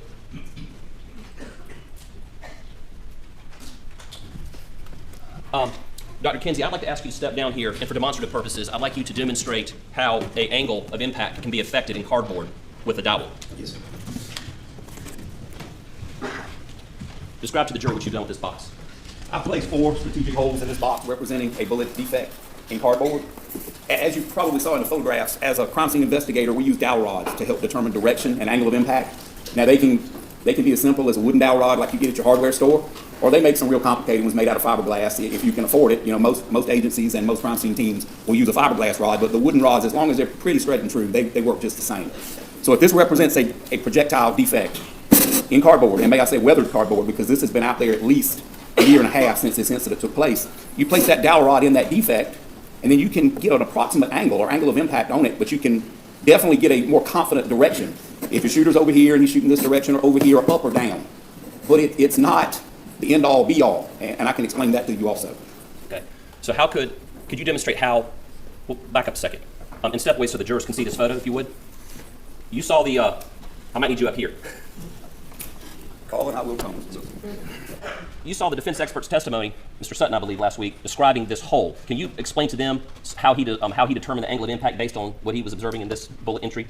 I can, Mr. Wilson. Please do so for the jury. What Mr. Sutton did with geometry and trigonometry and a whole lot of tools, but basically a protractor, as we used when I testified previously, if you had a confident bullet defect, you can run a string and then put a level or it's a type of protractor, it's a bullet angle finder, on top of that rod, and you can get a general angle of impact in a fixed object.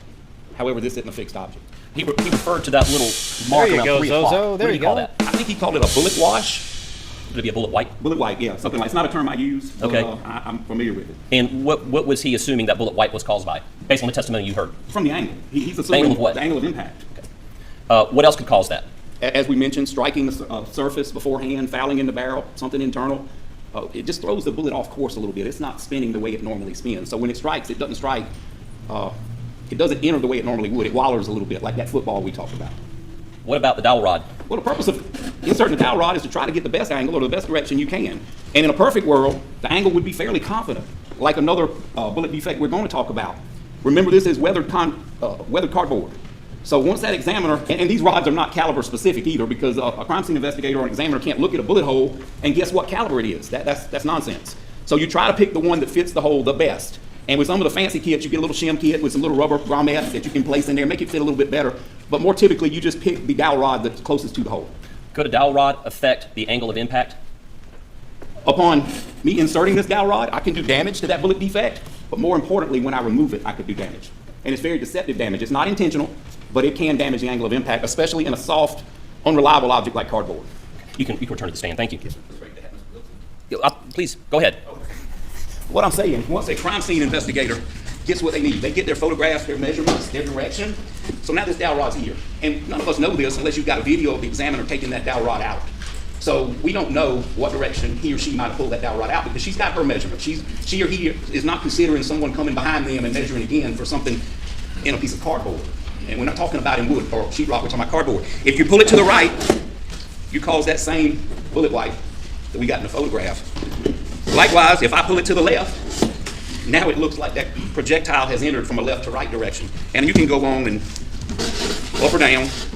That'll influence the appearance of that bullet defect because you've got an object like cardboard, something that there's no confidence in. Thank you. You can set that down. Bada bing! Eugenie? So do you recall what the defense expert testified to the direction and angle of that particular angle of impact? I do. And what was it? I think 1 and 3 degrees. Do you remember, like, was it left to Going right, up. right to left? Going up. And from what way to what way? What direction to what direction? Left to right, or right to left. Right. Yes, sir, right to left. I have to think about the quail pen in my head. Are you confident that the direction was correct on this? Yes, sir, I have no reason not to believe the direction. I mean, that would have to be a huge defect hole for it to throw the direction off. How confident are you in the angle of this? I have zero confidence in that angle of the bullet entry. Doug, if you could go to page 21, which I believe is a picture of State's Exhibit 38. Can you describe for the jury what that is right there? Like the first defect, this is also a defect in a wooden, it's been described as a doghouse. Now, you can also determine the angle of impact and the direction here, correct? I can. What degree of certainty do you have that they were right in the angle of impact and the directions in the doghouse? I place a lot more confidence in this angle because that wood is fixed. It'll show a much truer projection of the angle of impact. Can you, hold on one second. How is this particular, I think you just described it, but real quick, how is the doghouse different from the quail cage in determining the angle of impact?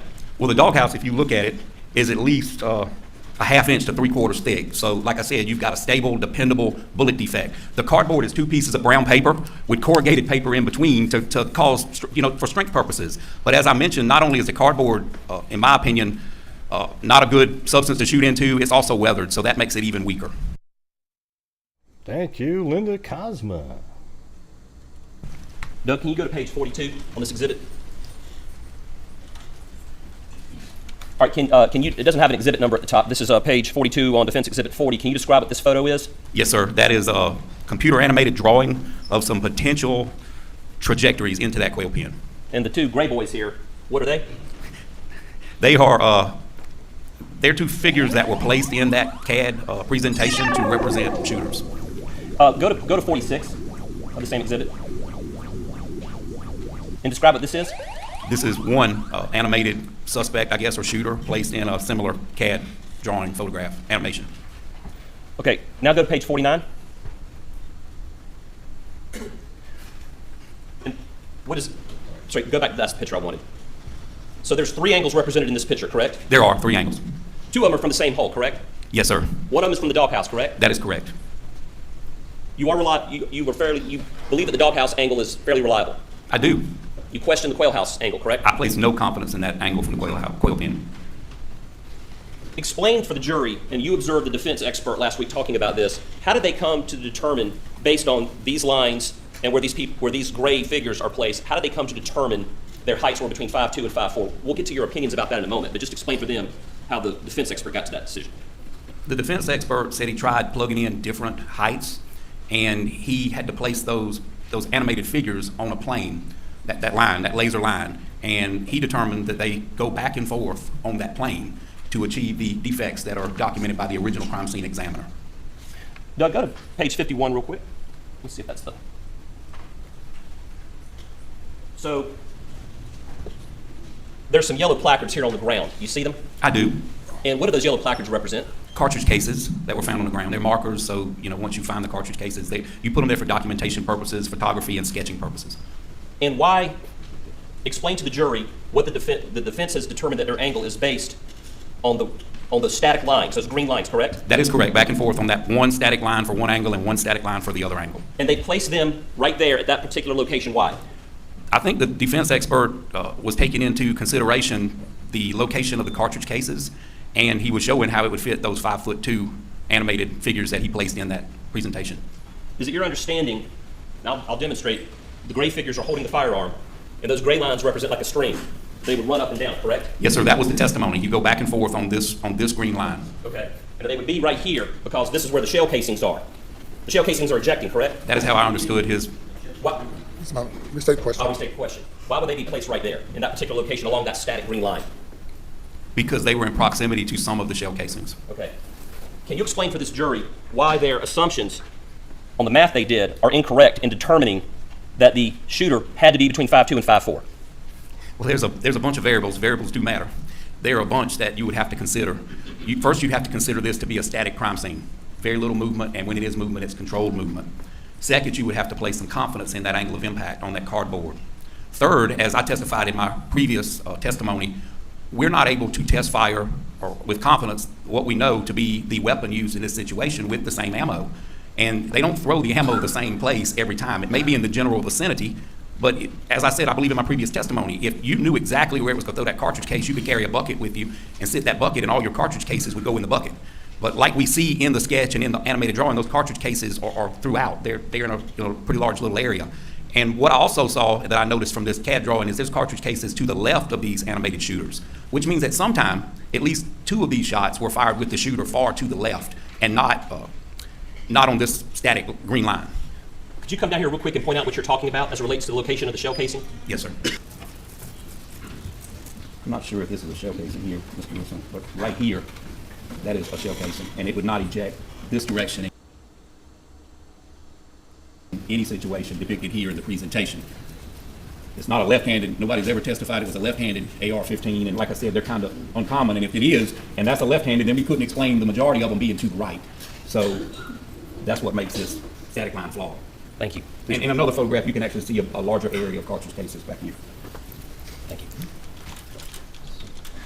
Let's assume for a minute that the angles are correct. And they very well could be, correct? They could be. Why is the defense's theory as to the height of the shooter represented in this picture still wrong? What else could affect it? Distance and height. Would you like to take a moment to demonstrate for the jury what you're talking about? Weapon position. Yes, sir. Will you tell me which angle you'd like me to demonstrate first? Let me ask you this question before you step down. Can a person be on their knee and get the same angle and be standing and get the same angle? Yes, sir. Can a 6'4" person and a 5'4" person still shoot the same angle, just at different distances? Absolutely. Can you demonstrate for the jury why that is one way that this could have changed their math? I can. Please.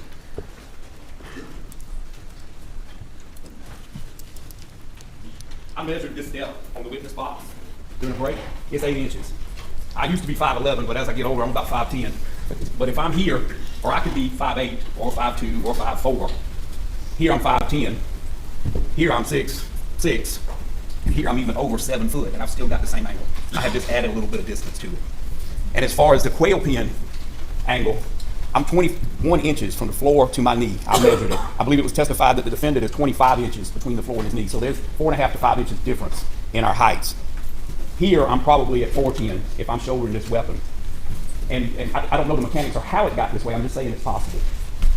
Here, I'm at 39, 38 and some change. or I can even take it lower or higher. And please don't ask me to demonstrate that twice, but I don't think my knees can do it again. I think I heard him practice. But that takes me to 36 inches, 37 inches. With the defendant, it would be about 39. So it's definitely possible. Even from a shoulder weapon, it's possible. And we do not know how the weapon was being held. From what you've observed in this crime scene, was Maggie moving at the time she was shot? This was a very dynamic crime scene. I believe everything was moving. The victims and the suspect were moving. And how do you know that? Well, suspect would be the different firearms evidence, the cartridge.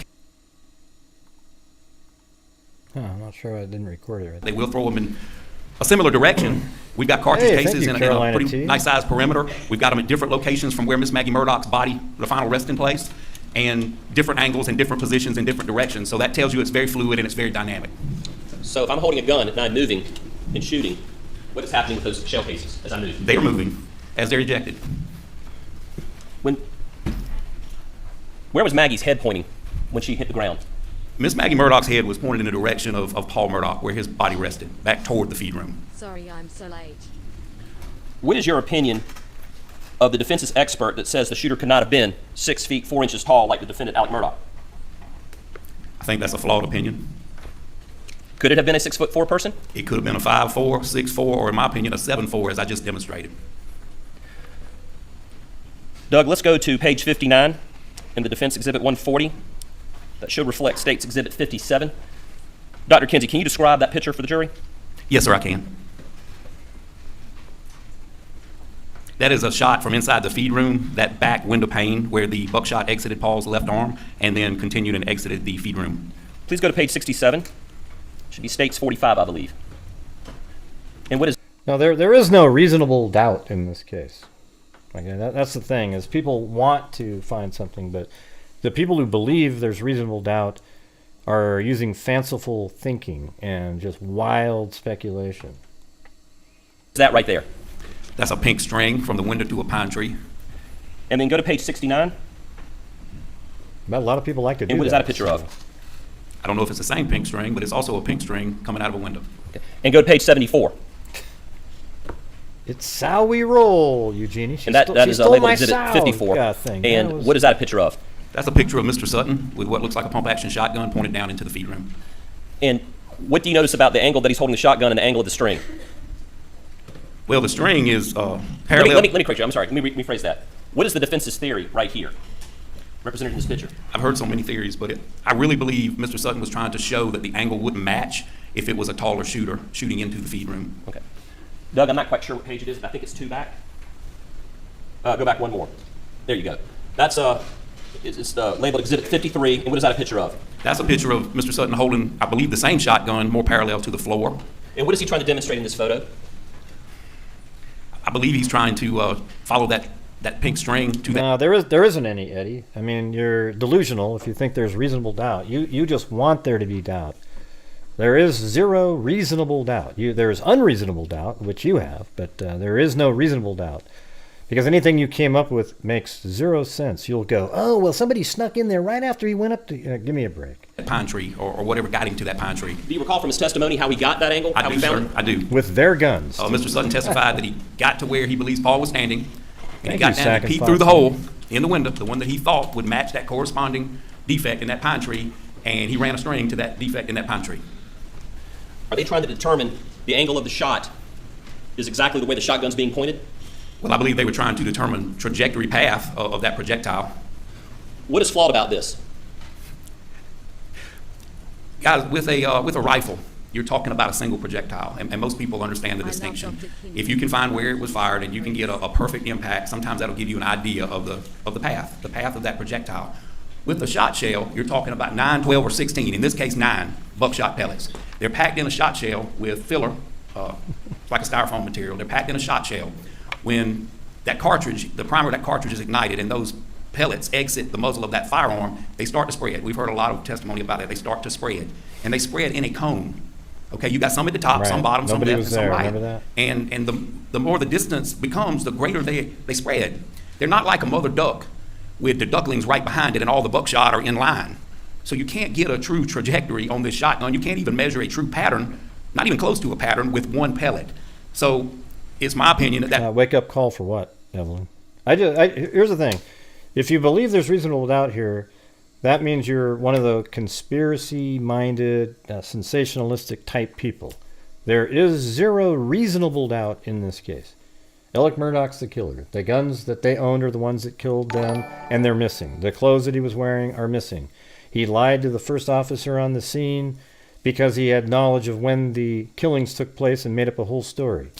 He was at the crime scene, even in his own words, as early as late as 8:47, and somehow goes up to the house.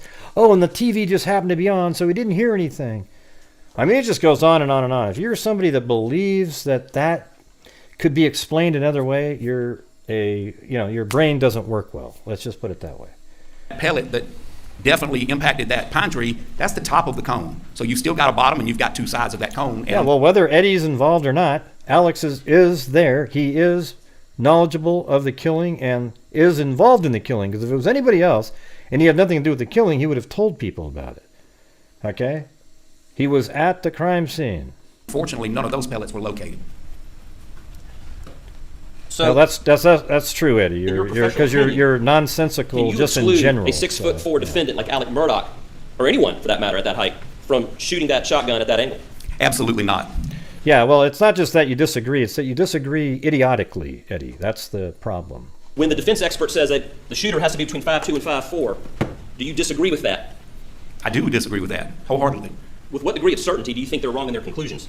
I just think it's an unknown. I mean, there's many more variables. What does that have to do with anything, Eddie? I'm going to have to put you on timeout now, because that reply was so stupid that we're going to have to put you on timeout. You have to know how the shooter was holding the gun. You know, how his proportion to legs matches up with body. I mean, that's something that we're all a little bit different. And unless you've got a video of that or someone tells you how they held a weapon, I think the notion that being able to look he can't testify at this now. evidence and determine that is unscientific. You said something a minute ago. You said there's so much we can't know. Could the shooter have been running laterally? Certainly he could have. Could the shooter have been running toward Maggie? Certainly. Maggie was certainly moving, correct? In my opinion, she was. Could the shooter have been on their knees? Could have been. What do you give up But there's on, no way Terry? to know for What do you sure, give up correct? on? I haven't That's seen you an make any unknown. Yes, sir. comments. And because there's so many unknowns, there's no way the defense expert can definitively exclude a 6'4" person from shooting the rifle and the shotgun, correct? The defense? Can I deal with this? In your opinion, can the defense, I do based too. on There's too many pig jokes. what you just testified to, exclude a 6'4" person from being the shooter, and with either weapon? In my opinion, no. The defense witness is relying on math and absolute.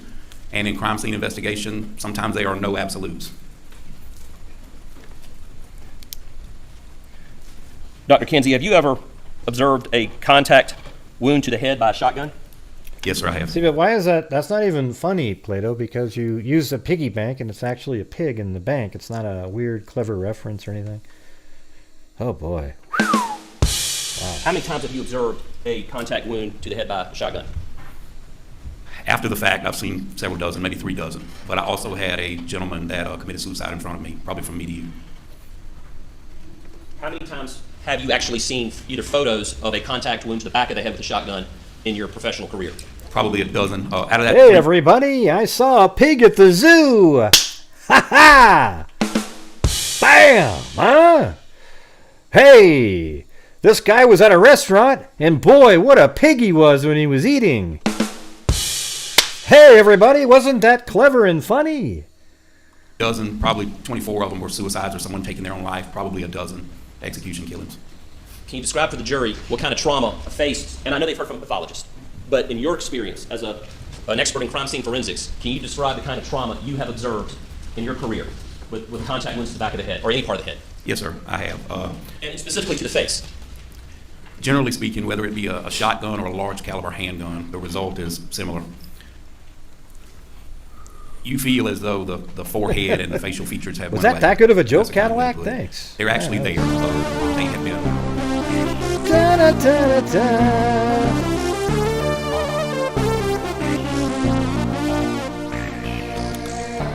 Thank you. Boom. They've been Very shredded, kind of you, and the very kind. pathologist can actually put those features back in place, or the majority of it. But looking at it, it looks like from the teeth up, the person went away. It's just a mess. Dr. Kinsey, I would like to show you, it's been marked as State's Exhibit 486. Can you look at that and say if you've seen that picture before?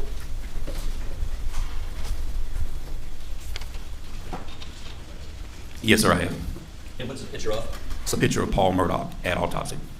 And what part of Paul Murdaugh is it a picture of? His face and his forehead.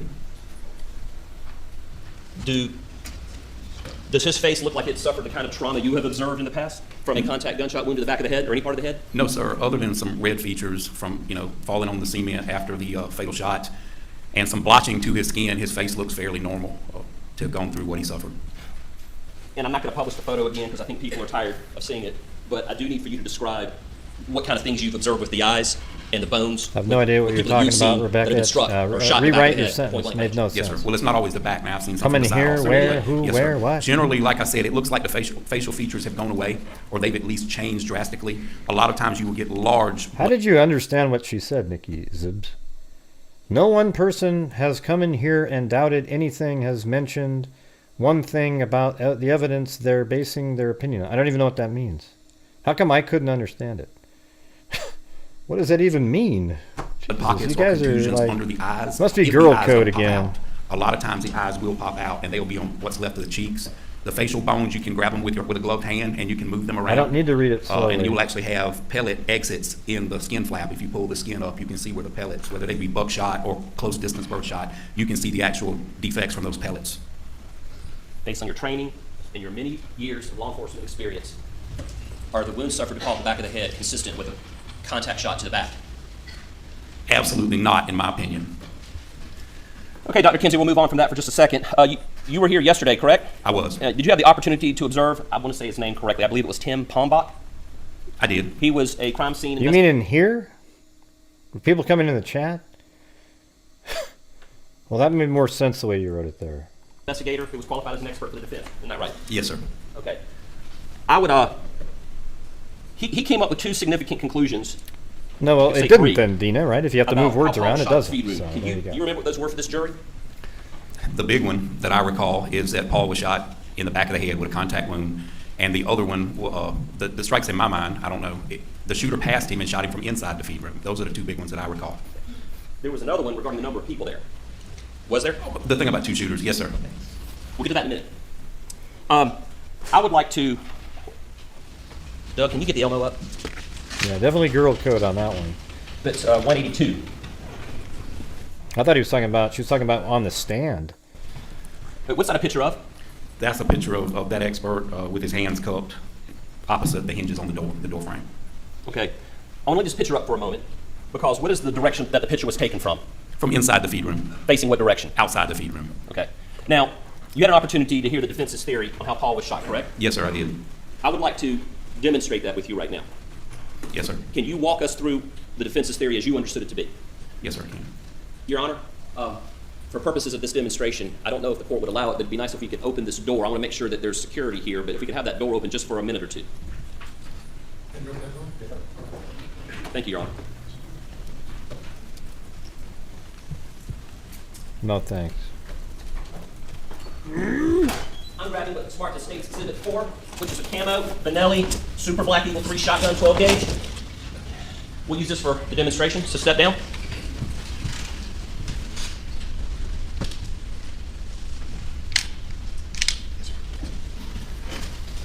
Now, is this door the same width as the feed room door? It's a couple inches wider than the feed room door. And of course, the feed room door doesn't have this inset, correct? That one person so this is who not has come exactly in here a replication of what happened at the feed room, correct? has doubted anything. The door swings the same direction. That still now, doesn't you make have given me sense. permission. I'm very careful about muzzle velocity. Muzzle awareness. But you've given me permission to point this at you, correct? I have. Okay. You actually asked me to, correct? Yes, sir, I did. All right. So go in there and stand a couple of feet back. It doesn't have to be 5 feet. But you have since testified that Paul was 5 feet inside the feed room, correct? Can we demonstrate the first shot out here? I am. All right, stand back a little bit because you got to stumble toward me. Yes, sir. So I'm going to point like I'm pointing at you. Yes, sir. Paul is shot. Where's the shooter approximately outside the door? The breech face or the ejection port of the shotgun is just past the door frame. Okay, Paul has just been shot. Yes, sir. And then in the defense's theory, you tell me what to do, and you act this out, and I'm going to do what you tell me to do based on the defense's theory of the case. They're not explaining this very well because the first shot was when he was 6 feet in there, and then when he comes out and stumbling, that's when he shot again. The defense agreed with the assessment that Paul stood there for a moment, bleeding down his injured left arm, and he slowly walked toward the door. Okay, and what does the shooter do? The shooter's coming in the door. And then what does the shooter do? He shoots Paul in the back of the head after he passes him. Okay. Well, and that's then goofy shoots there. Paul in the back of the head like this, and where does the blood spatter go? the blood spatter, the pellet defects, and one that I Okay, didn't that's pretty good right there. That's pretty funny. know about that the expert collected was in the door frame at the top of the door. Now, I understand this is a little different than the feed room door. That's the best we can do. That's pretty So what funny. did you find odd about the theory, first of all? I think the theory is preposterous, in my opinion. It is. Can you walk me through why you think it's preposterous? Absolutely. Number one, that dry lock number 2 shot shell fires. Except the defense later. Let me look at how he was. Yeah, no, they had him bent over, but they had him. The defense has it where, like that's not right. Like the shot goes across the. Let's see, what are they doing here? It should have been from the other. Yeah, so their theory is from the head down, so the shot would come in more like this, right? Not like that. That angle is just to make it look way stupider. Better go. The blood spatter, the pellet defects, and one that I didn't know about that the expert collected was in the door frame at the top of the door. Here, I'll show you. Now, I understand this is a little different than the feed room door. That's the best we can do. So what did you find odd about the That was theory, pretty first of all? funny, though. That was pretty funny. I think the theory is preposterous, in my opinion. Can you walk me through why you think it's preposterous? Absolutely. Number one, that dry lock number 2 shot shell fires a projectile at 1,450 feet per second once it leaves the muzzle of that weapon. As was mentioned, that's a millisecond. That's fast. To think that the pressure from flesh and bone will cause that pellet, those steel pellets now, we're not talking about lead. Lead's a little bit more giving. Lead is malleable. It will crush or flatten. We're talking about steel, BB pellets. They will turn around because of the pressure, go back the opposite direction, 180-degree direction at enough velocity to dent a steel exterior door and embed in the door frame. That doesn't happen. That doesn't happen, in my opinion. So just pretend the door is You mentioned behind this him earlier. right here. So can you talk about, if I get it right? And can I add? Please do. Also, there's no defects to the OSB or the T111 siding in the bottom of the room. All right, wait a second. You said a lot right there. Yes, This sir. is Yes, what the TS111. defense It's like thinks. This. exterior paneling that people put on their buildings. That's what's on the building. like that. For all the city boys, That's we what the appreciate you finding defense that. Thank thinks. you. Yes, sir. It's a whole That's other a reasonable angle. There's no defects at the bottom, and if that theory is correct, if this is an entrance and this is an exit, the shot still had to go somewhere. So he's coming There's out no the door defects and down then there or boom, anything. The door frame, just as I like mentioned in that. my previous testimony, the door frame has a clean void. That would be only perfectly in problem is, line how with does- those shot from that shot shell. There's no cracks, chips, pellet holes in the cement. There's nothing in the OSB. That's cheap. There, let me go back. Let me show you. See that right there? See, that's totally bogus. I mean, that's not a good representation because in their theory, it goes through the head and then across the shoulder, which is just like this. So that's how it would be. He's stumbling forward and then shoots again, boom, just like that, right? So the thing is, I don't like, I like to see stuff that's accurately portrayed, okay? But what isn't true is that the gunshot came in the head first, all right? That's the thing. So you're looking at this, the door's behind, and look at that angle right there. It goes right through exactly how they said it, by the ear there, right below the jaw, and then out the top of the head. Maybe a little even more, down a little bit and then slightly up a little bit more. But you get what I'm saying? So that little representation, while it's funny, is not anywhere near what they were saying, what their theory is. Because see how this goes out and then across the shoulder, just the way they say? So what they're doing on there is they're having it come down like this, which is not really at all what the defense is saying, okay? And where does the blood spatter go? The blood spatter, the pellet defects, and one that I didn't know about that the expert collected was in the door. Well, this right here, his face, because it goes through here thinly, and then it goes out the back of his head, and his face stays there. I mean, this is probably more like this. That's probably more accurate like that. It goes out the back right part of his head, and then his face isn't hit, see? See that? Something more like that. Just saying, you guys, I mean, they go over and explain it later. I just don't like stuff that's just so blatantly, while it was funny as hell, that's not how they said it. velocity, and that's from coming out of the wound and gravity bringing it down to the floor. You would see a pattern on anything. The door frame, as I mentioned in my previous testimony, the door frame has a clean void. That would be perfectly in line with those shot from that shot shell. Yeah, if he says he's behind him, then yeah, that doesn't work. We'll have to listen to that part. No cracks, chips, pellet holes in the cement. There's nothing in the OSB, that's cheap plywood, that's man-made plywood. There's no defects in the plywood. There's no high velocity blood spatter on the floor. What was pointed out to you is medium velocity, and that's from coming out of the wound and gravity bringing it down to the floor. You would see a pattern on the floor, just like what you can see in the photographs at the top of that door. That would make it None even of that's crazier. there. So I have to look at the science, and I have to look That at... means they reached out around and then... Yeah. at inertia, and I have to look at that shot shell and how fast that shell is propelled out of that barrel, and I know that it can't turn around 180 degrees and go back the other direction. It's not like blood and tissue. We're talking about steel pellets. Dr. Kinsey, are there studies on percentages of blowback when you're shooting into someone? There are. And based on your expert opinion, what percentage of blowback would Oh come boy, back at a Kathy shooter if they Schiffler. were able to shoot at that angle? Well, I don't think there's any definite, but what I read is 8 to 10%, except in, like I said, it's not an absolute every time, but 8 to 10%. Remember, most of your force is going out the front of the barrel. And a moment ago, you were just talking about the defects and all of the trauma that would have happened to the paneling and the floor. Can you point on this photo with the dowel stick behind you for the jury? I just want them to see in this photo.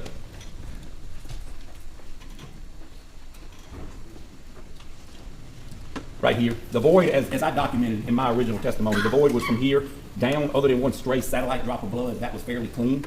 From here to at least right here. But there's no defects here. There's no defects in that cement outside. There's no defects in the inside cement, and none in this OSB right here. And that was still there when I did the tour. They ripped out all the shelving and some of the insulation, but this was still there. Hey, Lanky Tor, what's going on? Dr. Kinsey, you may have covered this a little bit, but explain for the jury if someone is shooting down, as we just demonstrated a moment ago. Yeah, and then the here in brains doorway, hits the ceiling. You're leaning out. The shooter is shooting down. Look at here's what I could believe. If if a head exploded with the gases from the gun, the whole brain wouldn't stay together and then fly up in the air and hit the ceiling and come back down if the trajectory of the shot was in the opposite direction. That just makes no sense. How do pellets get embedded into the door frame up here? How is that possible? I think it's impossible myself. Physics don't work that way unless you're shooting into a trampoline or a huge piece of steel, and then you may have a pellet deflected back on you. It happens many times, especially when we're shooting steel targets, but Hey, not thanks, at that velocity. Dillard, It for will the, not sink into the door paper. frame, and it definitely will not dent that door with what I documented, in my opinion. What is restate for this jury what the defense's theory based on that blowback that would have exploded into the shooter's face here behind Paul? Explain for this jury what the defense's theory is about how that shooter would have been injured. The defense expert testified that that shooter would be most probably incapacitated from blood, bone, and body fluid, and there was a high likelihood Where is that river? The American River. that he was injured by those pellets. Dr. Kinsey, in your expert opinion, is there anything awkward about a shooter standing outside going into an enclosed area to turn around to shoot someone from enclosed? Is there something weird about that to you? I can't figure out the methodology of a shooter. I've never done any crime like that, Mr. Wilson, but I don't see, if we talk about common sense and everybody's mentioned the totality when they don't have an answer for something, it's always, I looked at the totality, but I don't see any reason for someone to squeeze up past one victim in his doorway to go inside to shoot him I back thought out. it was in California. Yeah. And if he did, if that scenario did happen, Sacramento that doesn't area, explain all right. the pellets that are in the floor of the feed room that we've heard testimony to as to why law Yeah, that's what I enforcement was didn't clean those thinking. pellets up. Yeah, that's what Nicole just said. I had a friend in college way back in the day, and he used to say he lived on the American River, and he's from Sacramento. So I was thinking, If it happened the way the defense expert says those pellets would be out here in the yard, they would not be inside that feed room. Dr. Kinsey, you have a chance to review the case file on this particular case and observe the defense testimony from last week? It's two separate things. Yes, sir, I have reviewed our case file. All crime scene or what I felt was crime scene related evidence. I didn't look into the videos and a lot of that other stuff. And I have witnessed the testimony of the defense experts. Are you familiar with what the investigation has determined about the tool marks found on the 300 blackout shells found around Maggie's body and the tool marks found on the weathered 300 blackout shells found way up by the house in the flower bed? Are you familiar with that? I am familiar. And what do you know about that? The examination. not for long, Eddie, not for long. Our case is going into completely new information. Their ballistic experts already testified. We didn't present a ballistic expert, and now they're parading him as a ballistic expert. Your response? Your Honor, their expert said yesterday, about an hour and 9 minutes into their testimony, that it would be impractical for one shooter to bring in 2 long guns. It has always been the state's theory that the shooter owned both guns and had them on him. So we're rebutting what the defense expert said. Objection overruled. Please answer the question. Can you ask me again, Mr. Wilson, please? Are you familiar with what the investigation has determined about the 300 blackout shells found around Maggie's body and the 300 blackout shells found up by the flower bed that appeared to be several months old and weathered? What relationship do the shells have to each other? According to the firearms examination, those cartridge casings were loaded and ejected from the same weapon. So a family-owned weapon is what was used to kill Maggie. Leading. What do you infer from that information? I would infer that this is a family-owned firearm.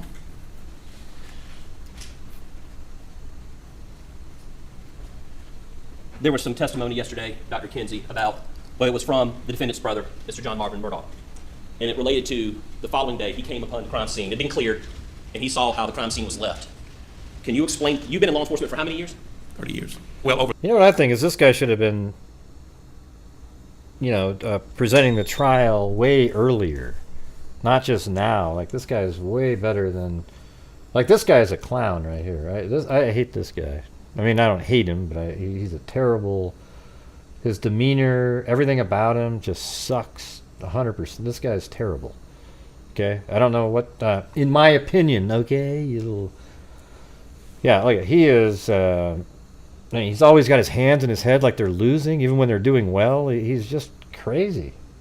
What's the point of this guy? 30 years getting paid. And you're the chief deputy at a sheriff's department? Yes, sir. Orangeburg County Sheriff's Office.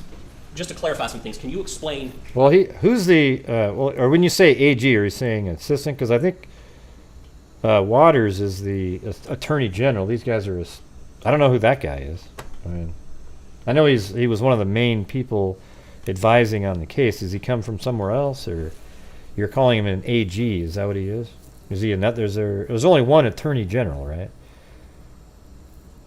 Right. So I think this guy's like an assistant AG, like a prosecutor. Normally or traditionally? Yeah, I know what attorney general. Why are you typing that in? Who doesn't know what an attorney general is? Everybody knows. But Waters is the attorney general. They've been saying that for the whole time. Is there 2 different ones? I mean, sorry for saying Waters. Wait, Waters is that's the main attorney's name, right? The guy.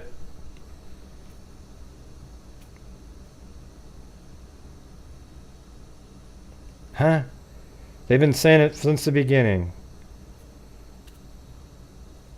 Okay, so what is Waters then? Okay, but they've been calling Waters the Attorney General this whole trial. Okay. How crime scenes are cleaned up for this jury? Is it the response? Or maybe when it seems like that. Maybe they're referring to the entire, like the Attorney General sitting in the audience, so I don't know. Responsibility of law enforcement, in other words. No, sir. They are private companies that are contracted through SOVA. Well, it used to be SOVA. The name's changed now, and I'm sorry. What does SOVA stand for? It's victim. Okay, that's why they keep calling him that? Okay. State. It's a State Office of Victims Assistance, but it's now changed. I can't tell you what the new acronym is. Well, this guy should be talking the whole time, okay? I mean, he's way better than at least 90% of the people that have been talking for the prosecution. I think Waters is awesome, but it works through our victims advocates, law enforcement victims advocates. Almost every department has them, and there's funding provided from taxpayer funds to work through your victims advocates, and you go out and you clean these crime scenes for the family so they don't bear the burden of cleaning those crime scenes. Law enforcement in particular cannot collect and dispose of and transport body parts or body fluids. That's something the coroner has to do because it's actually by permit through DHEC. But to make it easy on the family, these companies can collect those items, and then they will turn them over with a chain of custody, or they will properly dispose of those items. Dr. Kinsey, is it your expert opinion that that's going to be a long one tonight? A 6'4" shooter cannot be excluded from the murder of Maggie and Paul? I see nothing that could exclude a 6'4" shooter. In your expert opinion, can you tell this jury, is it right for the defense to say that there had to be 2 shooters based on the testimony you heard yesterday? In your expert opinion, can you exclude 2 shooters? I cannot include or exclude two shooters. Can the defense include? Yeah, so they just kept calling him that. I wonder if they're just refer to the Attorney General, like the office of that. That's why they kept saying that over and over. But they just kept saying the Attorney General, and they're looking at Creighton Waters. You know, it's weird. To the exclusion of all other possibilities, two shooters. Absolutely not. Dr. Kinsey. Hey, Mr. Griffin. Well, here we go. Here's the other side. Anyone who has a doctorate degree, I want to call doctor. It's all right if I call you doctor? I'll answer anything you call me, Mr. I Griffin. understand. I appreciate that. But now, your degree, though, is in criminal justice. Is that correct? That is correct. Now, we got You're not a another doctor of pathology? 40 minutes You have to no go. medical training? I have training in pathology of gunshot wounds. Yes, sir. I've attended several courses, classes, and seminars. It was also included in the criteria for the certifications I mentioned for the International Thanks, Association Mac, for for looking that Identification. up. I've also conducted extensive research on police officer use of force cases and the injuries that result from therein. Your doctorate is in criminal justice, and I believe your dissertation research is in use of force and perceptions of public attitude held by police trainers? That is correct. What was that? Well, with the current atmosphere or what's been going on in the last 5 or 6 years in our country, I was just trying to help. I wanted to figure out something that would assist with, because we've seen some law enforcement officers do some terrible things on video. We've also, we've got a segment of our society, the minority segment of our population. A lot of those citizens are in fear of law enforcement, and I wanted to study if the media perception as held by the three types of law enforcement trainers, if the media perception and the way they portray law enforcement, if that affected the way we train our officers, if we're too hypervigilant, or if we tell them, look, there's death waiting for you around every corner, is that going to make law enforcement more prone to use force or use less force, or those kind of criteria? And that's what I was interested in. I was laying the groundwork with a scientific quantitative study to allow someone to come behind me and do some further research just to expand that topic. Right.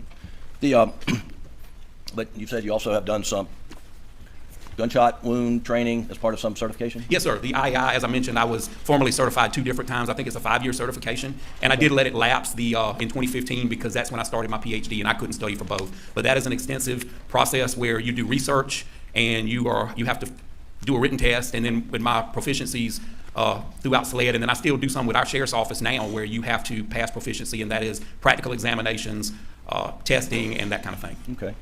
Now, in this case, the state did have a pathologist, Dr. Reamer, correct? Yes, sir, they did. And you reviewed her autopsy report as part of your work, correct?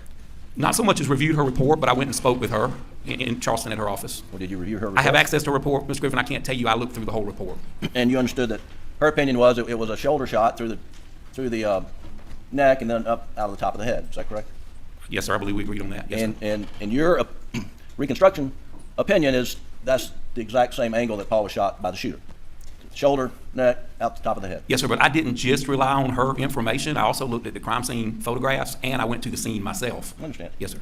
But, and then did you hear Dr. Eisenstadt, his testimony? I did. Now, you worked with SLED, did you not? I did, yes, sir. Dr. Eisenstadt worked for GBI, correct? Yes, sir. SLED does not have its own in-house division of medical examiners, do they? No, sir. There are several fine medical examiners throughout the state. I've done autopsies in a lot of the bigger cities in South Carolina. Dr. Eisenstadt worked, and he was the chief medical examiner toward the end at GBI, correct? That's what he. Yeah. What are you guys? What are you talking about in there, Amber, Don? What does that have to do with anything? Where is that? On YouTube or what? I was in the Netflix documentary in slow motion a few times now. There's lots of things in there that make me wonder. About what? I mean, what does that even mean? You watched a video in slow-mo? That's what everybody does when they start seeing ghosts and goblins. You know, you start slowing it down to the point where every screen has a Jesus on toast. Let's see. So what are you referring to up there? I'm just going to pause the show until we get an answer. I have no idea what that means.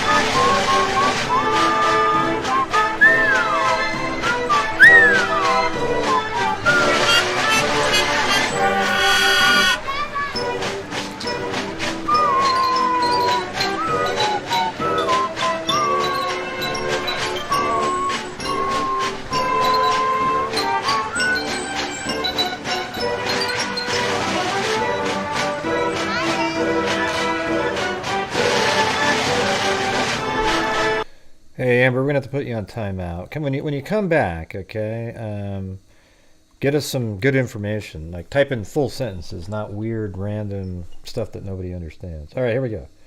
Back to this. Testified to. I don't know that doctor. You didn't know of him before this case? I did not know, Okay. sir.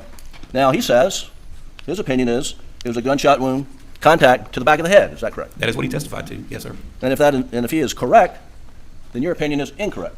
Is that right? I don't share the same opinion as that doctor. But yes, if he would be correct, that would make me incorrect. Okay. Now, in your training, are you familiar with Mr. DeMayo's book on gunshot wounds? I have read DeMayo. I've heard it described as the Bible. I don't consider, no do my cohorts consider that as the gunshot Bible. There's 4 or 5 different versions out. There's one called Terminal Ballistics by Dobb, and there's also one, Gunshot Wounds by Doherty, and those are the ones that I'm more familiar with. But I'm not saying it's a bad textbook, and I'm not saying that the information in it's not correct. Okay. Now, and we'll get to more of that in a moment. What I'd like to do is first address. Yeah, it's okay, this account. If it's not plainly obvious right off the bat, then you have to come back and explain it better. Mr. Sutton's work that you had criticisms of? Well, I didn't have criticisms. We just have different opinions. He's an engineer, and I'm a crime scene investigator, Okay. Ms. Griffin. Well, it seems like you said that the angles of you're talking about the Snapchat video? Into the quail pen were unreliable. Absolutely. Okay. And I have several more criteria that I did mention earlier, but I mean, if you want me to go into those, I will. Well, I want to ask you first, what's your understanding as to how those measurements were taken? Who took those measurements in the quail pen? The original angles were the original SLED crime scene agent that responded to the scene, right, and took those angles. And you understand that Mr. Sutton relied upon Agent Worley's measurements? I do. I do. Now you were. That's pretty funny, Jay. Maybe I like shoving it in a box and taking it out of the box, as if Mr. Sutton went back and tried to remeasure it. No, sir, that's not what I was insinuating. I said when the original agent removed her dowel, it wasn't nefarious, but depending on how she removed that dowel, she could have altered that impact. Well, let's take a look at that, Doug. And this is Defendant's Exhibit 140, and. Yeah, don't know what you're talking about, Nikki. Sorry. Can you pull that up? You have to send me a link or something. With the state. I mean, I don't read all your comments, so, if it doesn't make sense after asking a question, slide, start with. Then it's too much. There you go. So you understood from this exhibit that Mr. Sutton relied solely on the shot trajectories measured by Agent Worley. As I said, it wasn't his intentions, Mr. Griffin. It was his results that I disagree with. It's not absolute. And he gave, in my opinion, an absolute opinion to this. Well, why would Special Agent Worley take measurements if someone should not rely upon them? I can't answer that. You'd have to ask Special Agent Worley. But in my opinion, the direction, even though she can't obtain a perfect angle of impact, or even if that weathered cardboard was damaged, it's not a good substance to depend on because it's just not hardy enough. And she was showing. See, look at Tyra Ha. I'm going to have to put you on timeout too. We're going to keep going. We're going to keep doing it. You're coming in here. You're just randomly speaking to nobody. Type in a direction. I'm not saying the direction's wrong. I'm just saying I wouldn't put confidence. Reviewing this case or working in this case, I would not put confidence in anything that angle of impact tells me because it's cardboard. Not interested. All right, so if you can go to slide number 7, I believe I've numbered them correctly.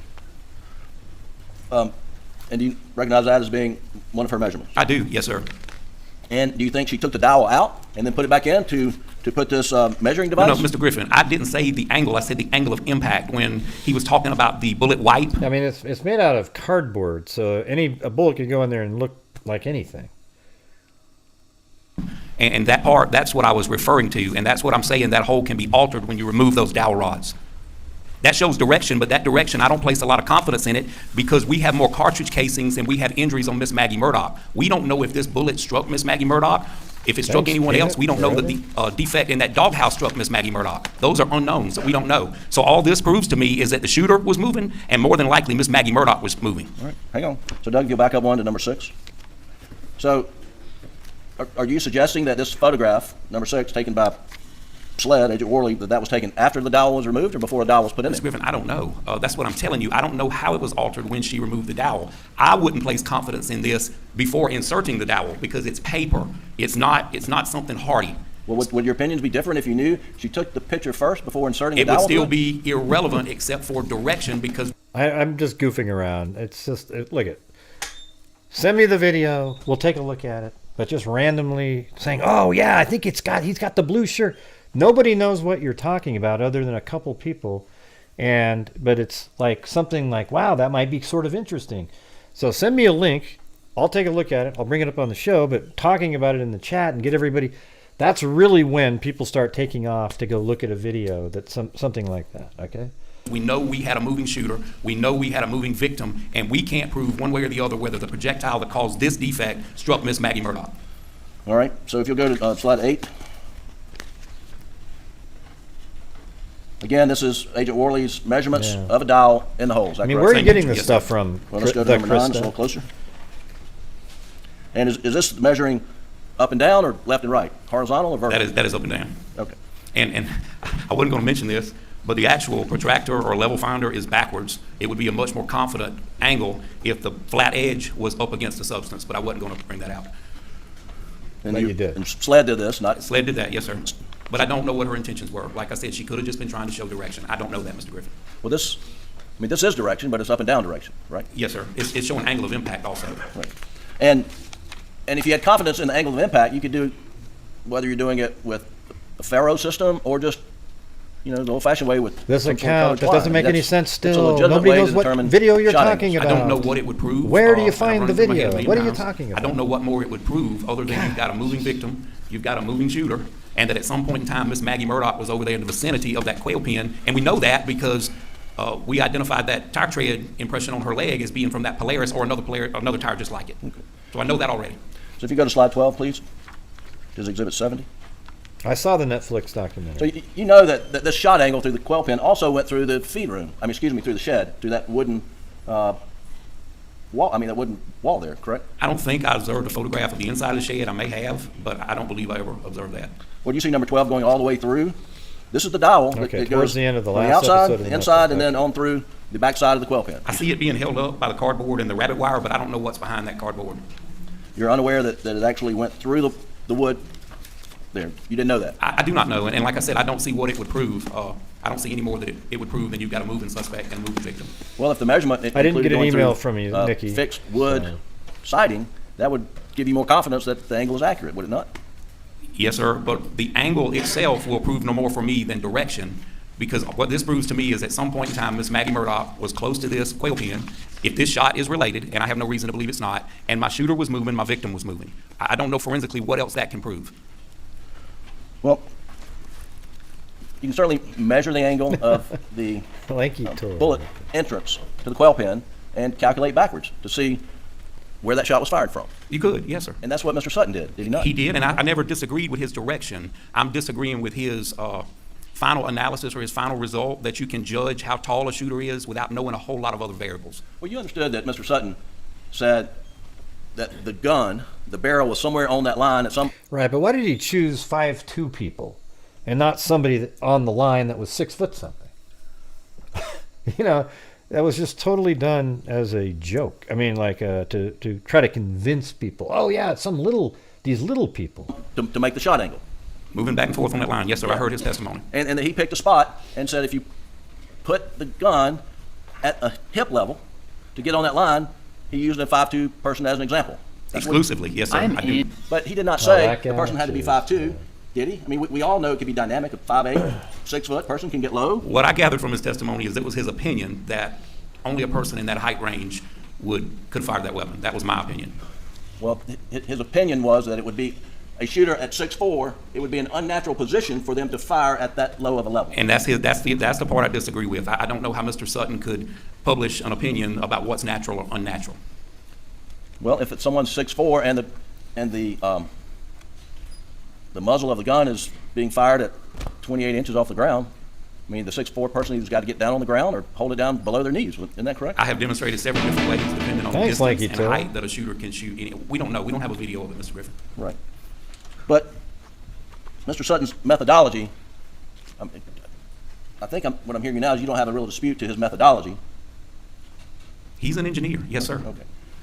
What you dispute is the accuracy of the angle coming out of the quail pen because of the construction being cardboard. Is that right? Yes, sir. I said that if I was investigating that and even reviewing that case as a consult, I put little or no confidence in that angle of the impact of that cardboard. Now, I put much greater confidence in the one for the dog kennel. Okay. Well, let's see if we can. You mentioned you had a fair amount of confidence in at least one of the angles coming out of the quail pen, right? Left or right? The direction, yes, sir. The direction. And so let's take a look at that right quick. And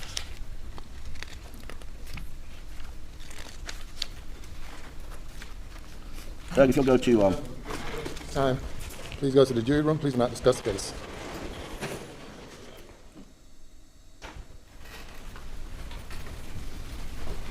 Dr. Kedzie, I'm still talking about the quail pen. Do you remember how tall off the ground that defect is? I do not from memory, Mr. Griffin.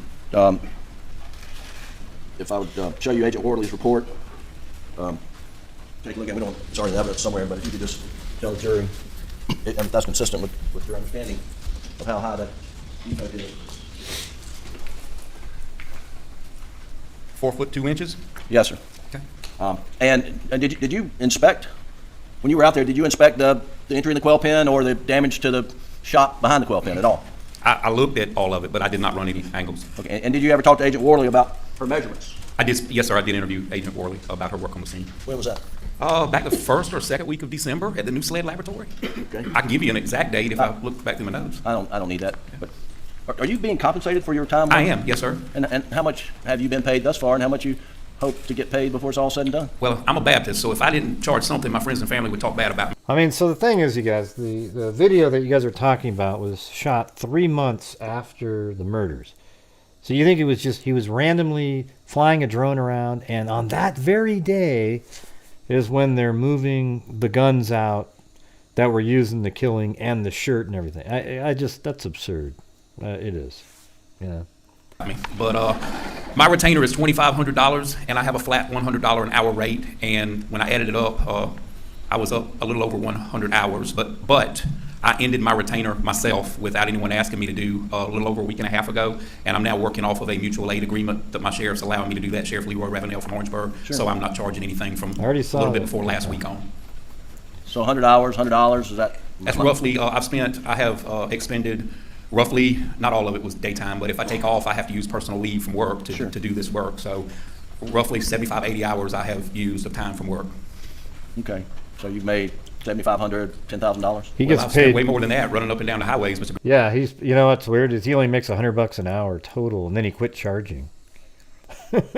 You'll hear that in a little bit. Griffin, I've probably been to 20 meetings or so, but yes, sir, if you look at it that way. Okay. Now, Doug, back to exhibit. But I will be going up next week. Exhibit 140, and if you'll go to slide 31, please. I think it's the right number. That's the Fitsnews guy right there. So this is from Mr. Sutton, and it's got, let's just focus on the angle going in the quail pen. This is not a height issue, this is the angle. Do you have any disagreement with this angle? I don't. The only problem I have with it, I know there was a side-by-side there, and I don't see the side-by-side depicted on this photograph. So looking at it, I could not tell you how that would play into that angle. Right, this account. Okay, right, but right. and the quail pen's 4 feet. The defect in the quail pen's 4 feet 2 inches off the ground, and according to Agent Worley, the shot angle is rising either 1 degree or 1.5 degrees or 3 degrees. Is that consistent? That's accurate, yes, sir. Well, let me ask you, do you believe the shot angle is rising? I mean, you may not agree with the exact angle, but do you believe it's rising toward the quail pen? Well, I believe it could be. Yes, sir, I do. Do you believe it could be a downward I do not trajectory? believe, looking at it, that it could be downward. No, sir. So we can eliminate downward. Well, if you're going by my results, I'm saying that I don't believe it's downward. Okay. And so if it's going upward, and then you take that line back that we see, this line, at some point in time, it's going to go into the ground, will it not? It should, yes, sir. And do you know where that terminal point is, roughly? I have no idea, Mr. Griffin. As I said, I know I've got a moving victim. I know I've got a moving suspect. Okay. I know there's a lot of movement. I don't see where that's worth 25 cents or a quarter, one way or the other. It gives me an idea that this is a fluid and dynamic crime scene. Well, if you had confidence in the vertical angle, then you would be able to determine depending on where along the way, Lillian? You would be able to determine the height of the muzzle of the gun. If you had How are you feeling, Lillian? Confidence in the angle. Well, I'd have to know a bunch of unknowns also. How the shooter's holding the gun, how tall the shooter is, the distance, did he move a shell casing, did he not? I mean, I don't know those things, and I'm not going to make them up. No, I mean, would you have to know all those things to know how high the muzzle is off the ground at any point along that line? If you give me a fixed point and I knew that I had a strategic fixed position I was shooting, I could run a tape measure and know where they were at. And it doesn't matter whether it's a 7'4", 6'4", 4'4" person, the muzzle's going to be at a fixed spot. Well, good. That's the Louis. way angles work, yes, sir. Okay, thank you. Probably in a month from now, you'll feel pretty good. Now, on this Faro, and Faro is the, SLED does Faro work, do they not? Yes, sir. And it is the state-of-the-art technology of scanning and getting measurements? It is the new thing. We use the sketch pad and a pencil, but I do understand the technical part of it. And would you agree with me that the feed room would be about right in here? Can you see that? Yeah, it's You like. want to come down and point out where the feed room would be on this angle? Excuse me, on this Faro? Hey, Griffin, how much are you getting paid to do this trial? So you would do anything it took to get him off, right? I mean, anything it would take, right? I mean, you're Right getting there, paid like there. $500,000, but. All right, thank you. Yes.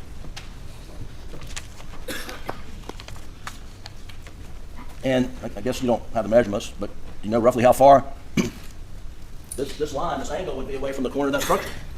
I have no idea, Mr. Griffin. You've not done that math? No, sir, and I saw no need to if all the shell casings are up here by the It's probably, I bet he did that on purpose, Right. Mag. What do you think? 'Cause that's really what the main thing they're going to want to see. Now, Yeah.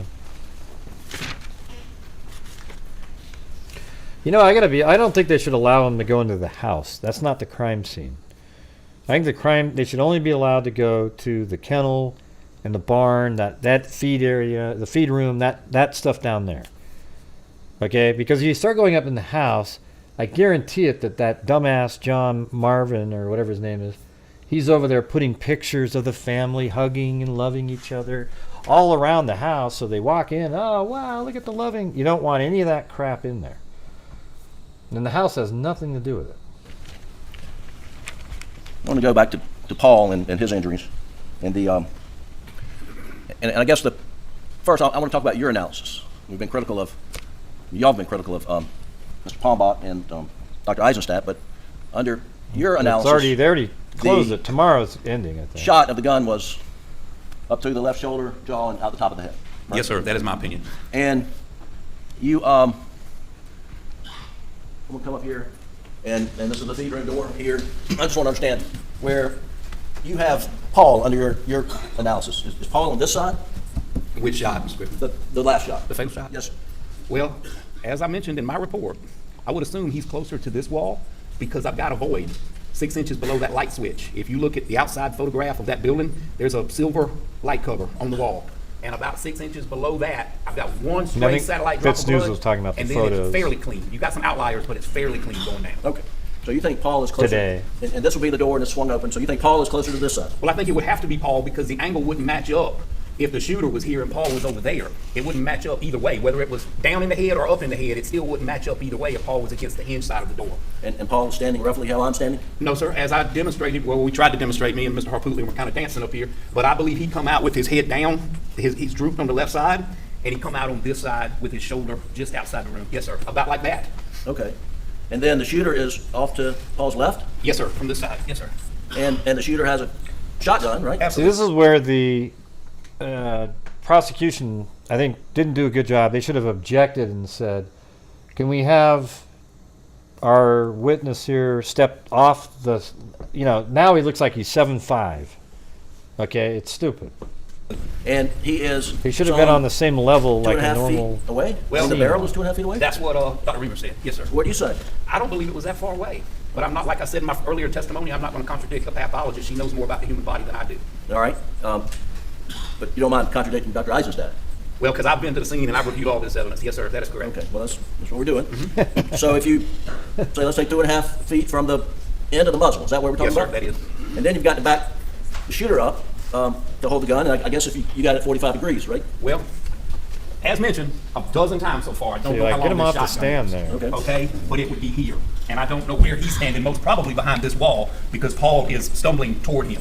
So here. So the shooter's shooting left-handed, you think? Well, I don't know if he's left or I right. hope so. Okay. I mean, I don't know that part. Yeah, but that angle would match up despite all the... That matches up? Yes, sir, that would match up. Now tell me, in that angle, and this dials the gun, where's that shot shell going if it ejects? If I'm pointing into the room, it can Always go inside the room. happiness. Come on, Lanky Tor.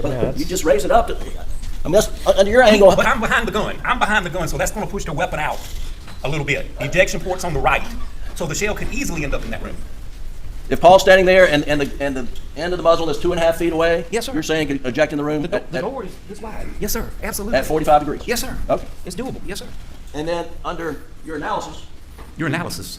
Your analysis. Oh, my analysis. Okay. Your analysis. Yes, sir. We're not there. We're not there. We're still in court. The shot's going up through Paul, chest, jaw, out the top of his head. Yes, sir. Number 2 bird shot. Number 2 steel shot, dry lock, 3-inch. Yes, sir. And you counted, and I think you said 150, 156. I can't remember. Well, the literature says 156. I was like 150, but I kept getting tired of counting, and I think I kept messing up. So I'm going to say the literature is probably correct. Okay. And I think there were some 60 to 70 that were found in his body, at least. I have no reason to doubt that. No, sir. I didn't go 1, 2, 3, 4, count them on the X-ray, but I believe that. Okay. And Doug, if you'll pull up, please, Defendant's Exhibit 188, which is in evidence. Oh, I don't want to do that. Hang on. Do the crime scene photos. And folks, this is going to be a sealed exhibit, so please cover your monitors.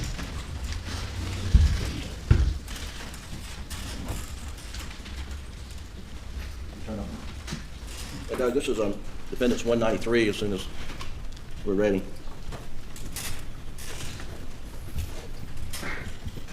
So you tell us, you recognize this photo? Yes, sir. And this is the door? Yes, sir.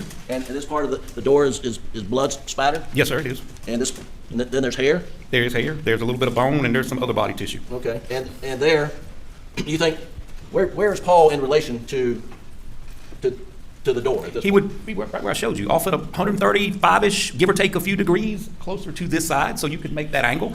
You can look at the directionality in the blood and tell which direction it's going. Okay. And coming out of the top of his head would be 75 steel pellets? Yes, sir. That's no other way for him to get out. Yes, sir. And you went out there and you found one indentation. Well, it's an indentation, but that is a little deceptive because you can see the paint damage to the top of the door. One indent is what I found, but I said bullet defects. The S got dropped from that. But if you zoom in on that, you can see where the paint was just disturbed around that indentation. But one proves it didn't go back the other direction, Mr. Griffin. It doesn't take a lot. So if you'll pull up 188, then, Defendants in evidence 188, and this is not under seal. 188, please. And zoom in on the indentation. There's actually several if you, right. You're cutting in on that one, but. So you say there are more defects on the door? Yes, sir. Did you document any defects that you observed on the door? I got them in a photograph. I can show you. Okay. What other documentation did I need to do it to verify that that's the same door? No, I'm just talking about other pellet marks on the door. There are other pellet marks on it, yes, sir. You just cut that one down, but if you move up a little bit, you can see the little indentions right there in the paint. All right, back it up, Doug. Right above the hinge, right here. 1, 2, 3, 4, 5, 6, 7. Okay. There's several of them there. And then you see this pellet here in the... I did not see that, but I'm vertically challenged, and I wish I could have looked up and saw that pellet, but I did not see that pellet lodged in that door frame. But I'm glad, Mr. Maybach, Pombach, however you say his name, I'm glad he found it because that even proves my point a little bit more. Well, that's what I'm going to ask you. According to your shot angle, how would a pellet get there? It's really? The cone. It's a cone, Mr. Griffin. I've already described how shot pattern works. It's a cone. So this missed his head, you think? No, it come out of his head. Okay. And the ones in the floor in the feed room probably also come out of his head. They bounced off that door, the OSB, and in the feed room.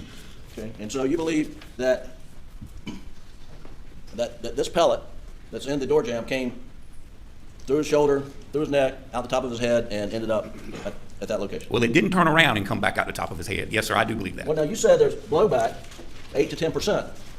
What do you mean? You testified earlier there's blowback about 8 If someone is behind the stock of a long gun and you shoot someone within distance to have high velocity spatter come back at you, it's going to be 8 to 10% of what's in front of the gun is going to come back at you. And a lot of the literature supports that. Well, were you,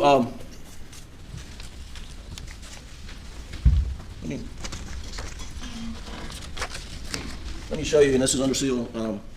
Please cover up, and it's Defendant's Exhibit 192. Under seal, 192. Yeah, because they're having him explain things that aren't really explainable. But that's their theory. Now, stupid shit. This blood spatter down here, where you say Paul would be standing, what's your explanation for that? What do you mean, what's my explanation? That is medium directional blood spatter? From what injury to Paul? Probably his brain hitting the sidewalk would be my best guess, but that's not high velocity. Now, you understand what Mr. Palmbach said was that that's more consistent with Paul being shot from the top of the head, going through his neck, out his shoulder, and producing that sting. I also understand Mr. Palmbach said there's no damage over here from those shot pellets, and you can't have one without the other. I disagree with that result. So you believe this is Paul's brain landing? Either his brain landing on the sidewalk, bouncing off the door, or either his body falling in body fluids outside. That's low velocity, low to medium velocity. That's not high velocity blood spatter. That's stomping in a puddle of blood or something moving in a puddle of blood. That's not the projected blood like you'd have a millimeter or less in high velocity blood spatter. That's large. It does show some. Yeah, I would love to be on this jury. I think it'd be awesome. Directionality. It's coming from the door frame or either right outside the door frame, but it's large. That's way too large to be associated with the exit hole of a gunshot. So you understand his brain landed feet outside? I do understand, Mr. Griffin, but I also know his brain made contact with that door and the top of that door frame before it landed, and I know. Yeah, see that? Like, that's all the jury needs. Yeah, come on, Griffin, come on. You guys are silly. You guys are goofy. And now we know that you hired hired gun forensic people to lie to us too. So what else can we just not believe? Because those guys are morons. Okay. Gravity works and brings body fluids back down to earth. You got one or the other, either that or when he fell in existing blood. That is low velocity. Like I said, that's associated with something in a puddle or something large. That's not associated with a gunshot or high-speed machinery. Now, would you agree this is a voiding area over here on the door? I wouldn't agree it's a void area because I don't see the outline of shoes, or I don't see the outline of a implement or the outline of anything else. I would say there's more concentrated blood droplets over here on the side opposite the hinge, but I would not necessarily agree that's a void area. I see downward spatter on the door right here. For it to be a void, that would have to be absent blood. Well, you see a little bit.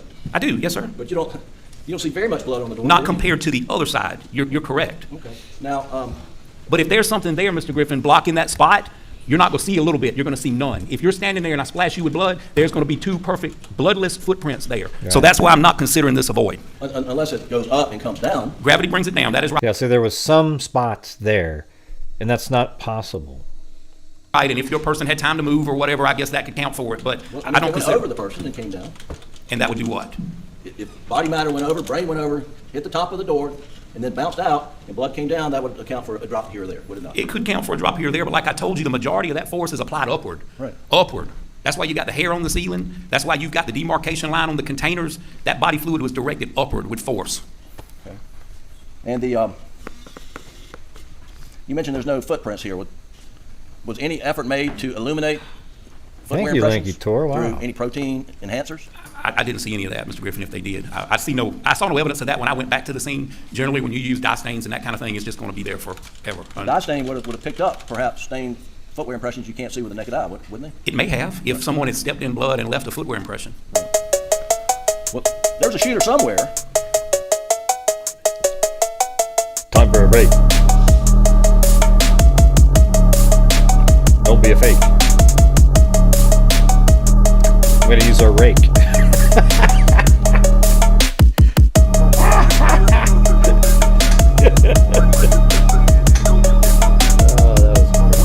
That was fun.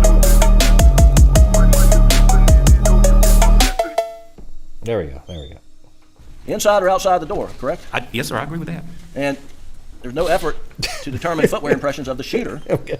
I'm going to go bait. Obviously, I don't know. I don't know what the process was. I know they examined some. Well, I go fishing at a lake. You can take us down, bud. But I don't know how far they went beyond that. Well, they certainly should have gone further than they did. Would you agree with that? Mr. Griffin, I can only judge what I would do, and sometimes I would, sometimes I wouldn't. If I saw evidence that I had something that I needed some more detail, I would use chemicals, but it just depends on the situation.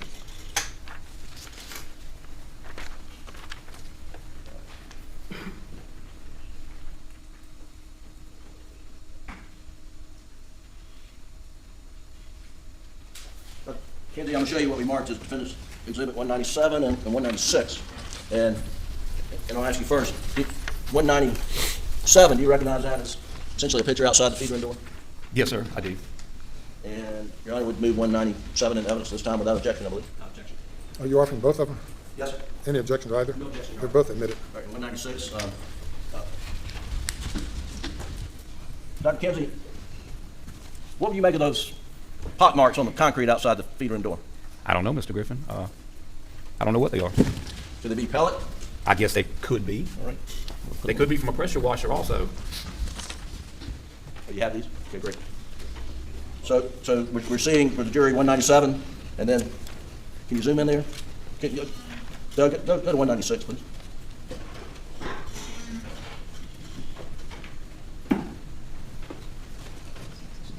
So those could be from a pressure washer, and those could be from a number 2 birdshot pellets, correct? Well, I don't know. I have to see the cement everywhere else to see how it's weathered.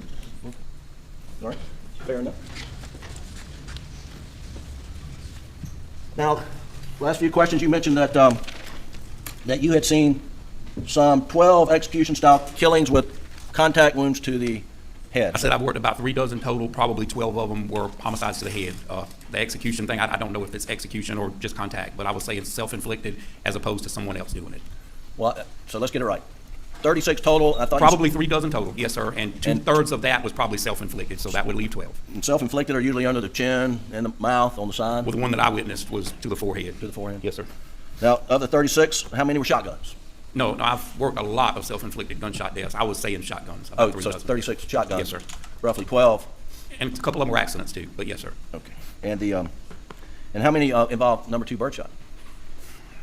I don't recall. I had some with birdshot. I don't recall if it was number 2, 4, 8, 9. I don't know. And how many were to the back of the head? A dozen, probably a dozen were to the head. Contact either the back or the sides, or the one I told you about in the front. Okay. And any of those, did the brain evacuate from the skull cavity? I have seen them. I have seen the brains come out. Usually that was from one here. I'm not gonna say I haven't seen it. I probably have seen it, but most definitely, like I said earlier when I described it, it looks like it goes away. It's really still there. It's just not something you can quantify. I mean, it's just a mess. That's the only way I can explain it. In your career, have you ever worked a case where a victim's brain had been evacuated the way Paul's was in this case? Yes, sir, I have, and tongues also. Tongue and brain, I have seen. Yes, sir. And were those self-inflicted? Both. Okay. Yes, sir, both. And you're talking about shotguns? Yes, sir. Okay. Shotguns. And I mean, I was trying to imply that it's a self-inflicted gunshot wound here. And I think you described those as execution-style killings. Yes, sir. If you put it on somebody's head from the side or the top, that's how I would describe it. Well, let me ask you, would you describe Paul's murder here as an execution-style killing? In the context that someone executed him, yes, sir, but it wasn't in the top of the head. I understand. Yes, sir. And that, and there was no signs of struggle? You agree with that? I saw none. No, sir. And would you agree with Mr. Palmbach that it appeared that Paul got caught by surprise? I've said that from the start. That would account for his arms being down. Yes, sir. And or someone he was real comfortable with. And even under your analysis, the shooter would have blowback blood on them. Is that correct? I believe they would. Yes, sir. It's just a matter of the quantity between you and Mr. Palmbach as to how much blood would. Well, as I mentioned in my report, as you get closer to the muzzle of the gun, I think proportionally it's going to increase. You know, when I said 8 to 10% is what most of the literature says, that's behind the stock. But as you get proportionally closer to the muzzle end of the gun, that's going to increase because you're down at the business end where those pellets are coming out doing damage. And in this case, you're talking about brain matter? Yes, sir. Blood? Bone, yes, sir. And getting hit from some skull fragments? Yes, sir, that's possible. Under your scenario as well? Yes, sir, absolutely. And lastly, how many murder have you worked where one person brings a high-powered assault weapon that has a magazine capacity of 20 or more rounds? See, I always thought it'd be good if you say, if one of these witnesses would say, well, I mean, I think if somebody was trying to make it look like 2 shooters, they would use a shotgun and a high-powered rifle, especially somebody that had knowledge of the law and how things work. You know, wouldn't that just be the great answer right there? For them to say, you know, you would think if somebody would try to make it, if somebody was trying to muck up the crime scene and look like it was 2 different shooters, this is exactly what they might try to do, especially somebody that might be familiar with procedures of law enforcement. You know, for example, an attorney general of some sort. I mean, that would just be so great. You know? Maximum capacity maybe 3 shells. Well, I have worked multiple murders where the available weapons there were used and several calibers were used, but I can't tell you from memory the other ones. Logically, it would make sense that if you're going to go kill 2 people and you have a high-powered weapon with Like right in this situation right here. You should have said capacity magazine, that was all you need to do the job, right? Well, if the weapon's available, Mr. Griffin, if it's there and it's available, and maybe it wasn't something that I put a lot of thought in, I'm probably going to use whatever's available. Well, here we know there were 2 weapons available. There was a 12-gauge shotgun and a AR-15 style 300 blackout. Yes, sir. And both were used. Yes, sir. And there was sufficient capacity in the 300 blackout to kill both Maggie and Paul, correct? Well, in a perfect scenario, a shotgun is what I would want at night with moving targets. But in a perfect scenario, a young man doesn't take a double-aught buckshot to the middle of the chest and walk away from it. So I don't know. I don't think like that. I don't know. But in the dark, I'd rather have a shotgun than that rifle. Yeah, so that's what I think too, Lillian. I've said that. One more line of questioning. You demonstrated Mr. Kalmbach's shot from the top of the head with Attorney General Wilson a moment ago? Yes, sir. Now, that was, Mr. Kalmbach never put anybody inside the door the way y'all demonstrated in his testimony, did he? That is the way I understood it, yes, sir. Well, I mean, he said that, can you come up here, Mr. I mean, with the void, you're talking about the void. He said there's a void here, and this is where I believe the shooter would be, if I'm not mistaken. Right. So if you'll come up here, Mr. Arbuthnot, and let me find the dowel. Let me bend down. Don't let him bend down like that. No, I don't. Come on. Right. So, see, this is another time. So you're going to get down. Down? Yeah, get down. Almost to the ground. Bend over like this. Further? All the way. Yeah, you probably need to get down further, but you probably can't do that. But the shot to the head as it's coming out, right? Or boom. He'd have to be twisted this way for it to work out with the arm if that was the Okay. Yes, sir. But that's fine. That's fine. But Mr. Kalmbach never said that they passed in the doorway, did he? He might not have said those words, but that was my inference, that there's a void there. And when he's in Look at Harpootlian, he's just sitting I took there. that to be Paul's head. So, He's just standing there like a... Okay, did you not understand when he was in the picture there? He's like He was Biden demonstrating right what now. Look at that. Your Just angle had to kinda- be to make it work. Well, I wasn't in the door with my angle. I understand. Yeah. Okay. All right, thank you. Yes, sir. That's all we have. Thank you. Briefly, Your Honor.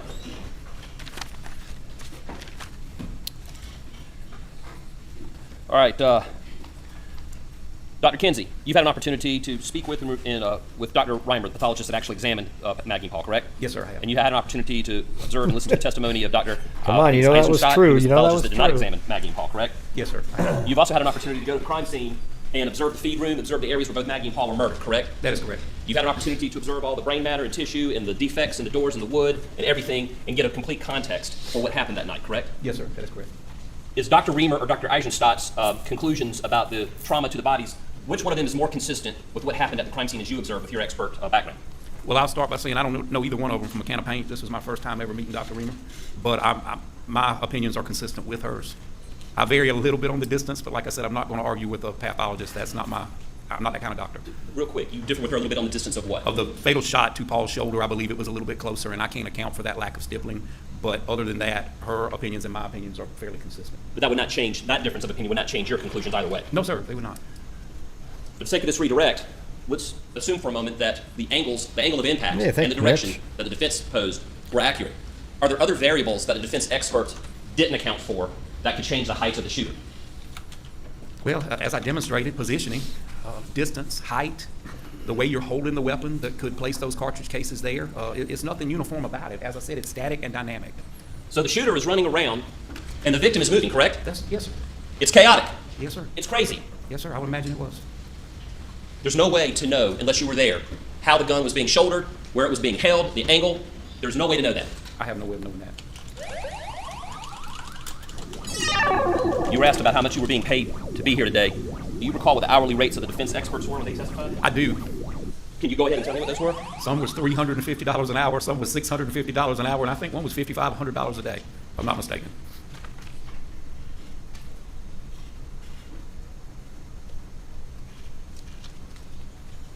Oh.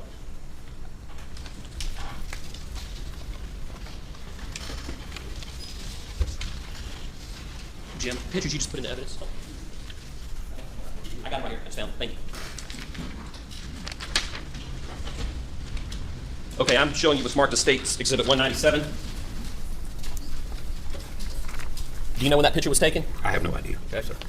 I'm showing you what's been marked as Defendant's Exhibit 196. Do you know when that picture was taken? I have no idea. No, sir. Is there anything about the defects of that photo that stand out to you other than just concrete defects? They're not very uniform, but no, sir, other than that. Does that photo tell you anything? It tells me nothing, no, sir. That's all I have. Thank you. Anything further? Thank you. You may step down. Any further witnesses by the state? Your Honor, in the rebuttal case, the state rests. Here we The go. state is rested. The state rests. Thank you. I'm going to have you go to the jury room for a break. Please do not discuss the case.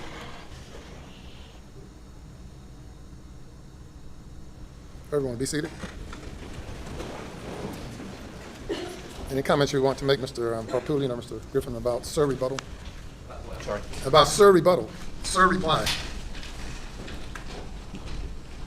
No, thank you. All right. So They decided not to. We've run out of time today as far as the jury view. We're going to take a recess for me to confer with counsel.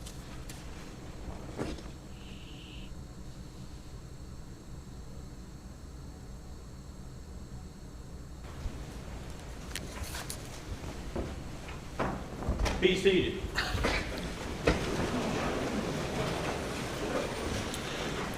Okay, that's the end of all of the testimony. I don't know whether or not another motion or matter of law needs to be addressed. At the end of reply, Yes. do you need to preserve the record any further? No, sir. All right. So we need to discuss jury charges, also the jury view.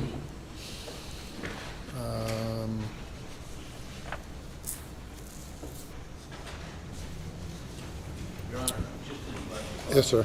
We just want to, I'm not sure I've read a case on this, but renew all previously made motions concerning directed verdict so as to preserve them. I'm not going to argue the grounds. Yes, sir. That's what I was suggesting, and to preserve the record. And the court denies any motions regarding dismissals or directed verdicts. So we need to have the jury come. You bring the jury. See how I cut out all that stuff for you guys? All the ladies garbage. and gentlemen, you have now heard all of the testimony and received all of the evidence in the case, and we are essentially done for the day. You don't have to say hello, But lady when you butterfly. return tomorrow morning, we're going to have an escort take you all to the subject property, Moselle, to have a jury view of the location. And I will be there as well to ensure things go as they should. But I need to instruct you as to how it happens and give you this instructions. And that is that you'll be taken to the scene of the alleged crimes. And while you are on your way to the scene and from the scene, you are not allowed to discuss the case with anyone, including your fellow jurors. And you're not allowed while there to ask any questions of anyone who may be there, including any law enforcement personnel or any other court officials. If you have any questions, you can only ask. You know what I think? I think I'm actually playing this at the regular speed. Let me check something out though. Hold on. Let me try it. Let me see what happens if I make it in this program. You can go 150% and maintain pitch. Does it work? Let's see. Uh-oh. We might freeze up here. Oh, something. Okay, there it is. Let's see if it plays it. If it even sounds good at all. It has to render. Shit, screw that. While you are on your way, personnel or any other court We'll just listen to officials, it. if you have any questions, you can only ask me. You still have not heard closing arguments and have not begun deliberating. So the way tomorrow is expected to go. Don't you like it quicker? You will come. I mean, I don't mind it at all when it's fast. After the jury review, you'll return for closing arguments. Then I will instruct you as to the law that you are to apply. Then you will deliberate in an effort to reach a verdict.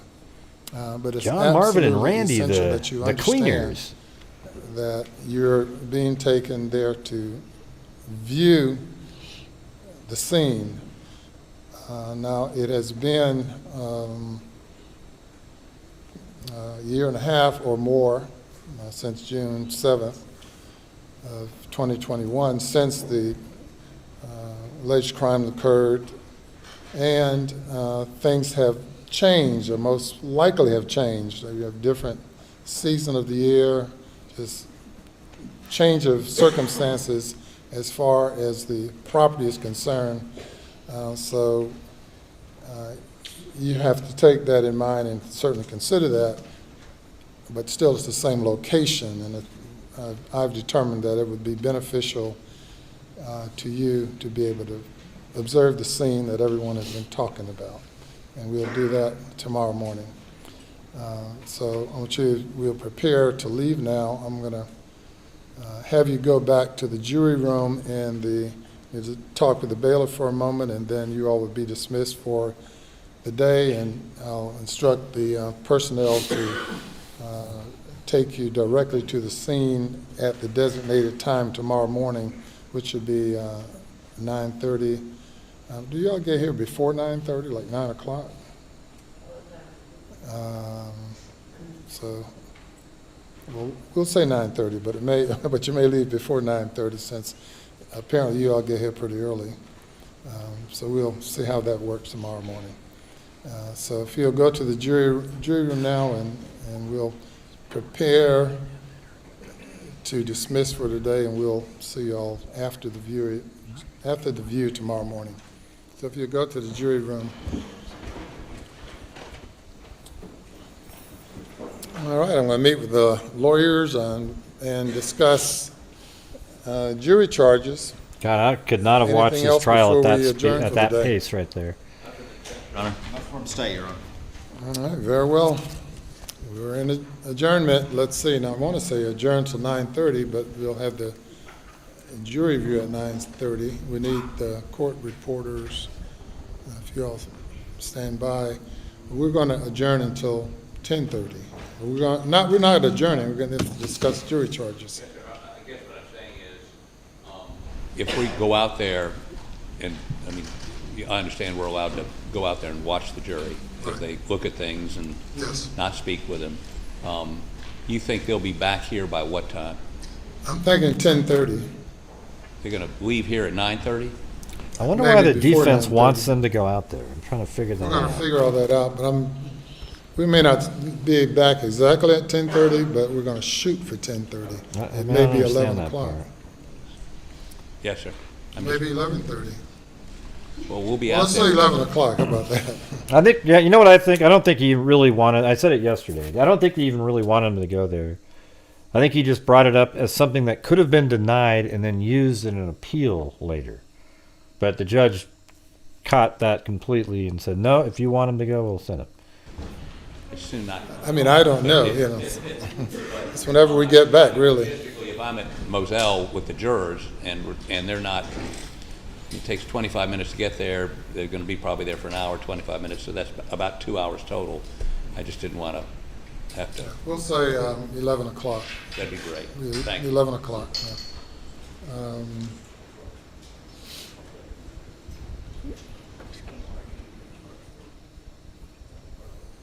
And we'll be in adjournment until we. Arguing when they get back, arguing and charging tomorrow.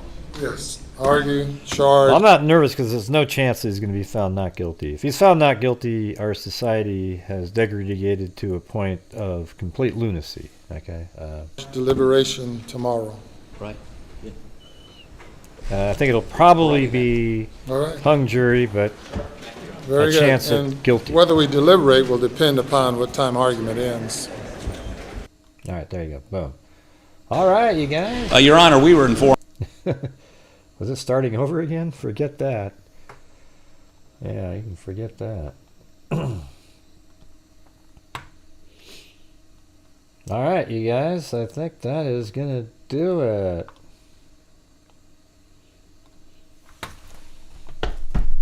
Wow. That was a long one.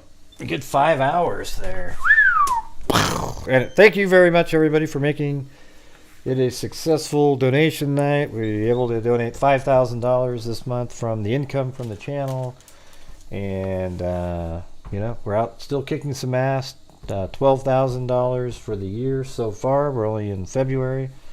If we can keep that pace up, you know, we'll be at 72,000. But, you know, these last few months have been pretty good. But if we go back to the normal, yeah, it should be, hopefully we get over 50, 60 or something, like 50,000 minimum. That'd be great. But the goal is 60. We'll see what happens. The only reason we hit 62 last year was the crazy last 3 months. But thank you guys. And let me spin. It'd be hard for me to go through all. Let me see if I can do it really fast. Georgina Stoliker, Don, K-Me, Nature Lover, Georgina Stoliker, Dobby Smith, Brianna, 25, Lee, Mark Porter, Melissa South, Kim Christian, Snarky Cinderella, Christy Kazi, Ashley Snow, Me, Emily Flotilla, Mama She 13, Lane Dune, Jeff, Susie Clue, Jamie, Connie, John Dunn, Brenda Ivy, Frazzled Cat, Jill, Paula Durbin, Cantina, Danielle White, WNC Granny, Vicky H, Miranda, Freights Healy with a cat eye, Renee H, Melissa South, Jody H, Mama She 13, cat eye, Tina Susser, Jane B, Jolie, Griminator Patty, Kathy Chapin, Allie Cake, Jess Tombley, Killer B donated 5 memberships, Danielle White, Adniram, Detective Wisdom, Delta, Matthew Dooley, Samara S, Jamie, Danielle White, again, thank you, Kells, Melissa South, Cadillac, Lisa Murphy, Tawny Lee, Dreamboat Annie, Eugenie Cat Eye, WNC Granny, Cheyenne R, Mark, Mad Cat Eye, Scoutin' Dude, Charisma, Luna Thomas, Cadillac Cat Eye, Bleach Head Betty, Lori Fisher, Candalee Woodward Stone, Danielle White, Nomad Beads, Doohickey Cat Eye, Melissa South, Jamie, Sonia,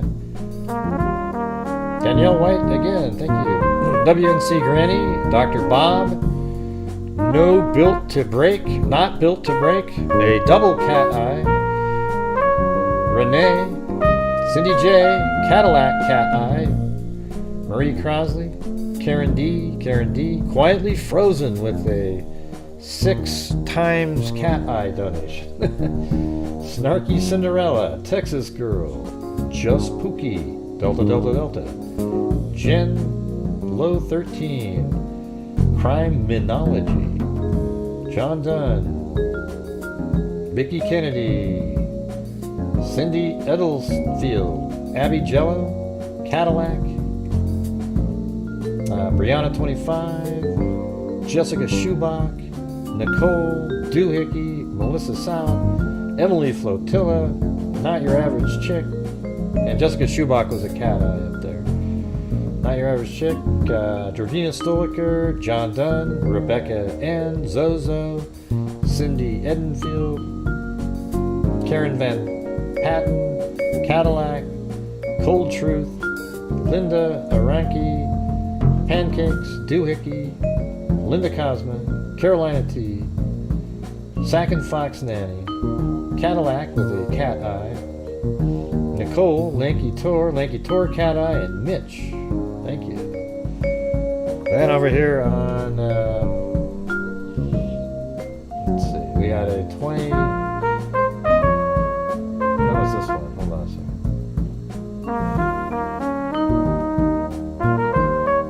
Oh, that's a different one. What was the one I was looking at?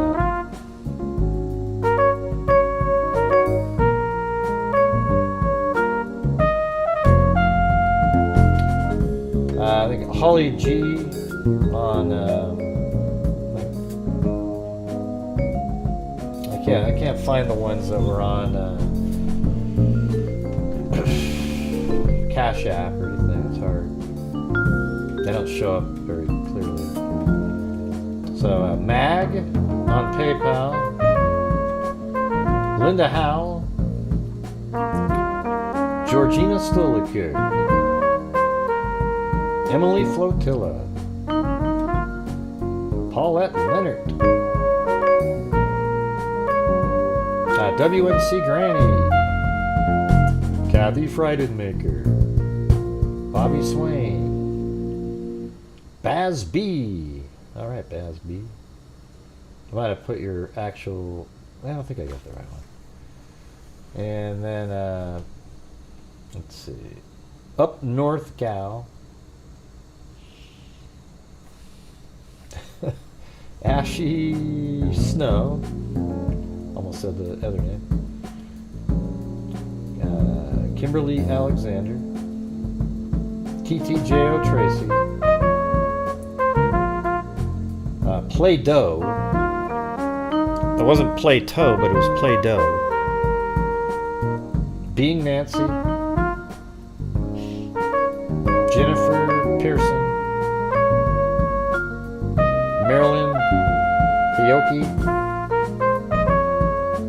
Lillian. Tosh with a double cat eye there. Lindsay Utley. And the Velvet Army. And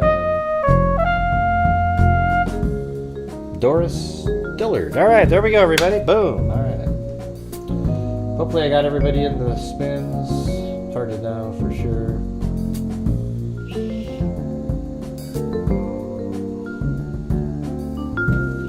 But we're gonna give it a shot here. I think what we'll do, how about we give out 3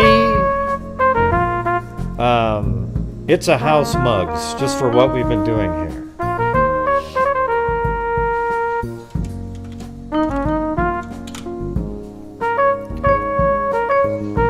Three It's a House mugs. Alright.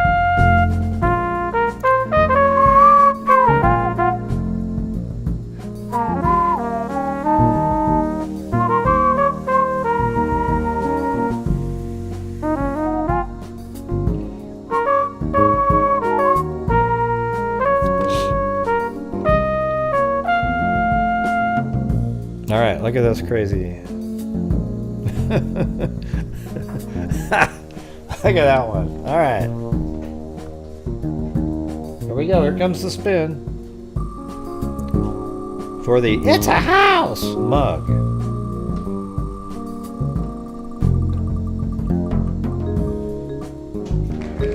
Being Nancy. Alright. Here comes another one.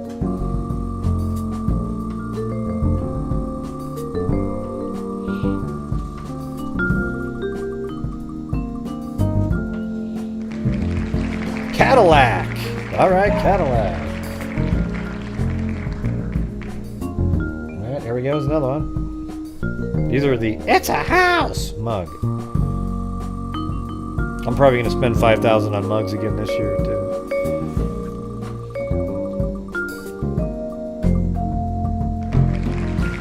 And Mag, she always wants me to spin again. You want me to spin again? Or do you want the It's a House? It's a House! You want that one, Mag? Come on. I don't know if you're still up, but let's see.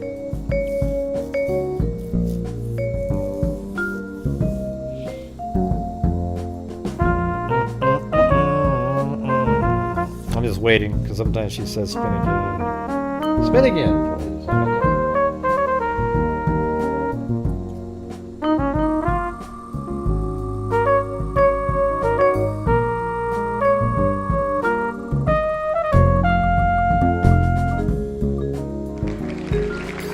Miranda Freights Healy wins. All right. Excellent. All right, you guys. Well, thank you for making it a awesome. Baguette Blue and Chloe say thank you. They're right there. Thank you for making it an awesome donation night, and you know, it's been cool just going over this whole trial. I know it gets sort of.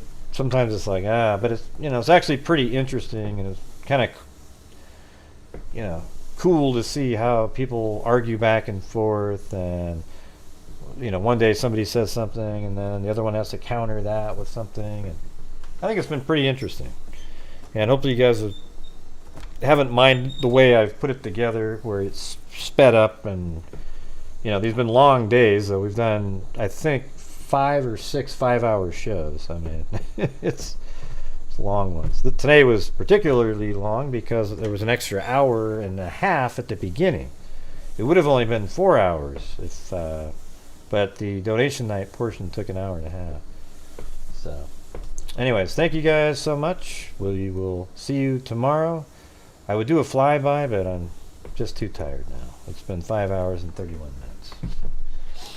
Alright, so we'll see you guys tomorrow, and yeah, thanks mods for getting rid of all the garbage out there and taking out the trash, as it were. And anything else? No. But there should be some stuff tomorrow. I'll probably record the, once they get back at 11, there'll be some stuff on there. The closing arguments are tomorrow, so we have to go over those. I mean, I want to. What's cool about it is the state goes first, then the defense, then the state gets one more shot there. It's interesting that the prosecution, the defense doesn't get another thing. So, we'll see. But I guarantee you're going to hear this thing where he's going to go, jury, he looked right into your eye and he lied to you. So nothing that came out of his mouth you can believe. He's going to say that. I guarantee it, at one point. And he proved it, that was a big thing that he wanted to prove. He wanted to get Alex Murdaugh to lie to the jury. He trapped him in it. Once that was done, the jury then knew that this person has lied to them, and they don't have to believe a damn thing that he said. I think it'd be pretty crazy if there was a verdict tomorrow. I think they'll get it. They'll probably be sent home and come in for a full day Thursday. That's my opinion. But who knows, All right, you guys. See you tomorrow. And as I always say, everybody, until next time, be safe out there. And thanks again, freaks. It's so amazing to be able to do what we were doing over here. And thanks for supporting my channel as well. All right? Bye-bye. What do you mean, Gray? You're leaving?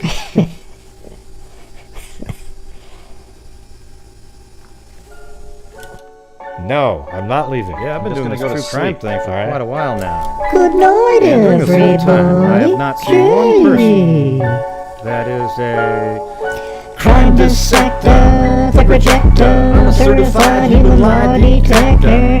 Gonna get ya on a stretcher if you try and play me like an old projector. Crime sector is my nectar. Professor Greg is gonna give another. I think so too, Rag. Gee. Freak connector. And I'm always gonna be a bomb protector, Fool deflector, interceptor, and I'm meaner than a spectre with a vector on his pector. With all respect, y'all, just remember I've a type of fucking check. I have no agenda, I'm no pretender, and I'll serve it to you straight without the blender. And in the end, I'm gonna send ya on a mission to reveal the true offender. Yeah, so I'll just get right back to work. All right, everybody. Talk to you later. Good night, everybody. Yay! Wow, that was weird. That was a weird one there, Mary Lou. Thanks, Gray. Yeah, I think what Mag just said makes sense, because when they go out there, they can see how close things are and how easy it would be to just do all those different things, and they're going to see how he was right there. He was right there. All right, you guys. See you tomorrow. Goodbye, everybody. Yeah, you already said that. I'll say it again. Goodbye, everybody. Well, don't keep saying it over and over and over again. I'll say it if I want to, Gray. Oh, God. Here